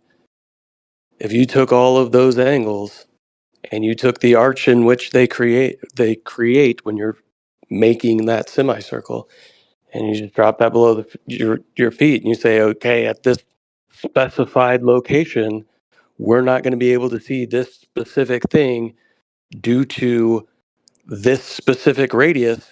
It'd be like, okay, cool, that's the radius of the celestial sphere. No, that's below your feet. Okay, it's the same thing. Yeah, it's the same. It's a very similar effect. Well, actually, like the same in a sense. I mean, minus the curvature part, the actual Earth curvature part. But yeah, you're saying just that because like in Stellarium, when you can do the azimuthal grid versus the equatorial grid, and you can literally swap between them, and it shows stars as a dome that just terminate visually at the ground layer, versus the equatorial, which shows them as a dome. Plus, you can make the Earth transparent in Stellarium and watch them go under your feet.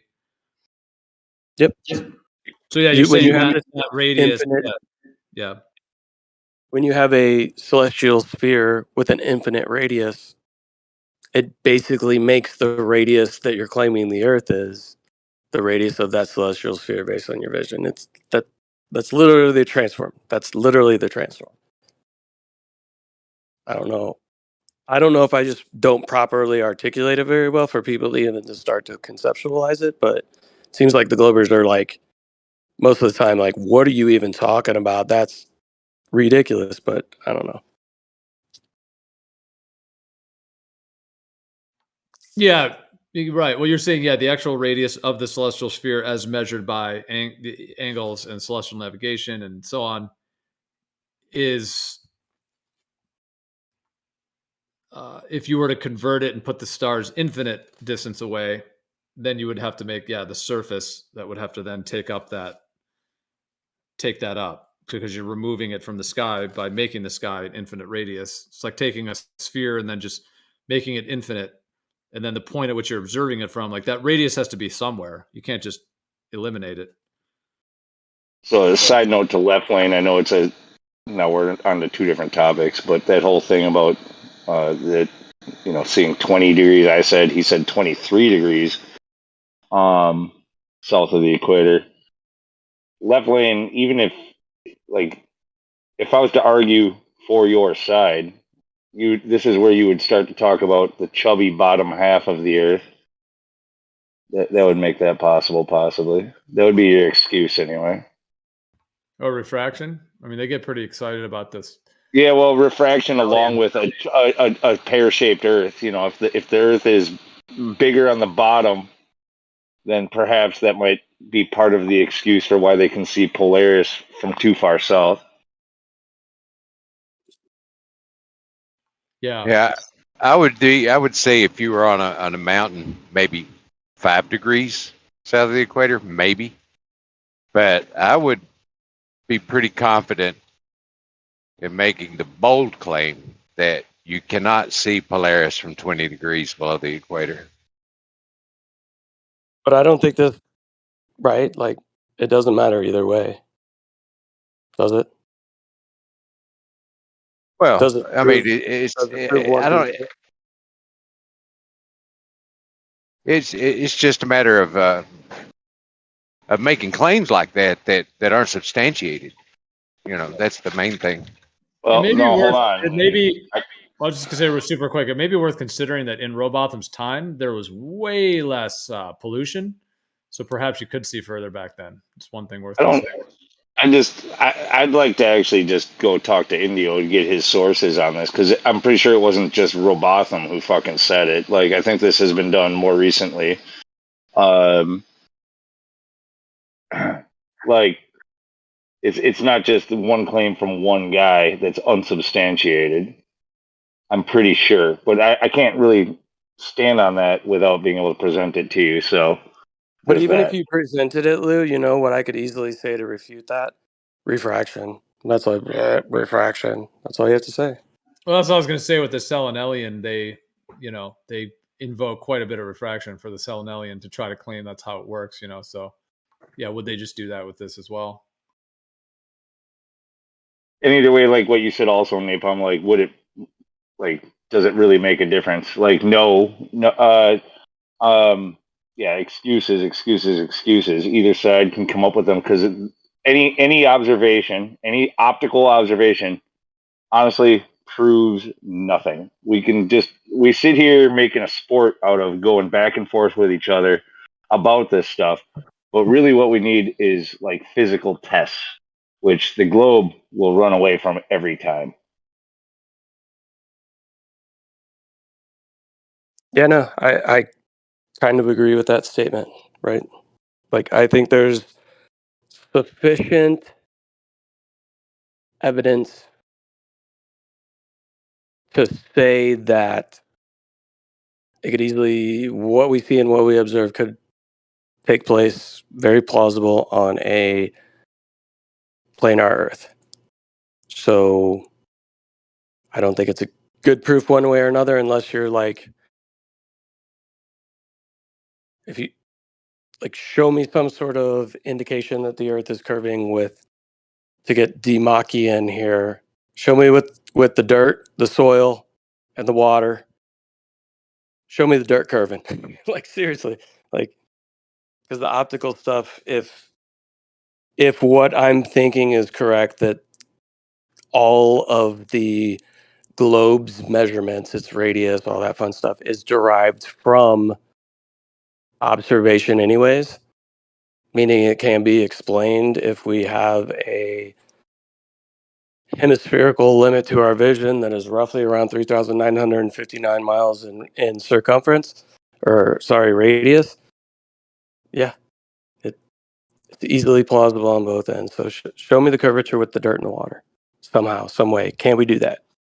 Can we figure that out?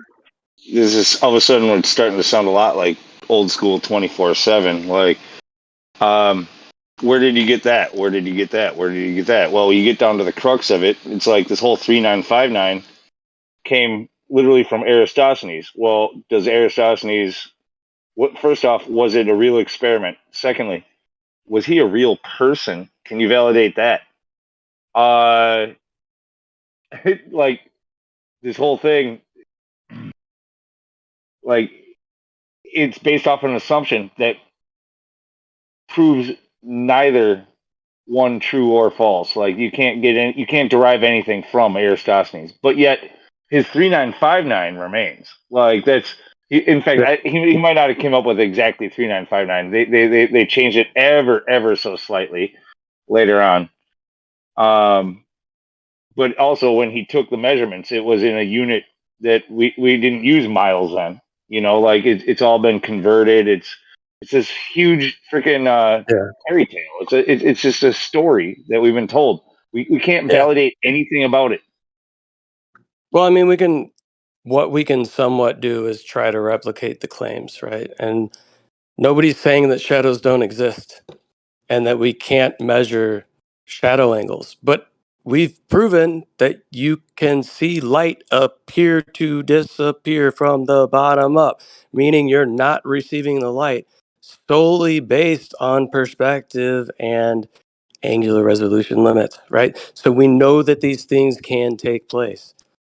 So if And that that's what's more, taking place with the dome above us of vision set at 3,959 mile radius, when these things are going to give us the same exact, it's going to give us all of the measurements. That's all I'm saying. so it's like a combination of the Eratosthenes claim along with, isn't it Aristotle or I could be wrong. It might have the wrong name. That made the claim about the ships disappearing bottom up. You may be thinking of Alberuni, who measured like No. That's the way telescope it's with way the more recent. No. There was Pythagoras. was it no the ships? That was Pythagoras. No, it was somebody with an A. If it wasn't Aristotle, it was it was like I'm talking about like old Greek, freaking. It could have been the philosopher Aristotle might have made that claim. Actually, it's possible. I mean, all this Yeah. shit kind of boils down to a lot of philosophy, anyways. It's philosophical reasons why they have many of the beliefs of the globe. I mean, they claim it's Pythagoras that was. I mean, the stories that like Pythagoras had a little cult basically, and it was the little globe cult back in Greece, and yeah, it was the boats over the horizon. I think Aristotle they claim was involved too, but Yeah, I've always heard it. I'm pretty sure Aristotle is correct. Like that's the one that I've always heard given the credit for realizing that we actually lived on a globe because he, created a lens and saw friggin' ships, disappearing bottom up, and that's how he knew he lived on a ball. yeah, I mean, this little article here, I just this says this is from Advanced Physics or whatever, but yeah, around 500 BC, Pythagoras first proposed spherical Earth, mainly on aesthetic grounds rather than any physical evidence. Like many Greeks, he believed it was the sphere was the most perfect shape. Possibly the first to propose a spherical Earth based on actual evidence was Aristotle, who listed several arguments for a spherical Earth. Ships disappeared hull first as they sail over the horizon. Yep. Earth casts a round shadow on the moon during an eclipse. So yeah, I guess if they're going to try to tag that more to Yeah. Aristotle. Yeah, so he's the one who saw ships disappearing, bottom up. He's the one who verified for everybody from there on out that like even still today, this is what people present to us most of the time. Like this is like their number one go-to when they come into the flat Earth argument. Ships disappear bottom up. This is what Matthew was just doing to us. Things disappear bottom up. It's because of Aristotle that he doesn't need to consider anything else.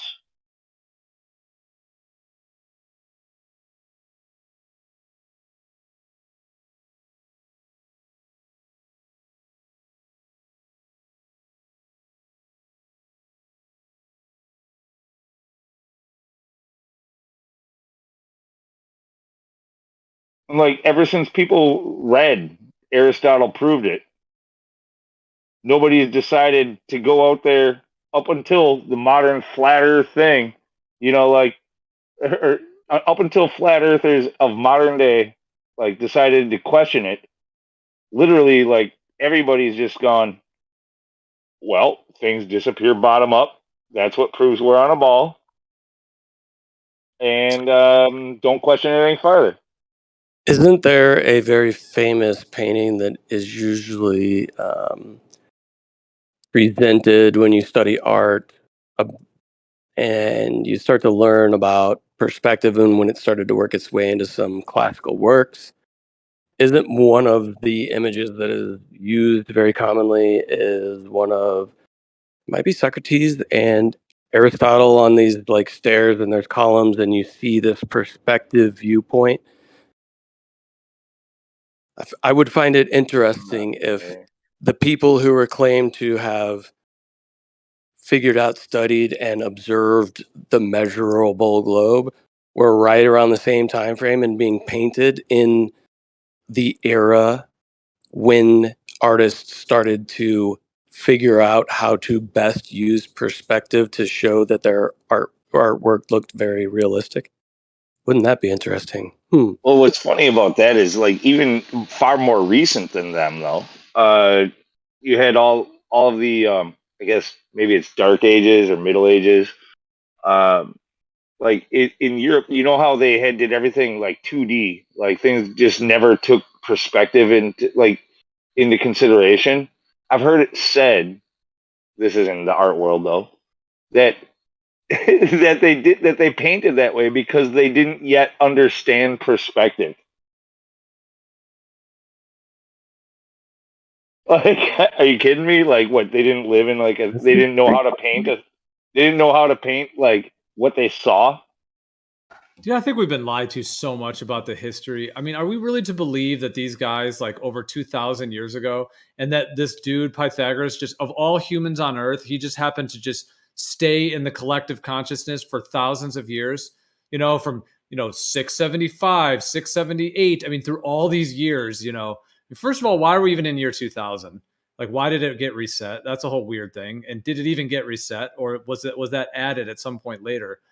I mean, that's going in another kind of pathway of discussion, but I'm just Bro, saying. so now that I'm thinking of it, there's a picture. So Google this.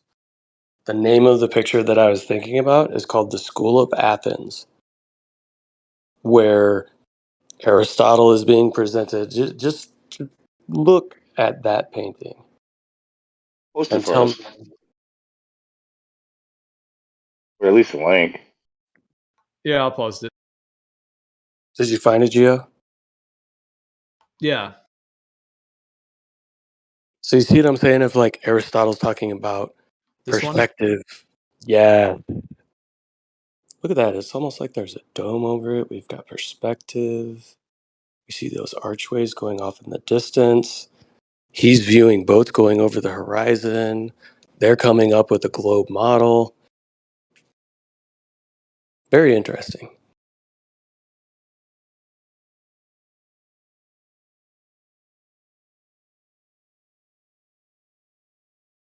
That's a nice painting.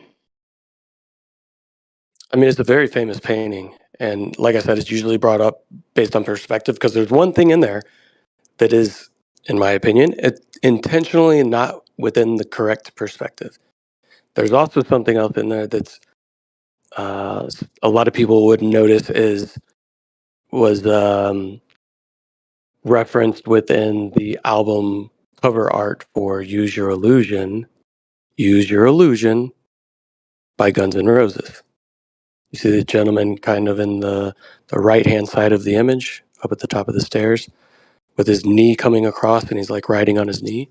That's the cover to Use Your Illusion by Guns N' Roses. Let me get this straight. So when you say like it's not using the perspective, so like it did a good job of showing perspective by looking down the archways into the distance, but yet the people that are in the second tier are like the same size as the people in the first tier. No, the thing that's obviously not in perspective is right in the center bottom. Look at the box that the gentleman is leaning on. It's obviously out of perspective. Right, okay. Which emphasizes how well the rest of the photo, or I'm sorry, the rest of the painting is in perspective. That's why this is always brought up. I've taken a ton of like art classes, right, where you study classical art and all that kind of stuff.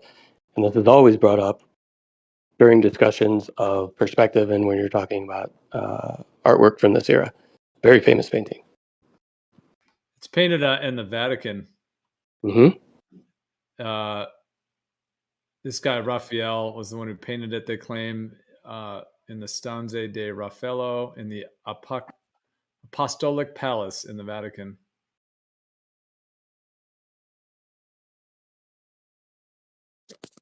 So while you're on the interwebs, Gio, can you just pull up like an image from the cover art from Use Your Illusion by Guns N' Roses?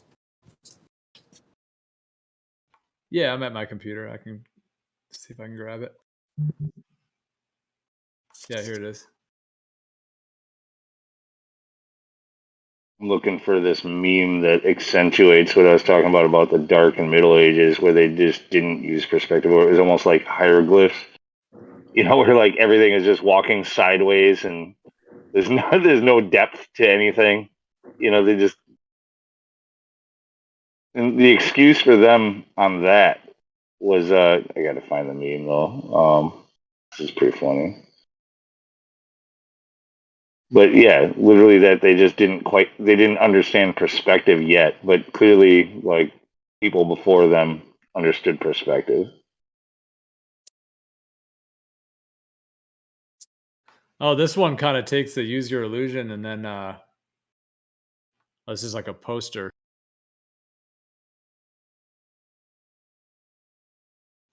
It combines them. Yeah, that's awesome. So basically, yeah, did the color contrast for the whole entire image.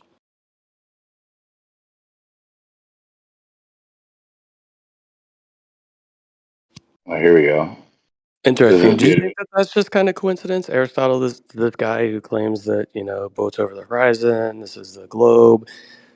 They're also figuring out perspective at that point in time. He's in one of the most famous paintings that's talked about when you're talking about painting in perspective. Somebody within the image is obviously out of perspective. Then you have many years later an album cover for a band called Guns N' Roses, and they wanted to call it Use Your Illusion, and they use an image from that famous painting. I don't know. It all seems very interesting to me. Coincidental, if you believe in coincidences. This meme doesn't highlight what I was saying quite as well as I wanted it to, from what I remembered, but it gets the point across. This is also really good when there's a lot of salty Brits in the room.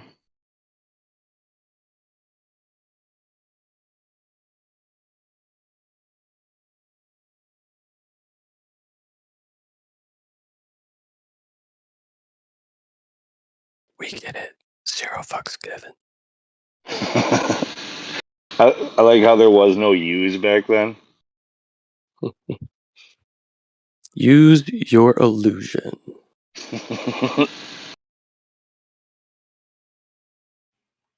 Well, I mean, these guys are pretty crafty in a sense in terms of this globe model.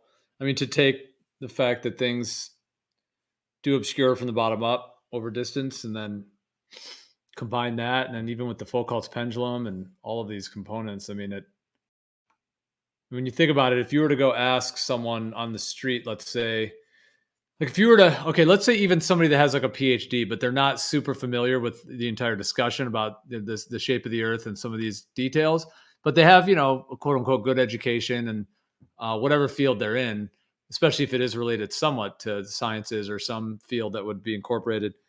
I mean, whether they would even know all of the details about 8 inches per mile squared and all of the actual information, they probably wouldn't. But the things they're going to say are, boats over the curve, Foucault's pendulum, those are the go-tos. So they've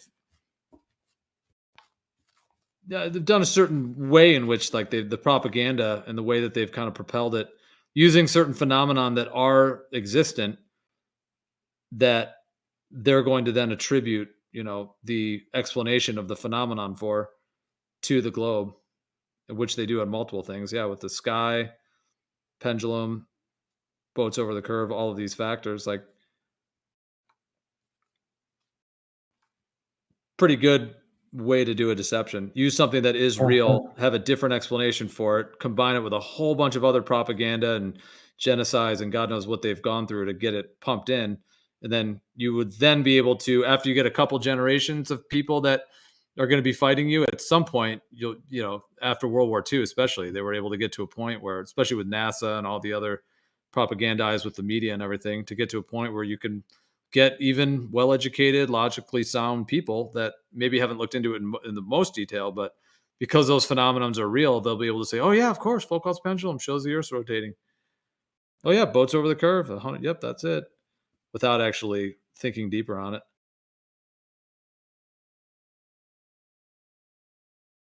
Dude, especially if you kind of worship a person, you look up to them. Like maybe think of it in modern times. Look at the people who are just wrapped up in politics, big time. Like your Trump followers, your mega people. Like that guy is not smart, but they prop him up and pretend he's a genius. They will not question what he says.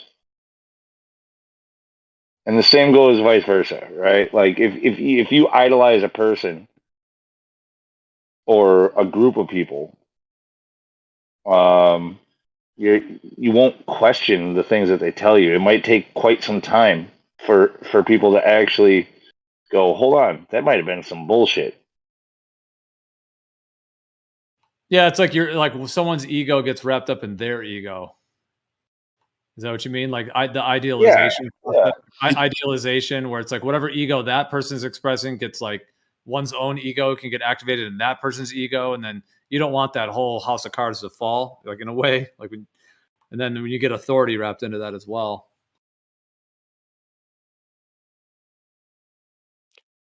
So I guess there's also a question standing, right? Like if it is the case, and whatever you want to believe about history is somewhat realistic, I don't know.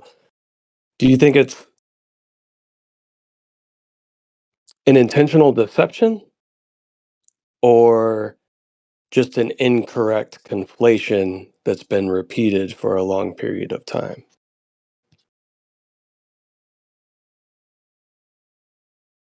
You're saying the globe itself?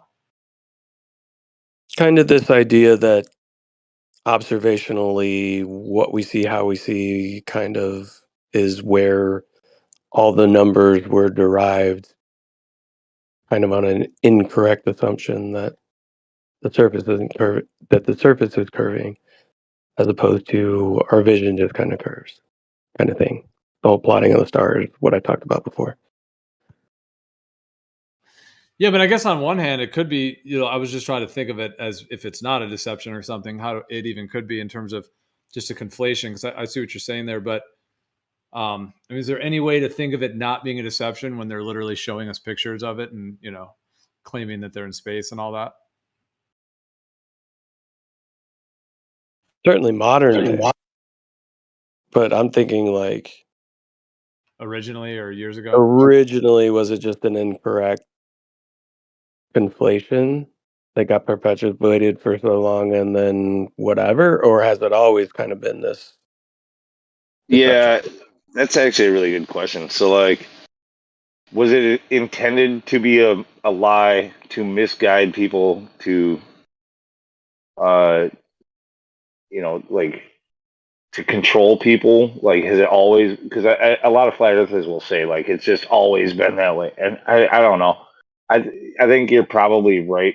I think that authorities or people in power, people who gained their power possibly based on that, they were wrong, and they might have realized that they were wrong, and they're not humble enough to admit when they're wrong. They now have to lie in order to cover up the fact that they were wrong.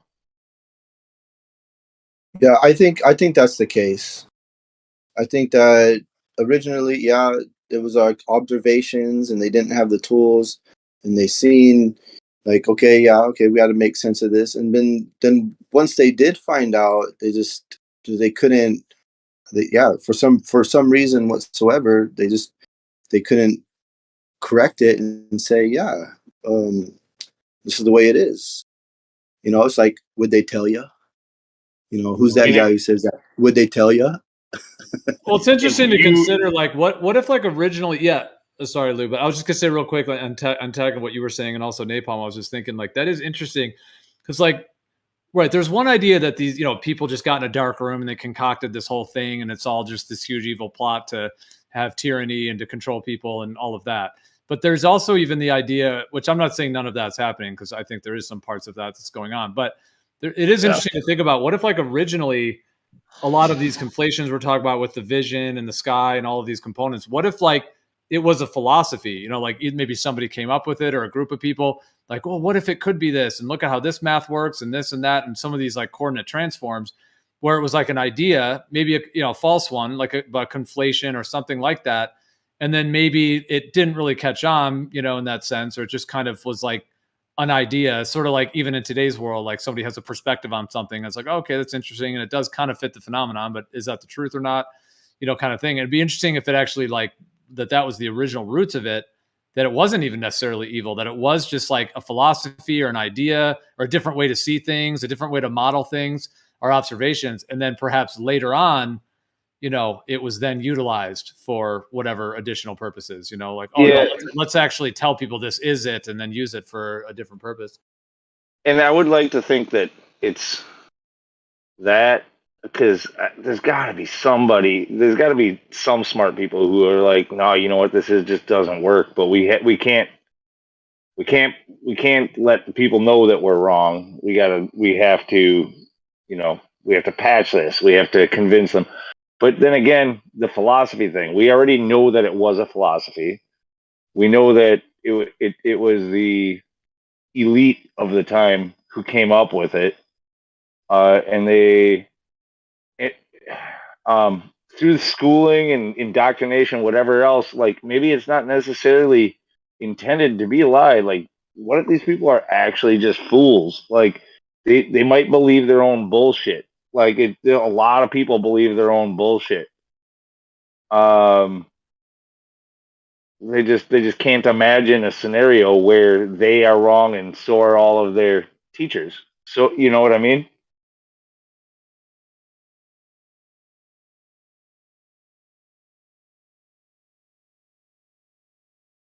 Yeah, but I mean, the globe is way beyond just a philosophy or a conflation or somebody being wrong, as it were, because, like I said, I mean, from someone who believes it's a globe, okay, yep, they went up there and snapped a picture of it, but if it's not a globe, then whatever those pictures are all completely false, and then all the other Himawari and all that, yeah. So, but the thing is that we see, I mean, the guy who came up with the Himawari image probably still believes we live on a globe, right? We every day we come across Matthew Learns and Left Lane and all these other people who, it doesn't matter what you show them, they'll always believe it because of whatever their past is.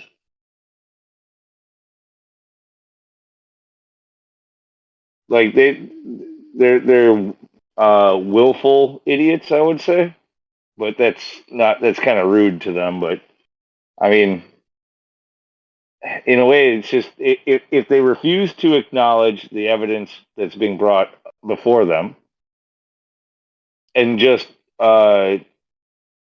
give all their reason to the so-called experts and the historians and the like in the body of science, but they don't actually like look at real science or look at new evidence, scientism. It's a mental condition. It's a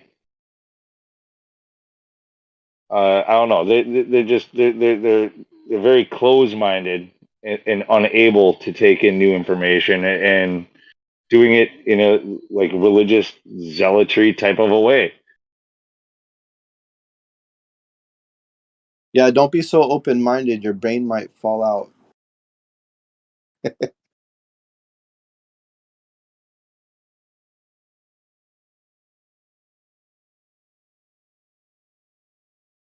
I mean, there's a lot of the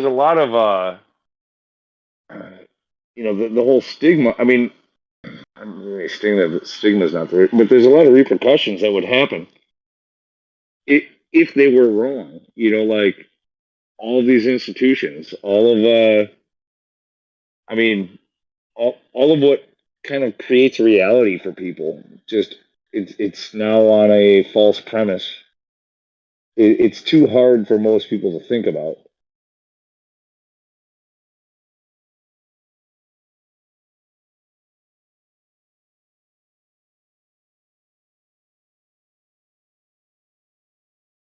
And that's where the cognitive dissonance sets in. That's where they go, no, you know what? Interesting, but it just cannot be. Like, and then they start give me a double speak and stuff to try to justify. Yeah, so if they do decide to reverse this this lie or start to correct it, it will take just as long as it took to program people into it to get them out of it.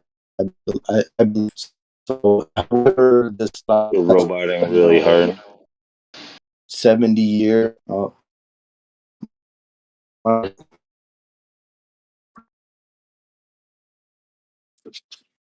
Is that any better? Much better.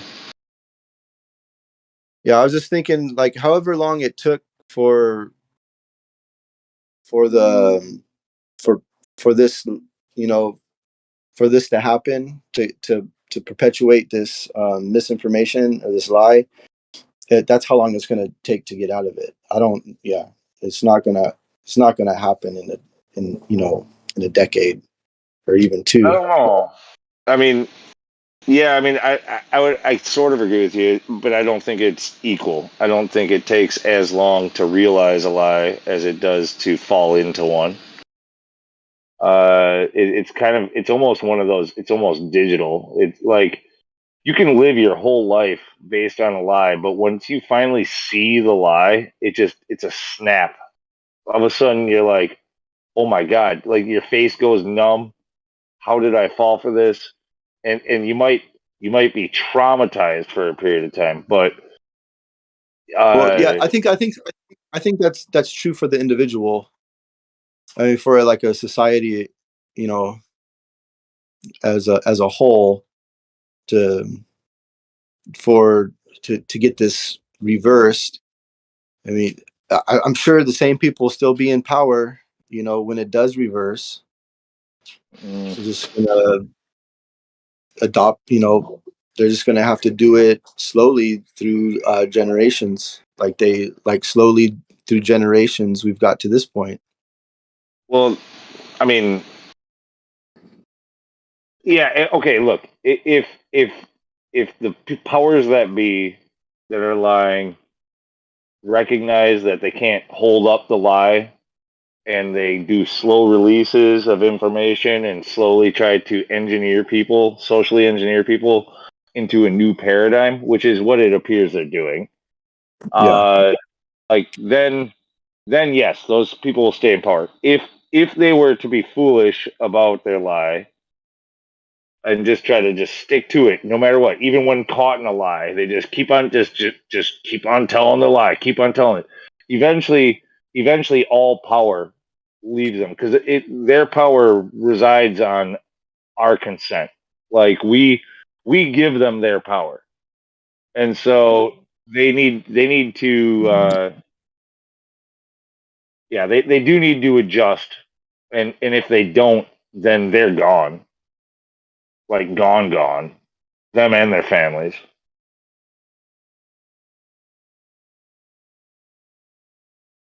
Yeah, but if that's the case, I have a feeling I know where they're gonna go.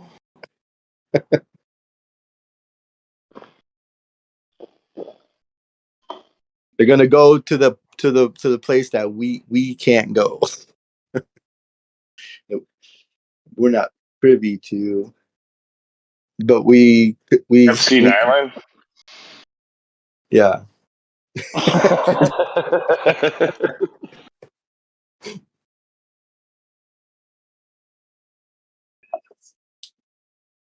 Yeah, it's almost like they're holding that like as a reserve, you know, like.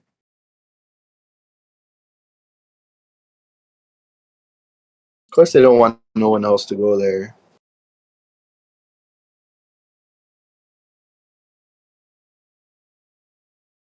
To the outer lands. Yeah. Yeah. If you're saying like habitable land in Antarctica, I'm not convinced about that. And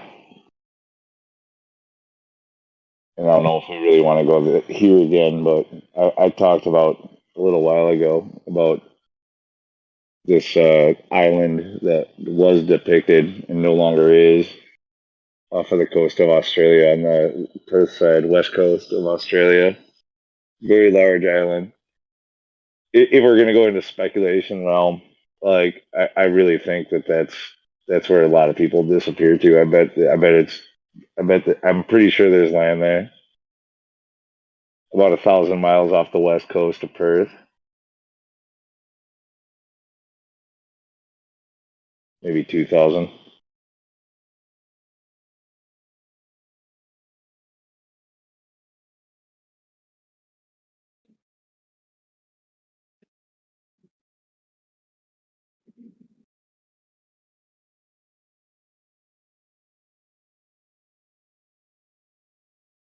That's where Tupac's hanging out with Elvis.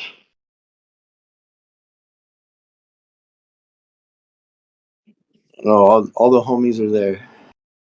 Yeah, they're all there.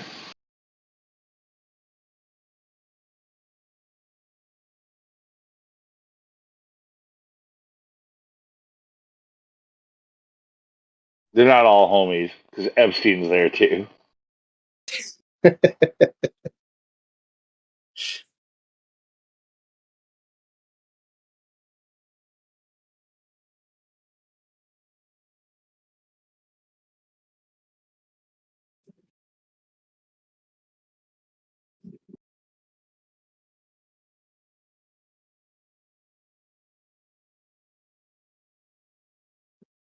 No, but I mean, yeah, like it might be like a default like backup plan, but like if everything went haywire, they couldn't stop us from going there. They couldn't, you know what I mean? Like it would only be a matter of time before we found them.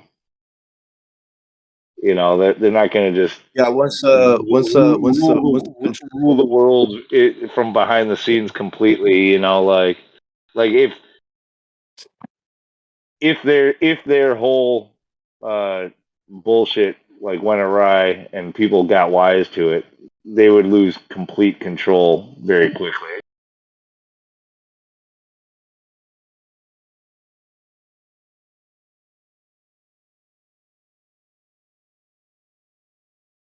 do you think it's possible that there's life on the other side of the toroidal plane? I don't even know what that means, dude. Like the toroidal plane, like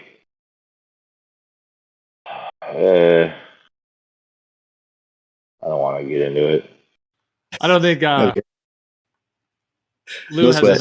hasn't done his tree hugging rounds today.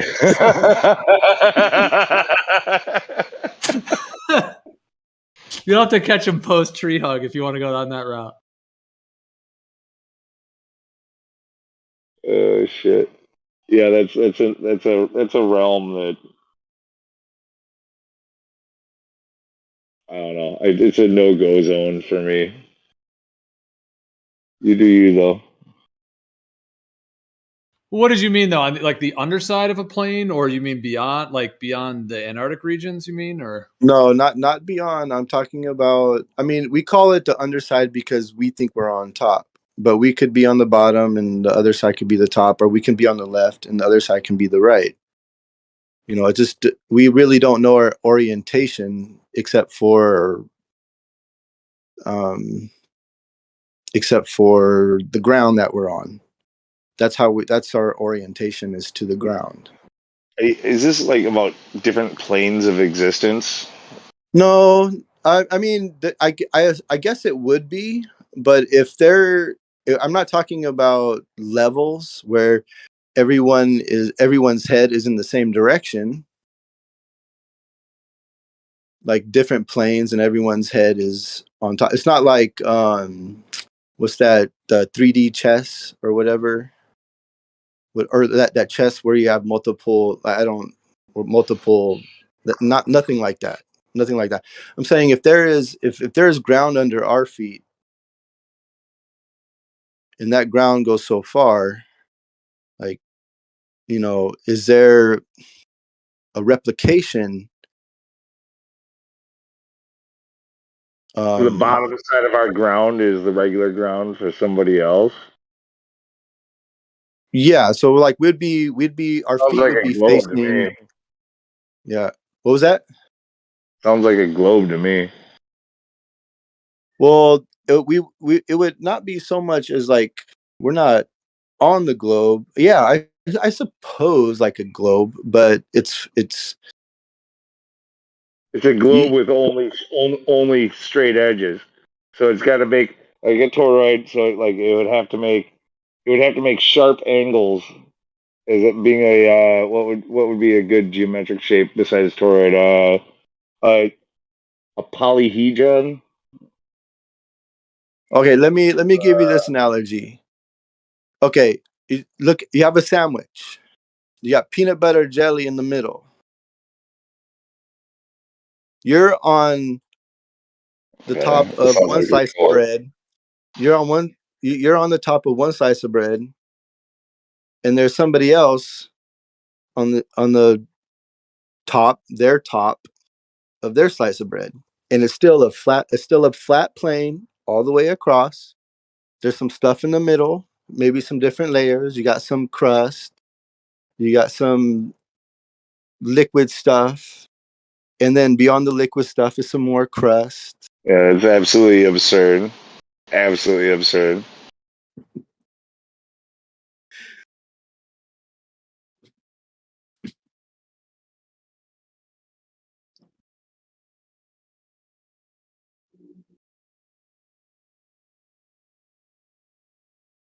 It's like you're trying to get your cake and eat it too. It's like you want to believe in all the bullshit that the globe taught you, but also be a flat earther. They're too conflicting. You can't have both.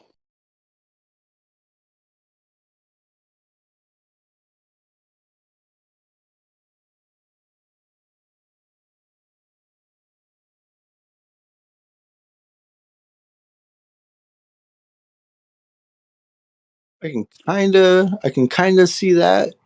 I understand what you're saying.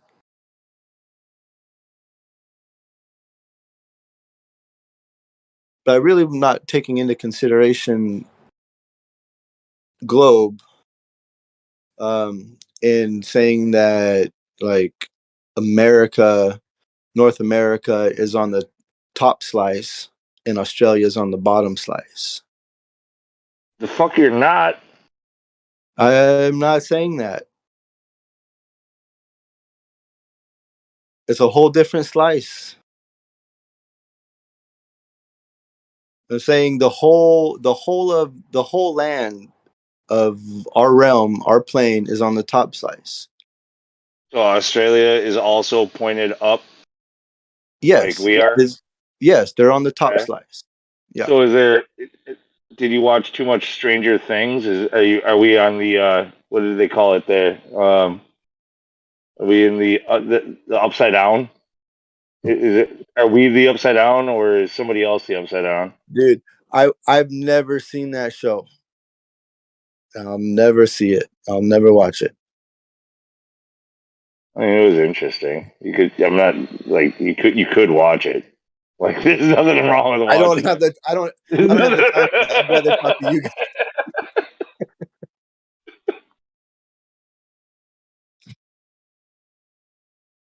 No, I never got into that one.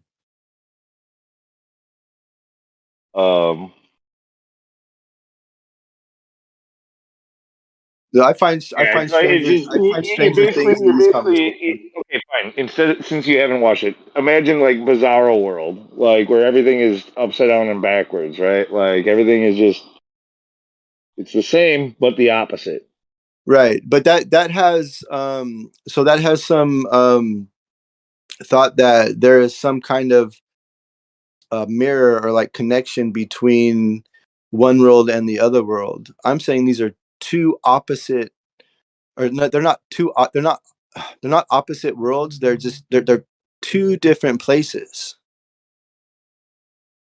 Well, why would you need them to be on this toroid where one is? Because a toroid is a geometrical shape. Like when we're like literally like one plane right, so that's, or one distance would yeah, literally have to be to another. Yeah. So what from kind of what my understanding is, maybe I need to do more research on it. That there's like this is what's bringing, it's kind of the like the magnetic field and all this, and that's bringing us it's causing that's causing this downward bias. So we're kind of under the effect of this on our side, on our slice. We go back to the sandwich here. And then there's also the same thing happening on the other slice. Oh However, man, I'm thinking we got to start like making fun of these toroid people the same way we do concavers. Like seriously. Yeah, but dude, toroidal fields are like everywhere in nature. Like magnetic fields make toroidal Doesn't mean fields. anything. So I mean, it's provable reality. It's not just some theory or idea. Like, people don't live on toroids. Well, I mean, the larger idea that we're on a planar surface surrounded by a larger toroidal field, yeah, that is something that is maybe more in the realm of speculation or even philosophy. Because unless somebody can actually, get to the extents of the entire field and measure it precisely, or go touch it or something like that. But so yeah, the idea that the whole thing is a toroidal field. But I'm just saying, toroidal fields on small scales and magnetic fields, and they're within plants and nature and. Yeah, it's reaching. Why would it be reaching if magnetic? Hold on. Why would it be reaching if magnetic fields form naturally in toroidal fields, and the Earth has a magnetic field that would then be toroidal? Why would that be a reach? No, look, to say toroidal fields exist, therefore all these other existences must also exist, is a reach.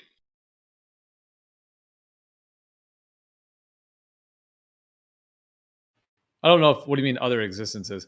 I think in general the idea that if magnetic fields make a toroidal field on a small scale, and if the Earth has its own magnetic field, that it also would be a toroidal field on a larger scale.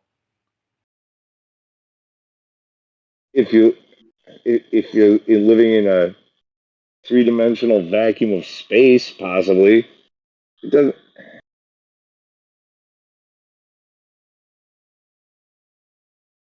I mean, it just to me, it feels like you're buying partially into the whole, mainstream paradigm, but just not buying it all the way. You're trying to like create a new version of it. well, the old version does need some revision, and so like it's new and improved. Just try starting over.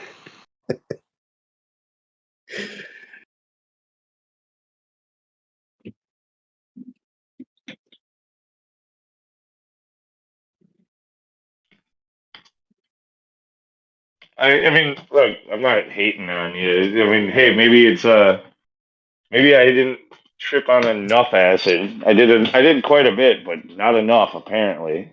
Like that's just the way I see it.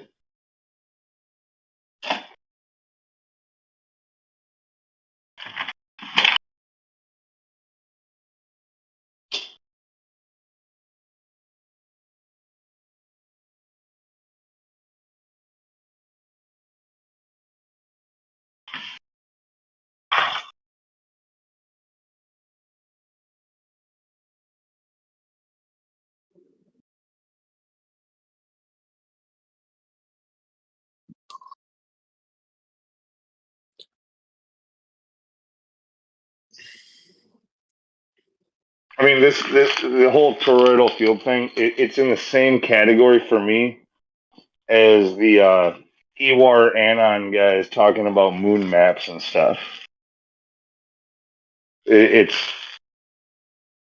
or the guys that are saying that mountains were once are actually sleeping freaking giants. Like pretty cool idea for a freaking show or a movie. Like this should have been in Lord of the Rings. But there's nothing real there. Cool idea, not substantiated.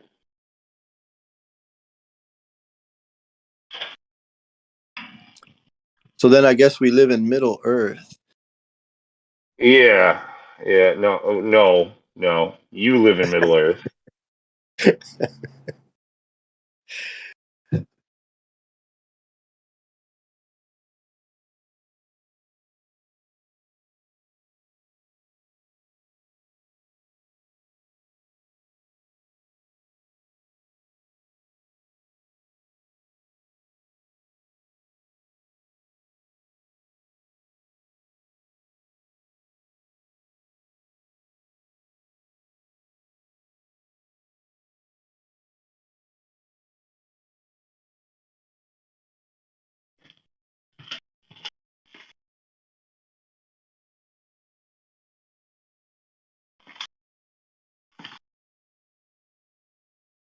And to be perfectly honest, the whole sleeping giant mountains thing is more realistic than what you just described to me.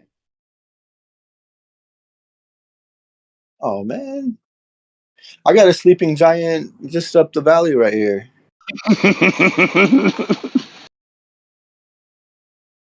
I'll show you the rock. The rest of it's covered by vegetation. That's his pubes.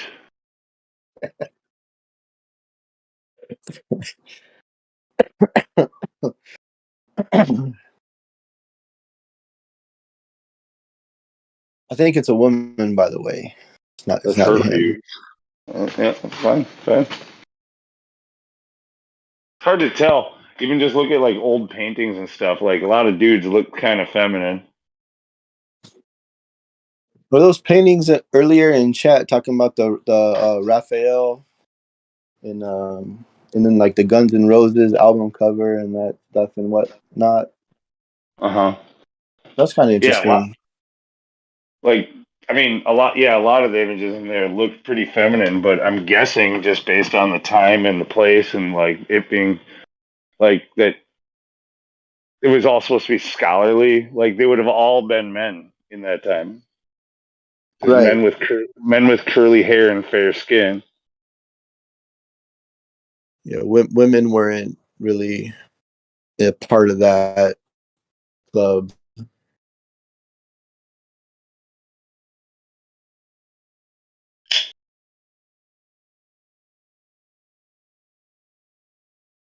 But it's I thought it was interesting that like the Guns N' Roses. So what was that album like?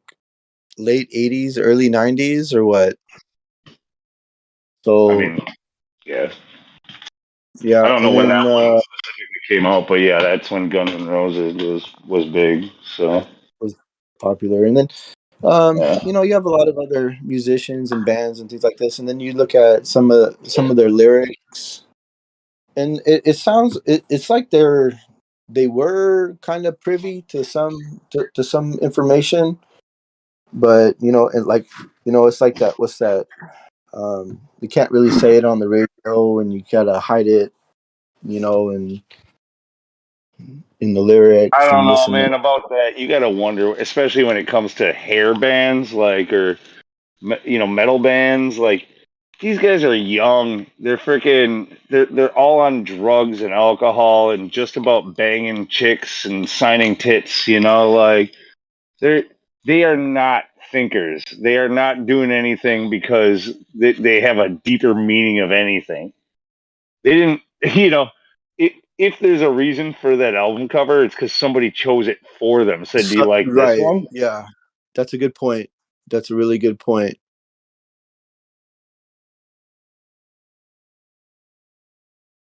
Yeah, somebody picked it out. They're like, "All right, this is what it's going to be." It's like, "No, you can't. We like your album. We like your idea for your album cover, but this is what it's going to be." Yeah, we're going with this, and they're like, "Okay, man, where's the chicks?" Yeah, you pay the bills. Where's the chicks? Where's the drugs?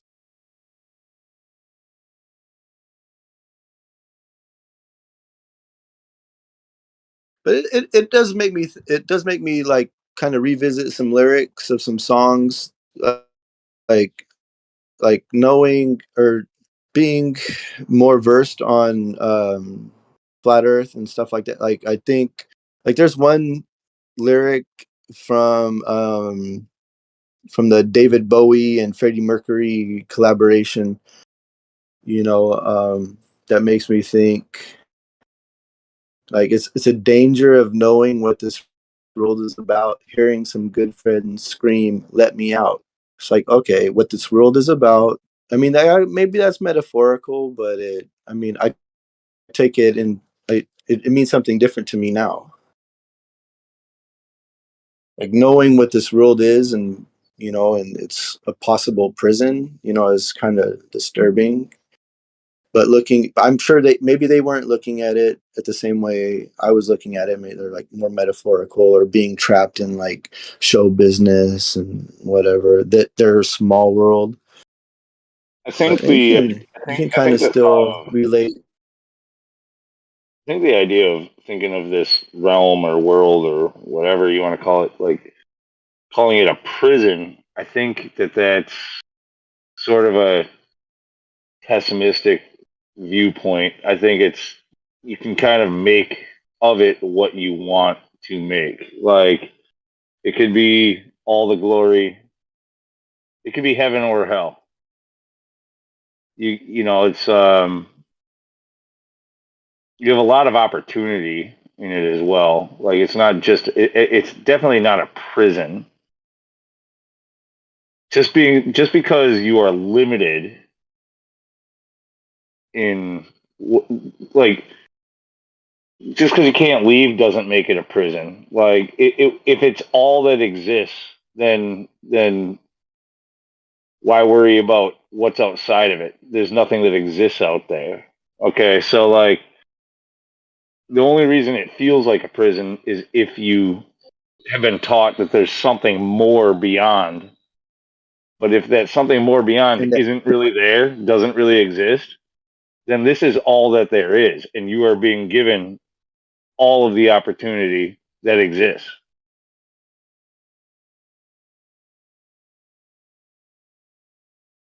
Yeah, for sure. Like there's things happen in my life that I never thought would happen, but have. And I am grateful for that.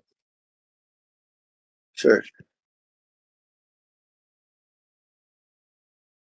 Yeah, but to be, yeah, to say that, okay, there's more out there and you should go out and get it, and then like but I can't. So there's so what is that? What's that But word? what if there is nothing out there?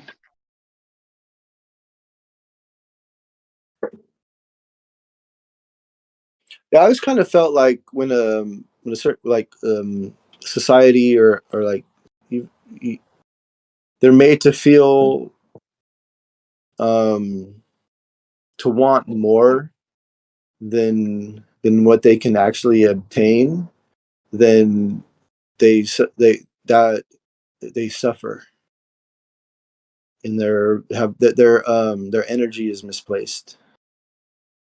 Yeah, I agree. And so Yeah. that would be what better way than to defeat your foes or to keep people in control or to anything, but than to have them spend all of their resources, all of their energy, all of their life trying to achieve something that's unachievable.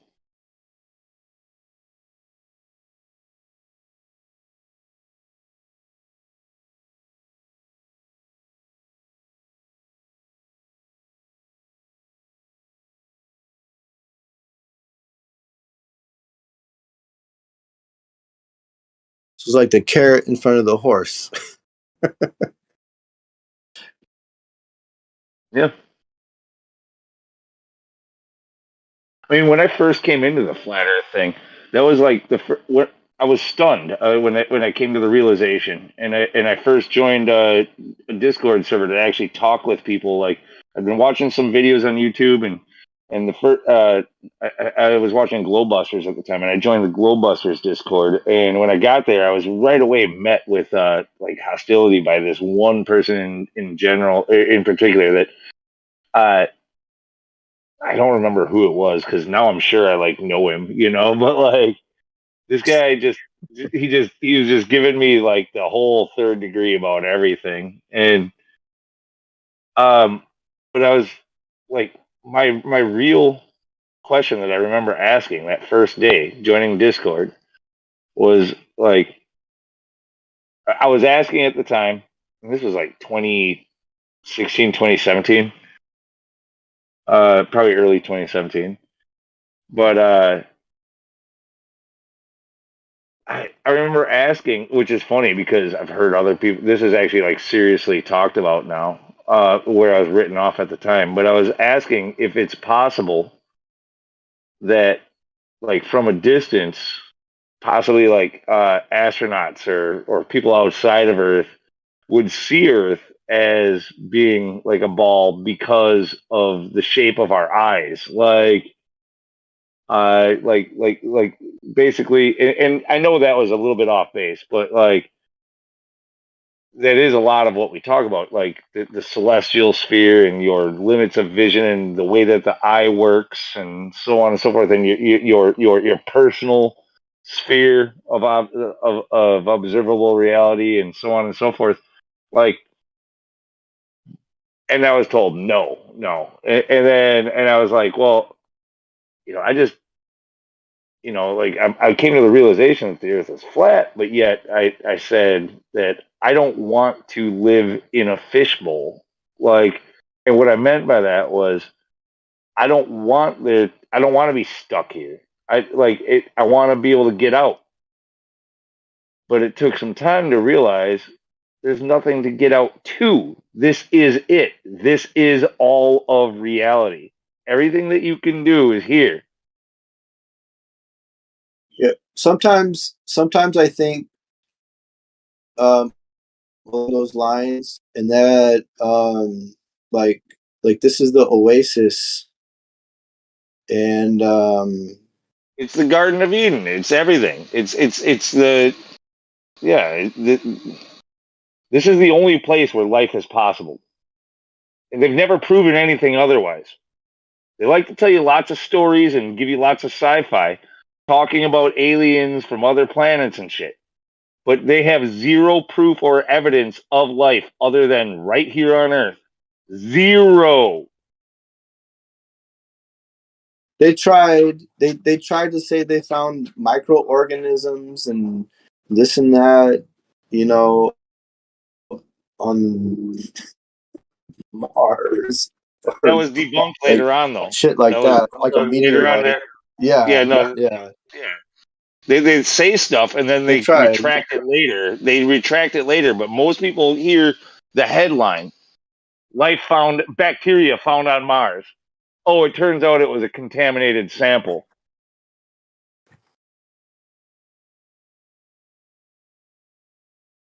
When are they going to stop believing all the bullshit? Do you think they will? People love bullshit. People eat bullshit up.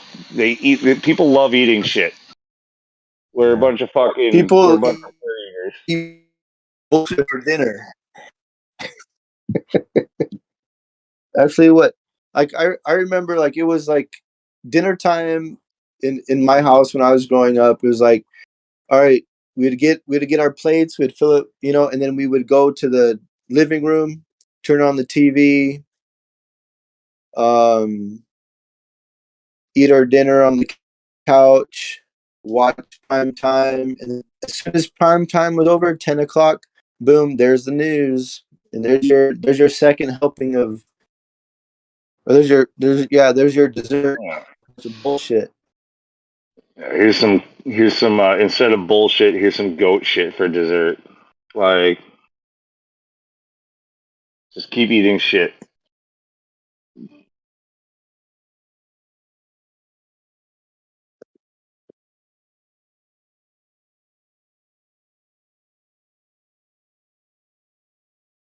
The guys Yeah, I mean, listening, listen, the guys listening on the, and you know that you're on the wrong side. The Globers that are really staunch about it, and you're smart enough to know that we don't live on a globe, but you lie every day. Do you fear for the future, like what the rest of your life's going to be like, because you've been so dishonest here, or do you just kind of brush it off and say, yeah, hopefully I'm okay?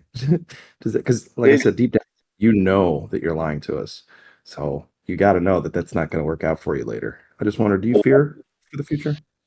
why do you think most of them are the same type of people who either, well, they're incels and they will never have children, or if they could possibly, a lot of them say it would be irresponsible to do so. They don't want to have children, not in the world that they are creating. For sure, they don't want responsibility, and that's also why they lie, because If you follow the truth, you become responsible for a lot more in life. Can't rely on fantasy. You got to be real. So yeah, stop lying to us and you'll have a better future. I feel like that would be a win-win.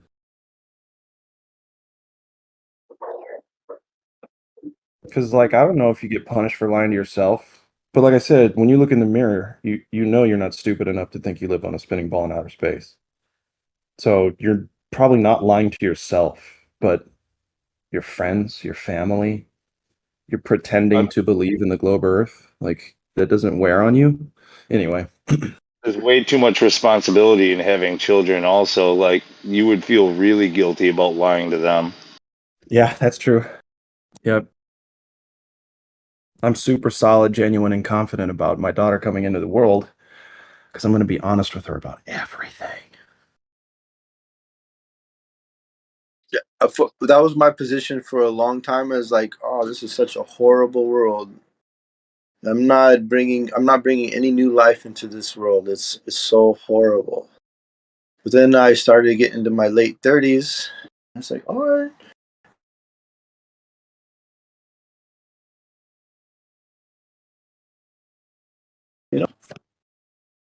You know what? Actually, I want to. Maybe it's just people like us who feel guilt. Because if I look at it historically, like, parents really had no problem lying their asses off to their children. They made a sport out of it. Like, that's how we got Santa and everything else, right? Like, or you would tell kids complete and total lies to scare the fucking pants off of them, like to try to give them nightmares at night, like just for fun.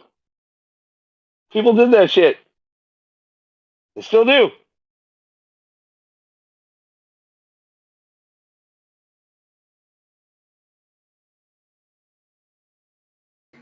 Well, they say that lying throws your throat chakra out of balance.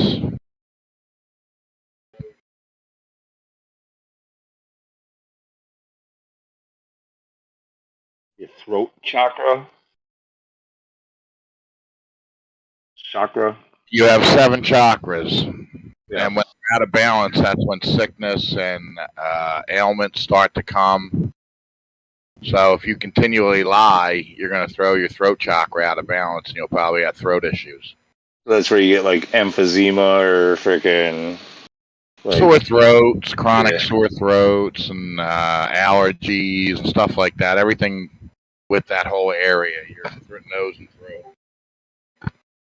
Now, but the whole chakras thing, isn't that that's like Indian type stuff, right? Like that's Hindu, is that right? Somewhat, yeah.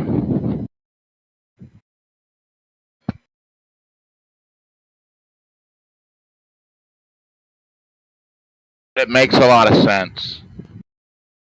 When you're out of balance, that's when ailments come and sickness and all kinds of problems. Basically, if you can be true to yourself, then you'll also avoid illness. If you can be true to yourself and others, then you'll avoid illness. That's the thought process behind it. I wish that was true. I mean, I've so far, even though I've not led a terribly healthy life, I'm trying to do a little bit better, but I still have problems. But I've actually been lucky. I don't take any prescriptions. I don't ever go see a doctor unless it's like a broken arm or something like that. It could be far worse for me. So maybe there's something to that. But I do know that plenty of good people also face illness.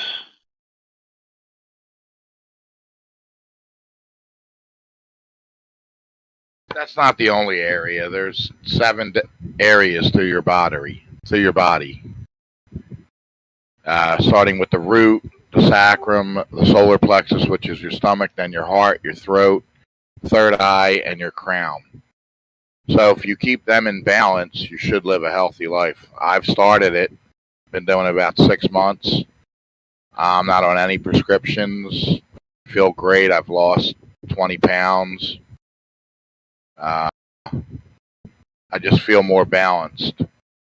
And I still have my bad days. There's still things I'm working on, but I feel like 6 months isn't right. 6 months isn't exactly changing your whole life, is it? It's a start. it's a start. It's a start. Yeah. Yeah, and big change, real change takes time. You're not going to do it overnight. It's all a process.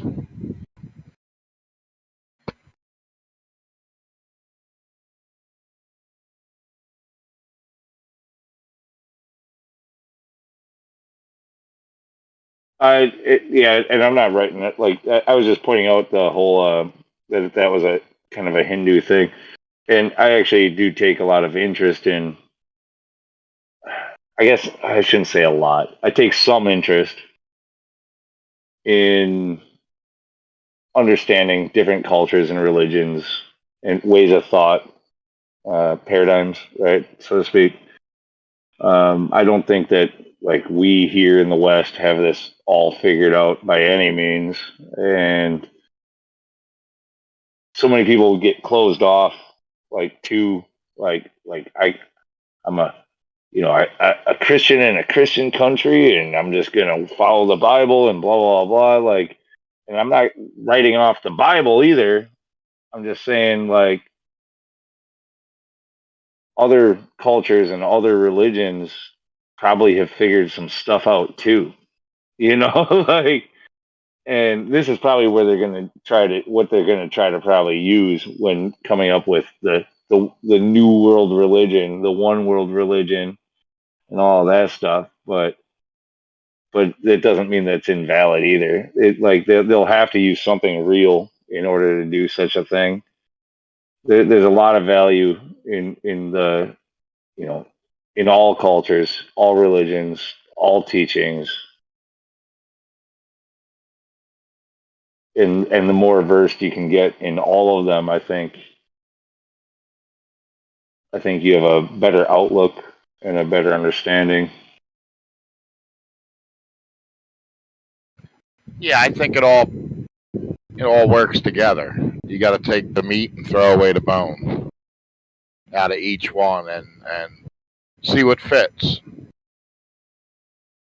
I think meditation's really good. Staying in the present moment. It's a lot harder than it sounds, but you'll live a healthier life if you stay in the present moment and not get tripped out about the past or worrying about the future. Yeah, I agree. If you're stressing out about the past or the future, like, oh, I wish I would have done this differently, or oh shit, how am I going to make this happen tomorrow? You know, like, yeah, you're worrying about stuff that you have no control over. It's about being prepared to act in the moment, like the choices that you make in the moment. Which obviously, if you think about that, yeah, you could worry like, well, what if I make the wrong choice? What if I do this? Like you got to do what makes sense at the time. You got to, and you will, no matter what. When it comes down to it, you can prepare for anything. You can plan what you're going to say to somebody or what you're going to do during an interview, right? Like say or do in an interview. And when you get there, it doesn't go at all how you planned. It's how you just intuitively and instinctually acted in the moment. Like it's a part of you. It has to be a part of you. So that's why you got to make yourself as good and pure of a person as possible, so that you make those right decisions in those moments. So that you don't have to think twice about what it is that you wanted to do. It's just what you do.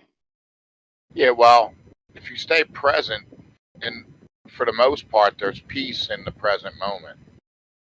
I mean, things come up in the present moment, and if you're at a place of rest, you're going to make better decisions. And then, you're going to handle the situation better when something comes up. You're not going to flip out. You're not going to fly off the handle. You're going to be more calmer. So that's the principle behind it.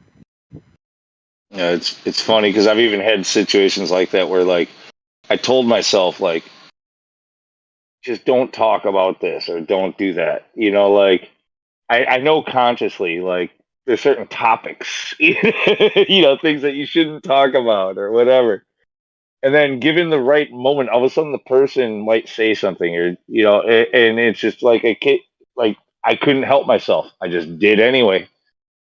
But it worked itself out. Like it was like it turned out to be like really good. Like all of a sudden I found out that this person thought a lot like I do.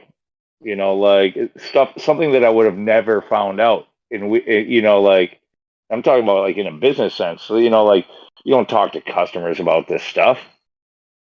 But all of a sudden the customer really likes it and they want to have you hang out after work and give you a beer and they just want to hear more.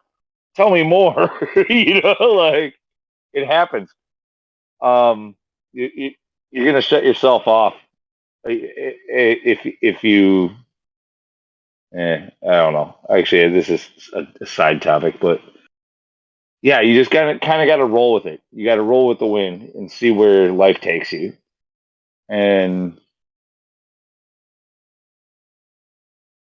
yeah, don't try to overplan everything. Well, the theory about getting your chakras aligned up, it makes you magnetic. And it actually brings the desires of your heart to pass when you're in complete balance.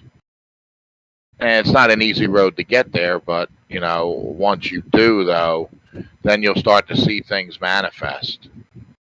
You'll start to see your visions and dreams become reality. You know what I mean? That's the whole principle behind the balancing of the chakras. So I play John Madden football, and we have these special abilities on each player. And I can't believe that's still a game. Yeah, well, when you do a certain amount of things, that player lights up. So it's the same thing when you put the work in your meditation and get your chakras aligned up, your chakras light up, and each one of them lights up, and then they start resonating. And that starts to make you magnetic because we're tied to this realm. We're tied to the ether. We're tied to the electromagnetic pulse going around the realm. So it makes your heart magnetic and coherent, and then you start to draw the things you want to you and repel the things you don't want. That's the theory behind it, and I'm starting to see it. But it's a process. You got to put the work in. I haven't studied much into that stuff, but I've always known a little tiny bits about it. Not always, but for a long time I have. Nice rabbit trail to go down. Yeah, and I don't know. I see certain things like I don't know. Maybe it's but like perhaps animals. For some reason, I'm good with animals. The animals love me. Like even dogs that are just vicious to a lot of people. They're like owners are like, no, he's mean. You don't want to pet. Like for some reason they take a liking to me most of the time. I've had like birds just. Well, animals sense energy. If you're putting off good energy, animals will sense that. If you're putting off negative energy, that's when they start to snap at you because they're afraid. You know what I mean? Yeah, and I think this is pretty well known as far as like among dog people. They're just not necessarily thinking about their energy necessarily. They're just knowing like if you're afraid, then you could cause a dog to bite. Like that type of a thing. But I don't know. I seem to have a connection with like with dogs, animals in general. Like I said, I've had birds just land on me multiple times, like on my shoulder, like wild birds just land on my hat or land on my shoulder and just chill. And my buddy at work saw it happen a couple of times in the summer, and he just started calling me Snow White for a while. But like, yeah, like That's homeowners' funny. dogs and stuff. Yeah, that is funny.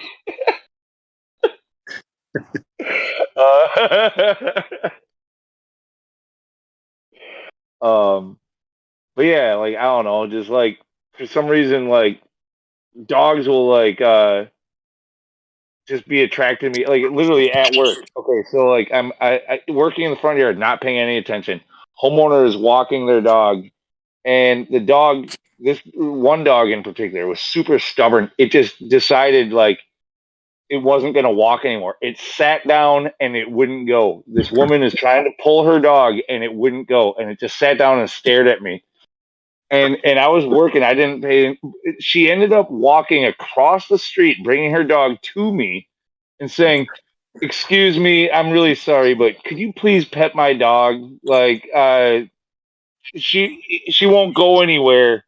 Like, she just like just really wants to say hi to you. Like, and yeah, I had to like play with her dog. The dog didn't want to go anywhere until it got to see me. Like, I don't know. It's just It's kind a of good thing.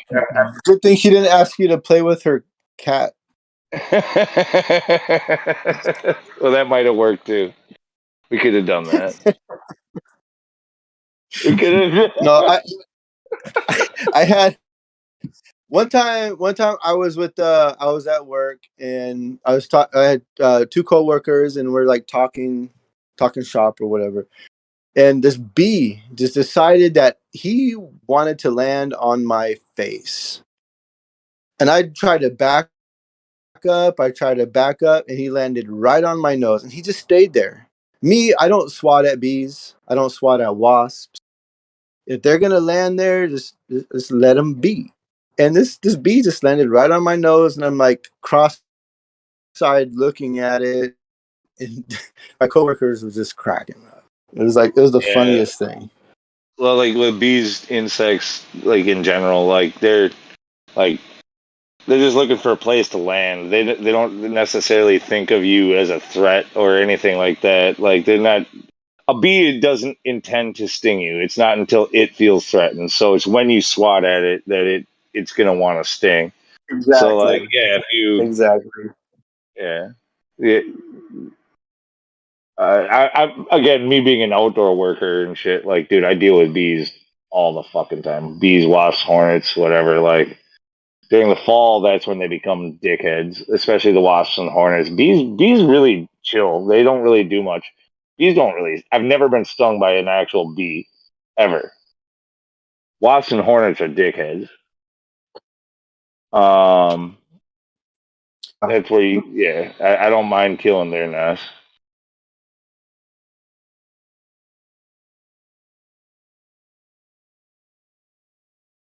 Yeah, no, animals are like I really don't like to say that like I don't choose my pets choose me. That's been that's usually the way I end up with like a cat or a dog or something like that, or even chickens.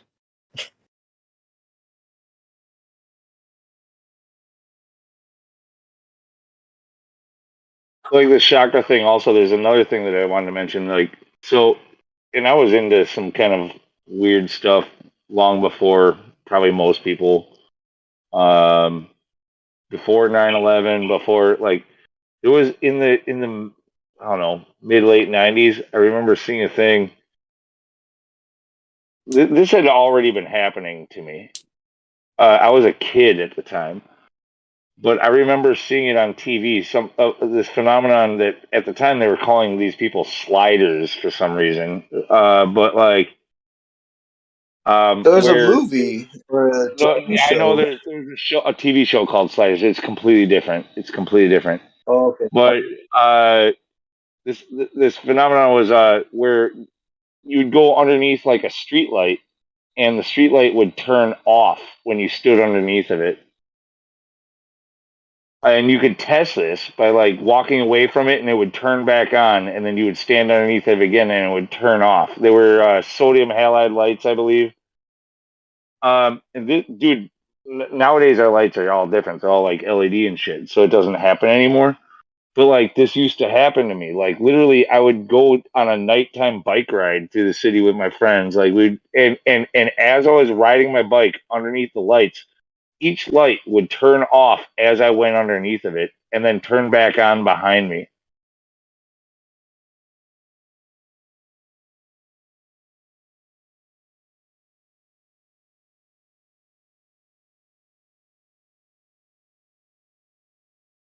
Very strange.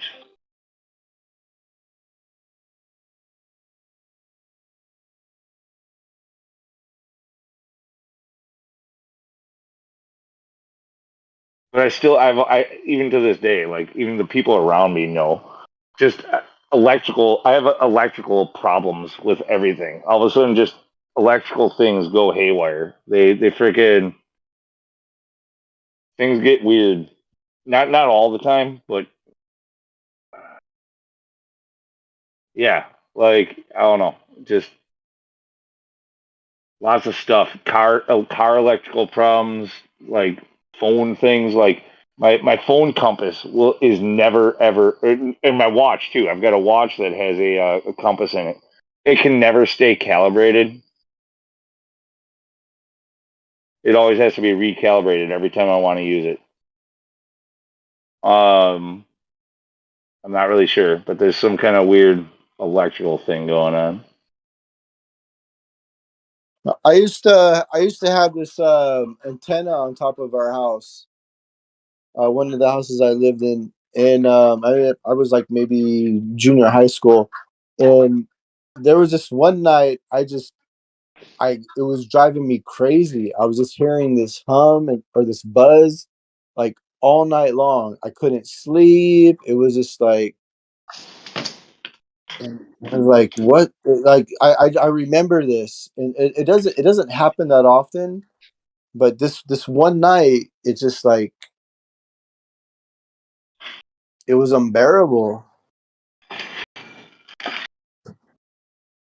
It was like we had yeah, like those old dials. And the antenna would like rotate or kind of like click, and it had maybe like 20 different channels on the dial, and you had the little fork connectors for the back of your TV, and you would click it and turn it and whatever. That's all I remember of that. But it was like this was the only house that this happened at. It was so bad.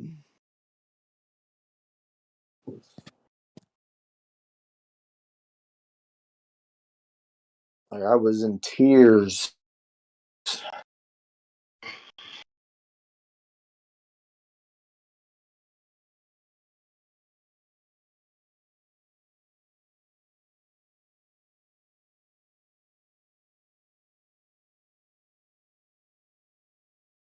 But now they talk about the 5G and stuff like that.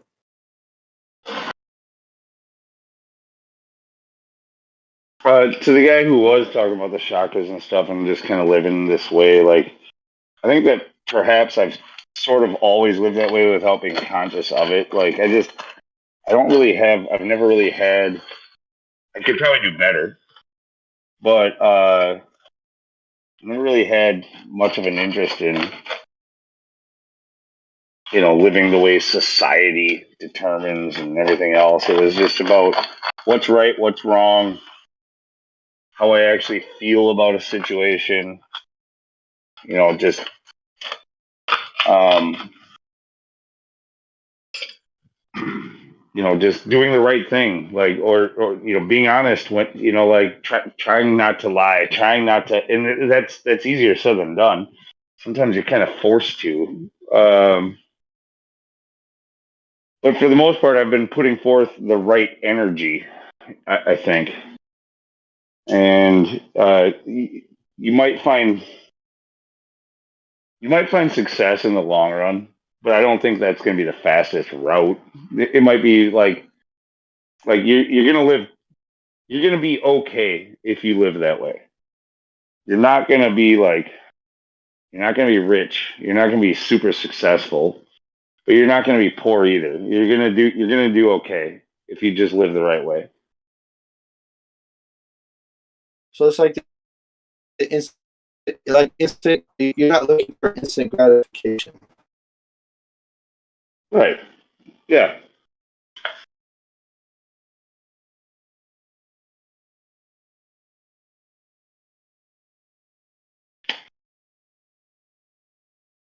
Yeah, there's a lot of power in seed retention, like not masturbating, only having sex with your wife. There's a lot of power in that. There's people that have went years without releasing their seed, and there's a lot of power in that. I'm starting to find out. Congratulations. This sort of seems like a sidebar topic, but I got 8 months clean, and I just feel vitality and the. Well, hold on. Willingly or unwillingly did you test this? I did it willingly.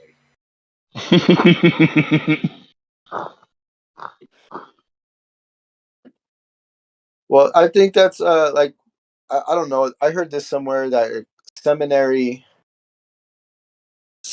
school was about controlling your fluids, being the master of your own domain. I don't know how true that is. Does anyone have any comment on that? If you watch Seinfeld, George got really smart. Really stupid.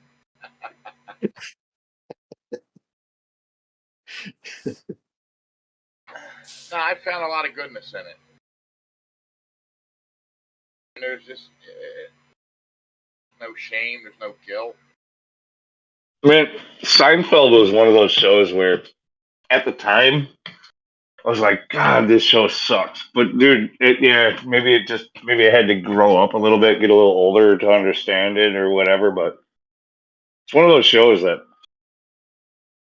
yeah, it got better over time. Yeah, you can watch like 2 hours of Seinfeld on TBS, and instead of like having to wait for the next week for the new episode. Well, I guess Netflix is good for that now. Yeah, the first season was a little rough, but the second and the third season were really good. And then it just started to take off after that.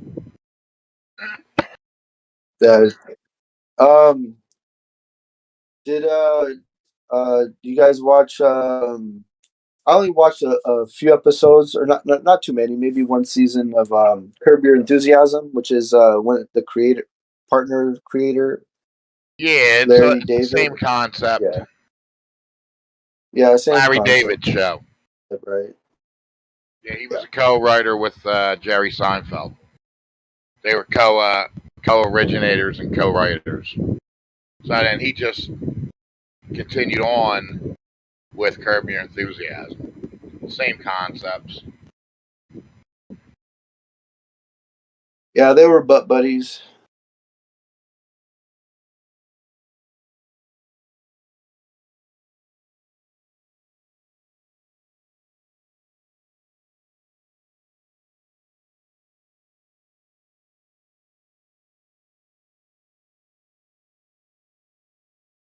But the chakras, those are aligned with the pineal glands. Is that what? That's kind of what I understand about the chakras. Yeah, the pineal gland's your third eye. So once you get that opened up, once you get the pineal gland opened up, it's easier to open up the rest of the chakras. Gotcha. Yeah, the pineal gland releases melatonin. It releases all kinds of stuff that you need to have a calm demeanor. You know what I mean? Like if you meditate at night, you release melatonin, which will help you sleep better, and you'll have more vivid dreams. Oh, I don't know if I need more vivid.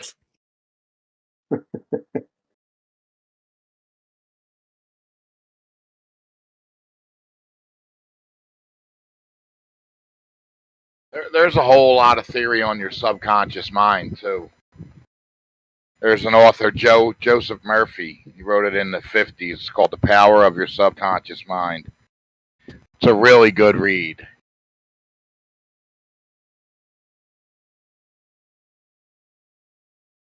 You can find it on YouTube, Audible books.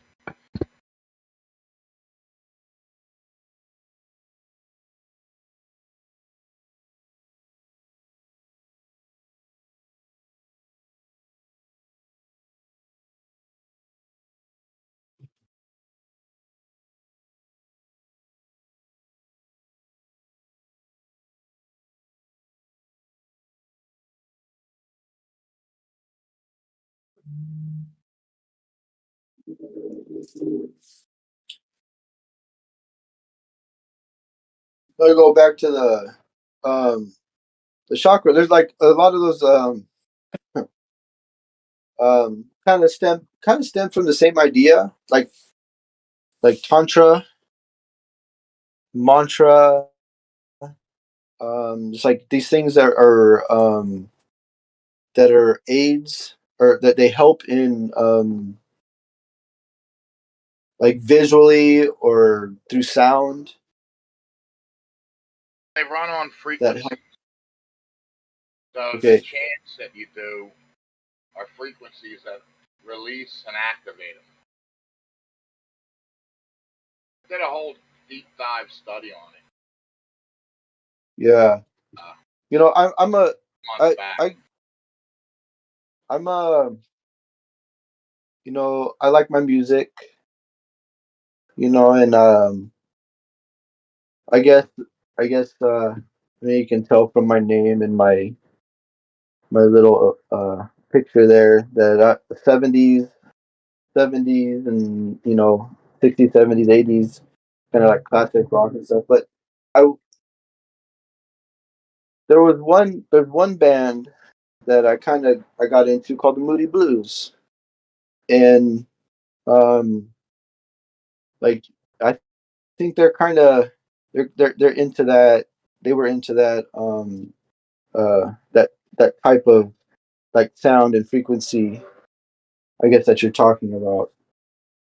And like their album covers would some of their album covers would be kind of like visuals for meditation, and their music, you know, kind of the same way. Well, when they changed the frequency to 4/4, it kind of threw everything off the balance. The true frequency is 432, which is a more higher resonating frequency. Okay, so this is kind of, to align your chakras better. Well, but wasn't that based off of the Schumann resonance, which is no longer that?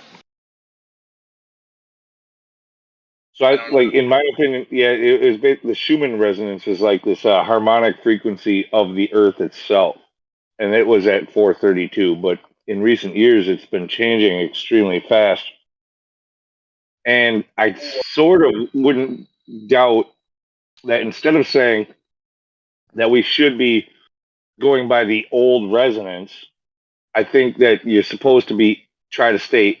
It's quite possible that you're supposed to stay in tune with the Earth itself at its time. Yes, exactly.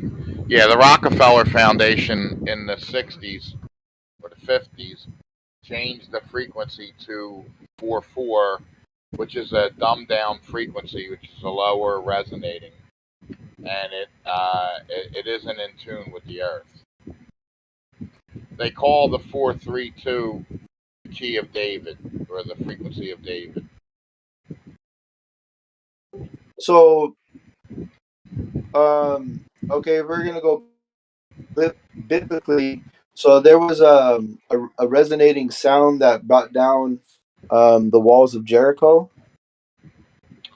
Well, I have a theory about that. That the Ark of the Covenant, when they kept going in circles, it started to hum and it started to resonate a frequency, which did bring down the walls of Jericho. That's just my theory about it. Yeah. No, this is really interesting to me because I just have some ideas. I want to build. I don't know, just a little drone that runs off of frequency. Like, cause I feel like, like there are things that create frequencies that are heavy and they stay to the ground, and these frequencies produce energy. And so what I would like to control that energy within a drone. And I don't know if like modern drones, I don't think modern drones do that, like the ones you can buy at a store with 4 propellers and all that stuff. They just push air. But I actually want to build something that can manipulate this frequency and move through the ether. So I know you guys keep talking about frequencies. I love it. I'll give you, for instance, like the early Van Halen, Eddie tuned down to a half step, which would take it to a lower than a 432 frequency. And old Van Halen, it resonates a good feeling. It's a good time. It's got a relaxed feeling. Though Jimi Hendrix did the same thing. Stevie Ray Vaughan did the same thing too. Thin Lizzy, a couple bands that I know offhand. But when you tune down, you're getting into a lower frequency. You're getting out of that negative 4/4 frequency. I play guitar, so I try to tune down to I try to tune to a 4/3/2 when I play and when I record and when I write.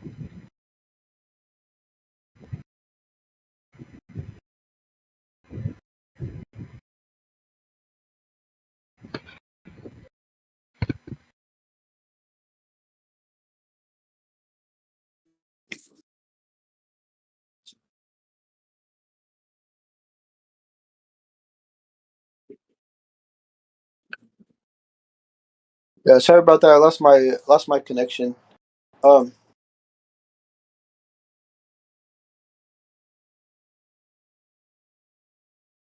yeah, I talk about good vibes. Yeah. Yeah, that's what it's all about. Good vibes. I think that's what the word good vibes means.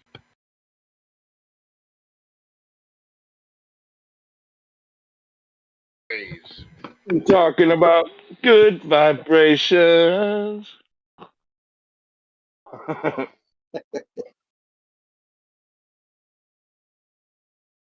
Excitation.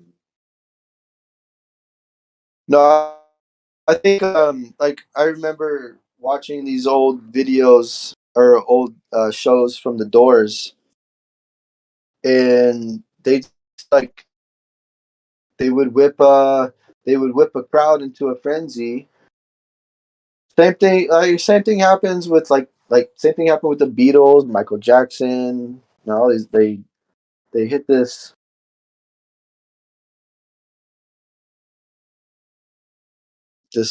good vibration, and like you can either turn it bad or turn it good. Like it's kind of crazy how you can control people through this during in these venues. Well, even your TV has a negative frequency. If you watch it too long, you'll be dumbed down, and then you'll believe all the lies that they put out. the whole concept behind. I don't know if that's true. I mean, yeah, if yeah, that can have that effect on the masses, but if you see through it, it's hard to ever go back. I don't think you could ever like watch enough TV to go to the point where you start to believe their bullshit again.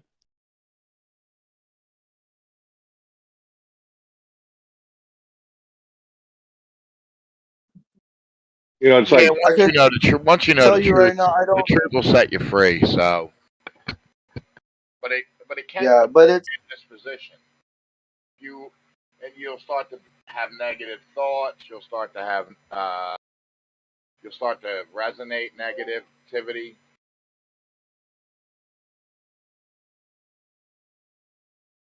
it's fighting back. Believe their lies, but then But when you'll start to get anxious and have negative thoughts and a negative like I disposition. stopped, you know, my lifestyle changed a little bit. You know, I had to start to think about others before myself. I stopped watching TV. Yeah, like I don't watch. Yeah. So, but if I find myself like at a restaurant or in a room with a TV in it, I'm like a like a moth to the light. It's it's weird. Like I don't watch TV on a day-to-day basis, but like if I'm ever in that kind of situation, it's like and my wife has to snap me out. It's like, hey, stop staring at the TV. I'm sorry. A sports bar or at the even if it's like at the doctor's office or the dentist office, you know, with some, they have on the in the waiting room. I'm like staring at it. dude, why do you think they fucking put TV screens at every fucking gas pump in this country? That's another good point. You know what's in hey, you know what's the so what was it the other day I noticed at one of the charging stations for like the electric vehicles, they have a huge screen. It's like 4 feet tall and like 2 feet, 3 feet wide. It's like as big as the charging station, and it's a full LED screen. And one of the things that was on it was fucking dancing astronauts.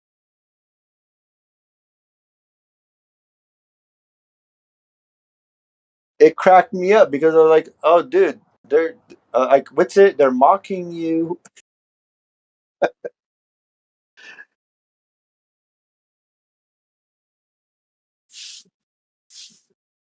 Yeah. So next time you go to the grocery store, you look at the charging stations for the electric for the EV. Like it's got a full screen for whatever advertisements or whatever they want to push on you. Yeah, it's programming, but it's also, in my opinion, I'm pretty sure at the small ones at the individual gas pumps, it's to they know that you can't really help but look at it. Even if you're aware, like I am or you are, like I try to look away. I step away from the thing. I'm not even gonna look at the thing. But dude, your attention gets drawn to it. You start watching the moving picture. It's to catch your attention, to catch your gaze, so that they can catch your face for facial recognition. Just in case you do just in case, like, well, for lots of reasons, just to see who you are and where you are and at what time and whatever else. But let's say you were going to do a drive off, and not pay for your gas or something. Um, Now they got you. They got you well capped on fucking screen because you looked right at the fucking camera because you were staring at the screen. It's like look over here so we can get your fucking face. My biggest reason not to look at those screens at the pump is because I don't want to breathe in the fumes. I try to put my put the nozzle in, and then I step away. I try to stand at least like 4 feet away from, and then just wait for the click, and then go over there and take it out. But yeah, no. But everything's moving to these electric vehicles, and the electrical vehicle charging stations. It's got a huge ass screen. It's got a huge ass LED. You know, just like the TV in your room or a TV in your living room. They're making them bigger and bigger, and now they're going to make them to where they're going to cover your whole wall. And apparently, what's going to happen? You won't even need a TV. You just put on some glasses, and you're good. And then it envelops your whole world. So, yeah, good luck with Yeah, this that. whole like Apple Vision or whatever they call it, like that's this headset thing it's not really going to catch on. Yeah, a lot of people buy it because it's Apple, but it's about the future technology of it.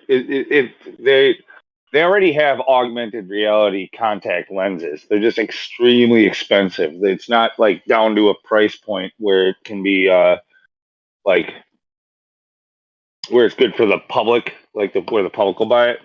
But that is the future of this. They need to popularize it, get it into the people, like this whole idea of augmented reality, and eventually, once it's no longer a cumbersome headset that you have to put on, and you can just wear contact lenses, this is where everybody's going to go. And it's going to eliminate the need for a phone, the need for a computer, the need for a TV, the need for any of these things. You will always have it glued to your freaking eyeball at all times. Like there will be no escaping it. In fact, people will probably in a further future actually have their eyeballs freaking replaced or have surgery done to them to put like Oh my mechanical. god, you read my mind.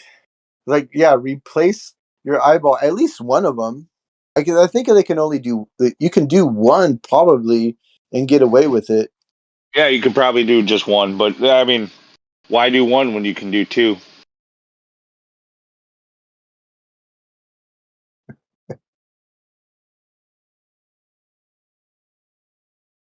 Yeah, one is the loneliest number.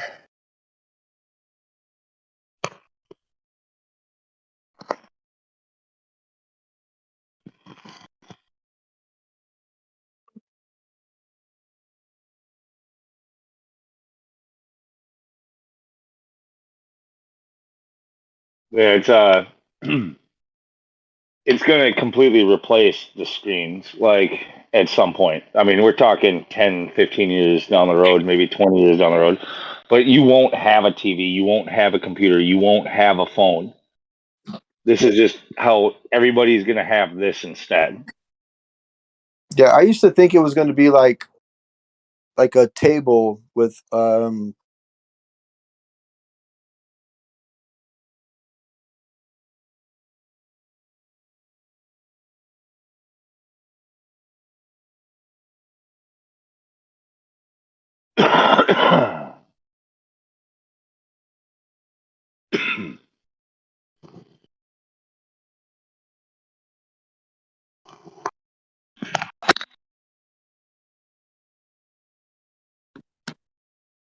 Check, check. I just switched to earbuds. You guys hear me?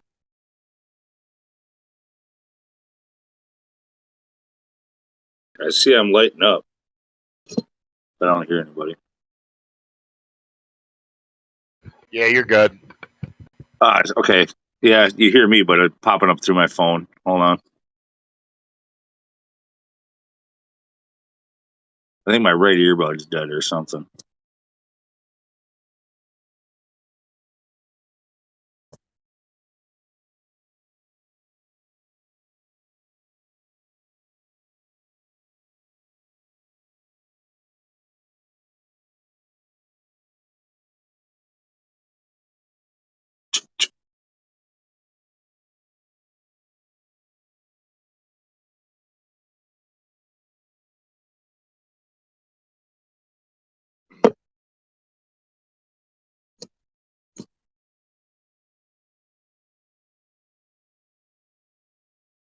Well, that's a fun one too. The thing about the earbuds. This is nothing new either. Like I've seen articles about this for a couple of years now, but so they've been in development for a while about earbuds that can read your thoughts, like or wearables, whether it be a gaming headset or glasses or whatever. These things that they go on your head, where they can actually read your neurokinetic waves, whatever, and they are getting better and better at actually like reading your thoughts, knowing like what you're thinking about. There was a World Economic Forum speaker talking about this and how they've actually already been implemented in occupations for like railroads and mining and stuff like that, where employers can basically require that their employees wear these special headsets, and they can monitor like how attentive they are, like what they're focusing their attention on, if they're sleepy, if they're you know, whatever, if they're doing their job right. But yeah, that's also another thing with the next generation of the tech here, if they're not already implementing it, by the way, because I believe they are.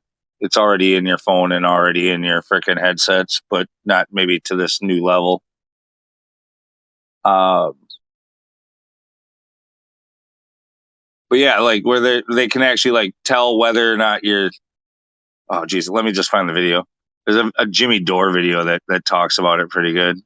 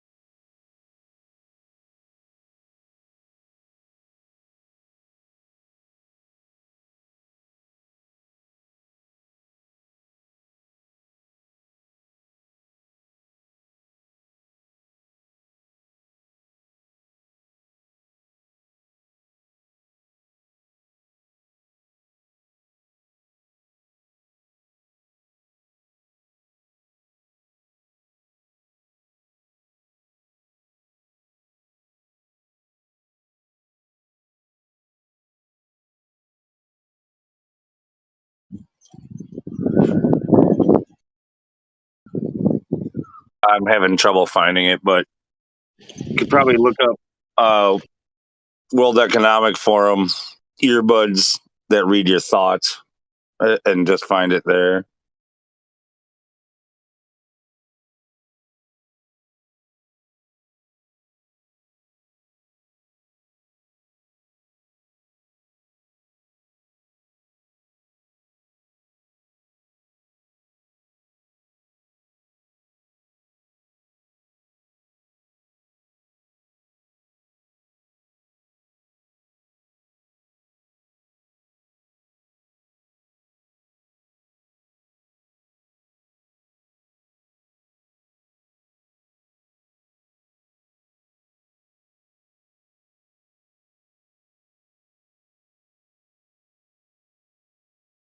Oh, here we go. I found the one I was looking for.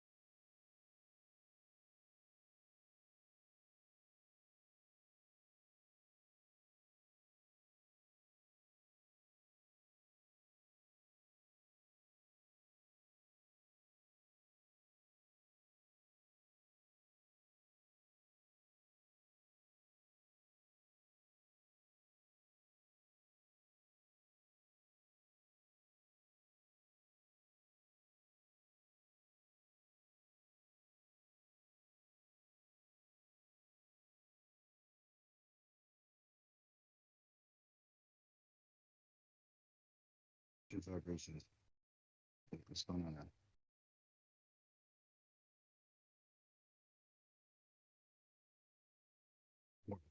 Six.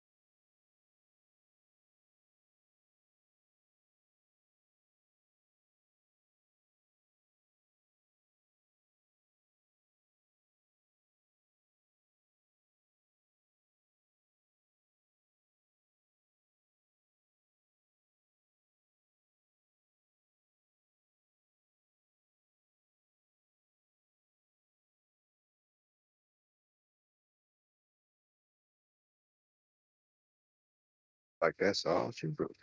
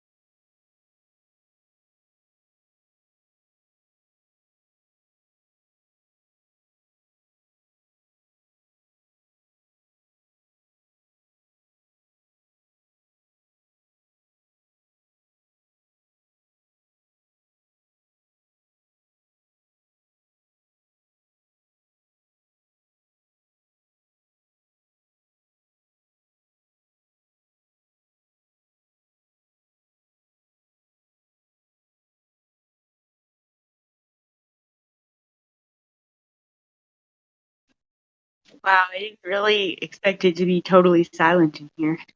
Weird.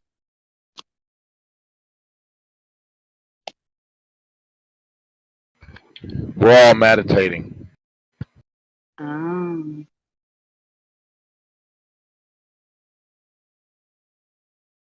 The first stream group meditation. okay.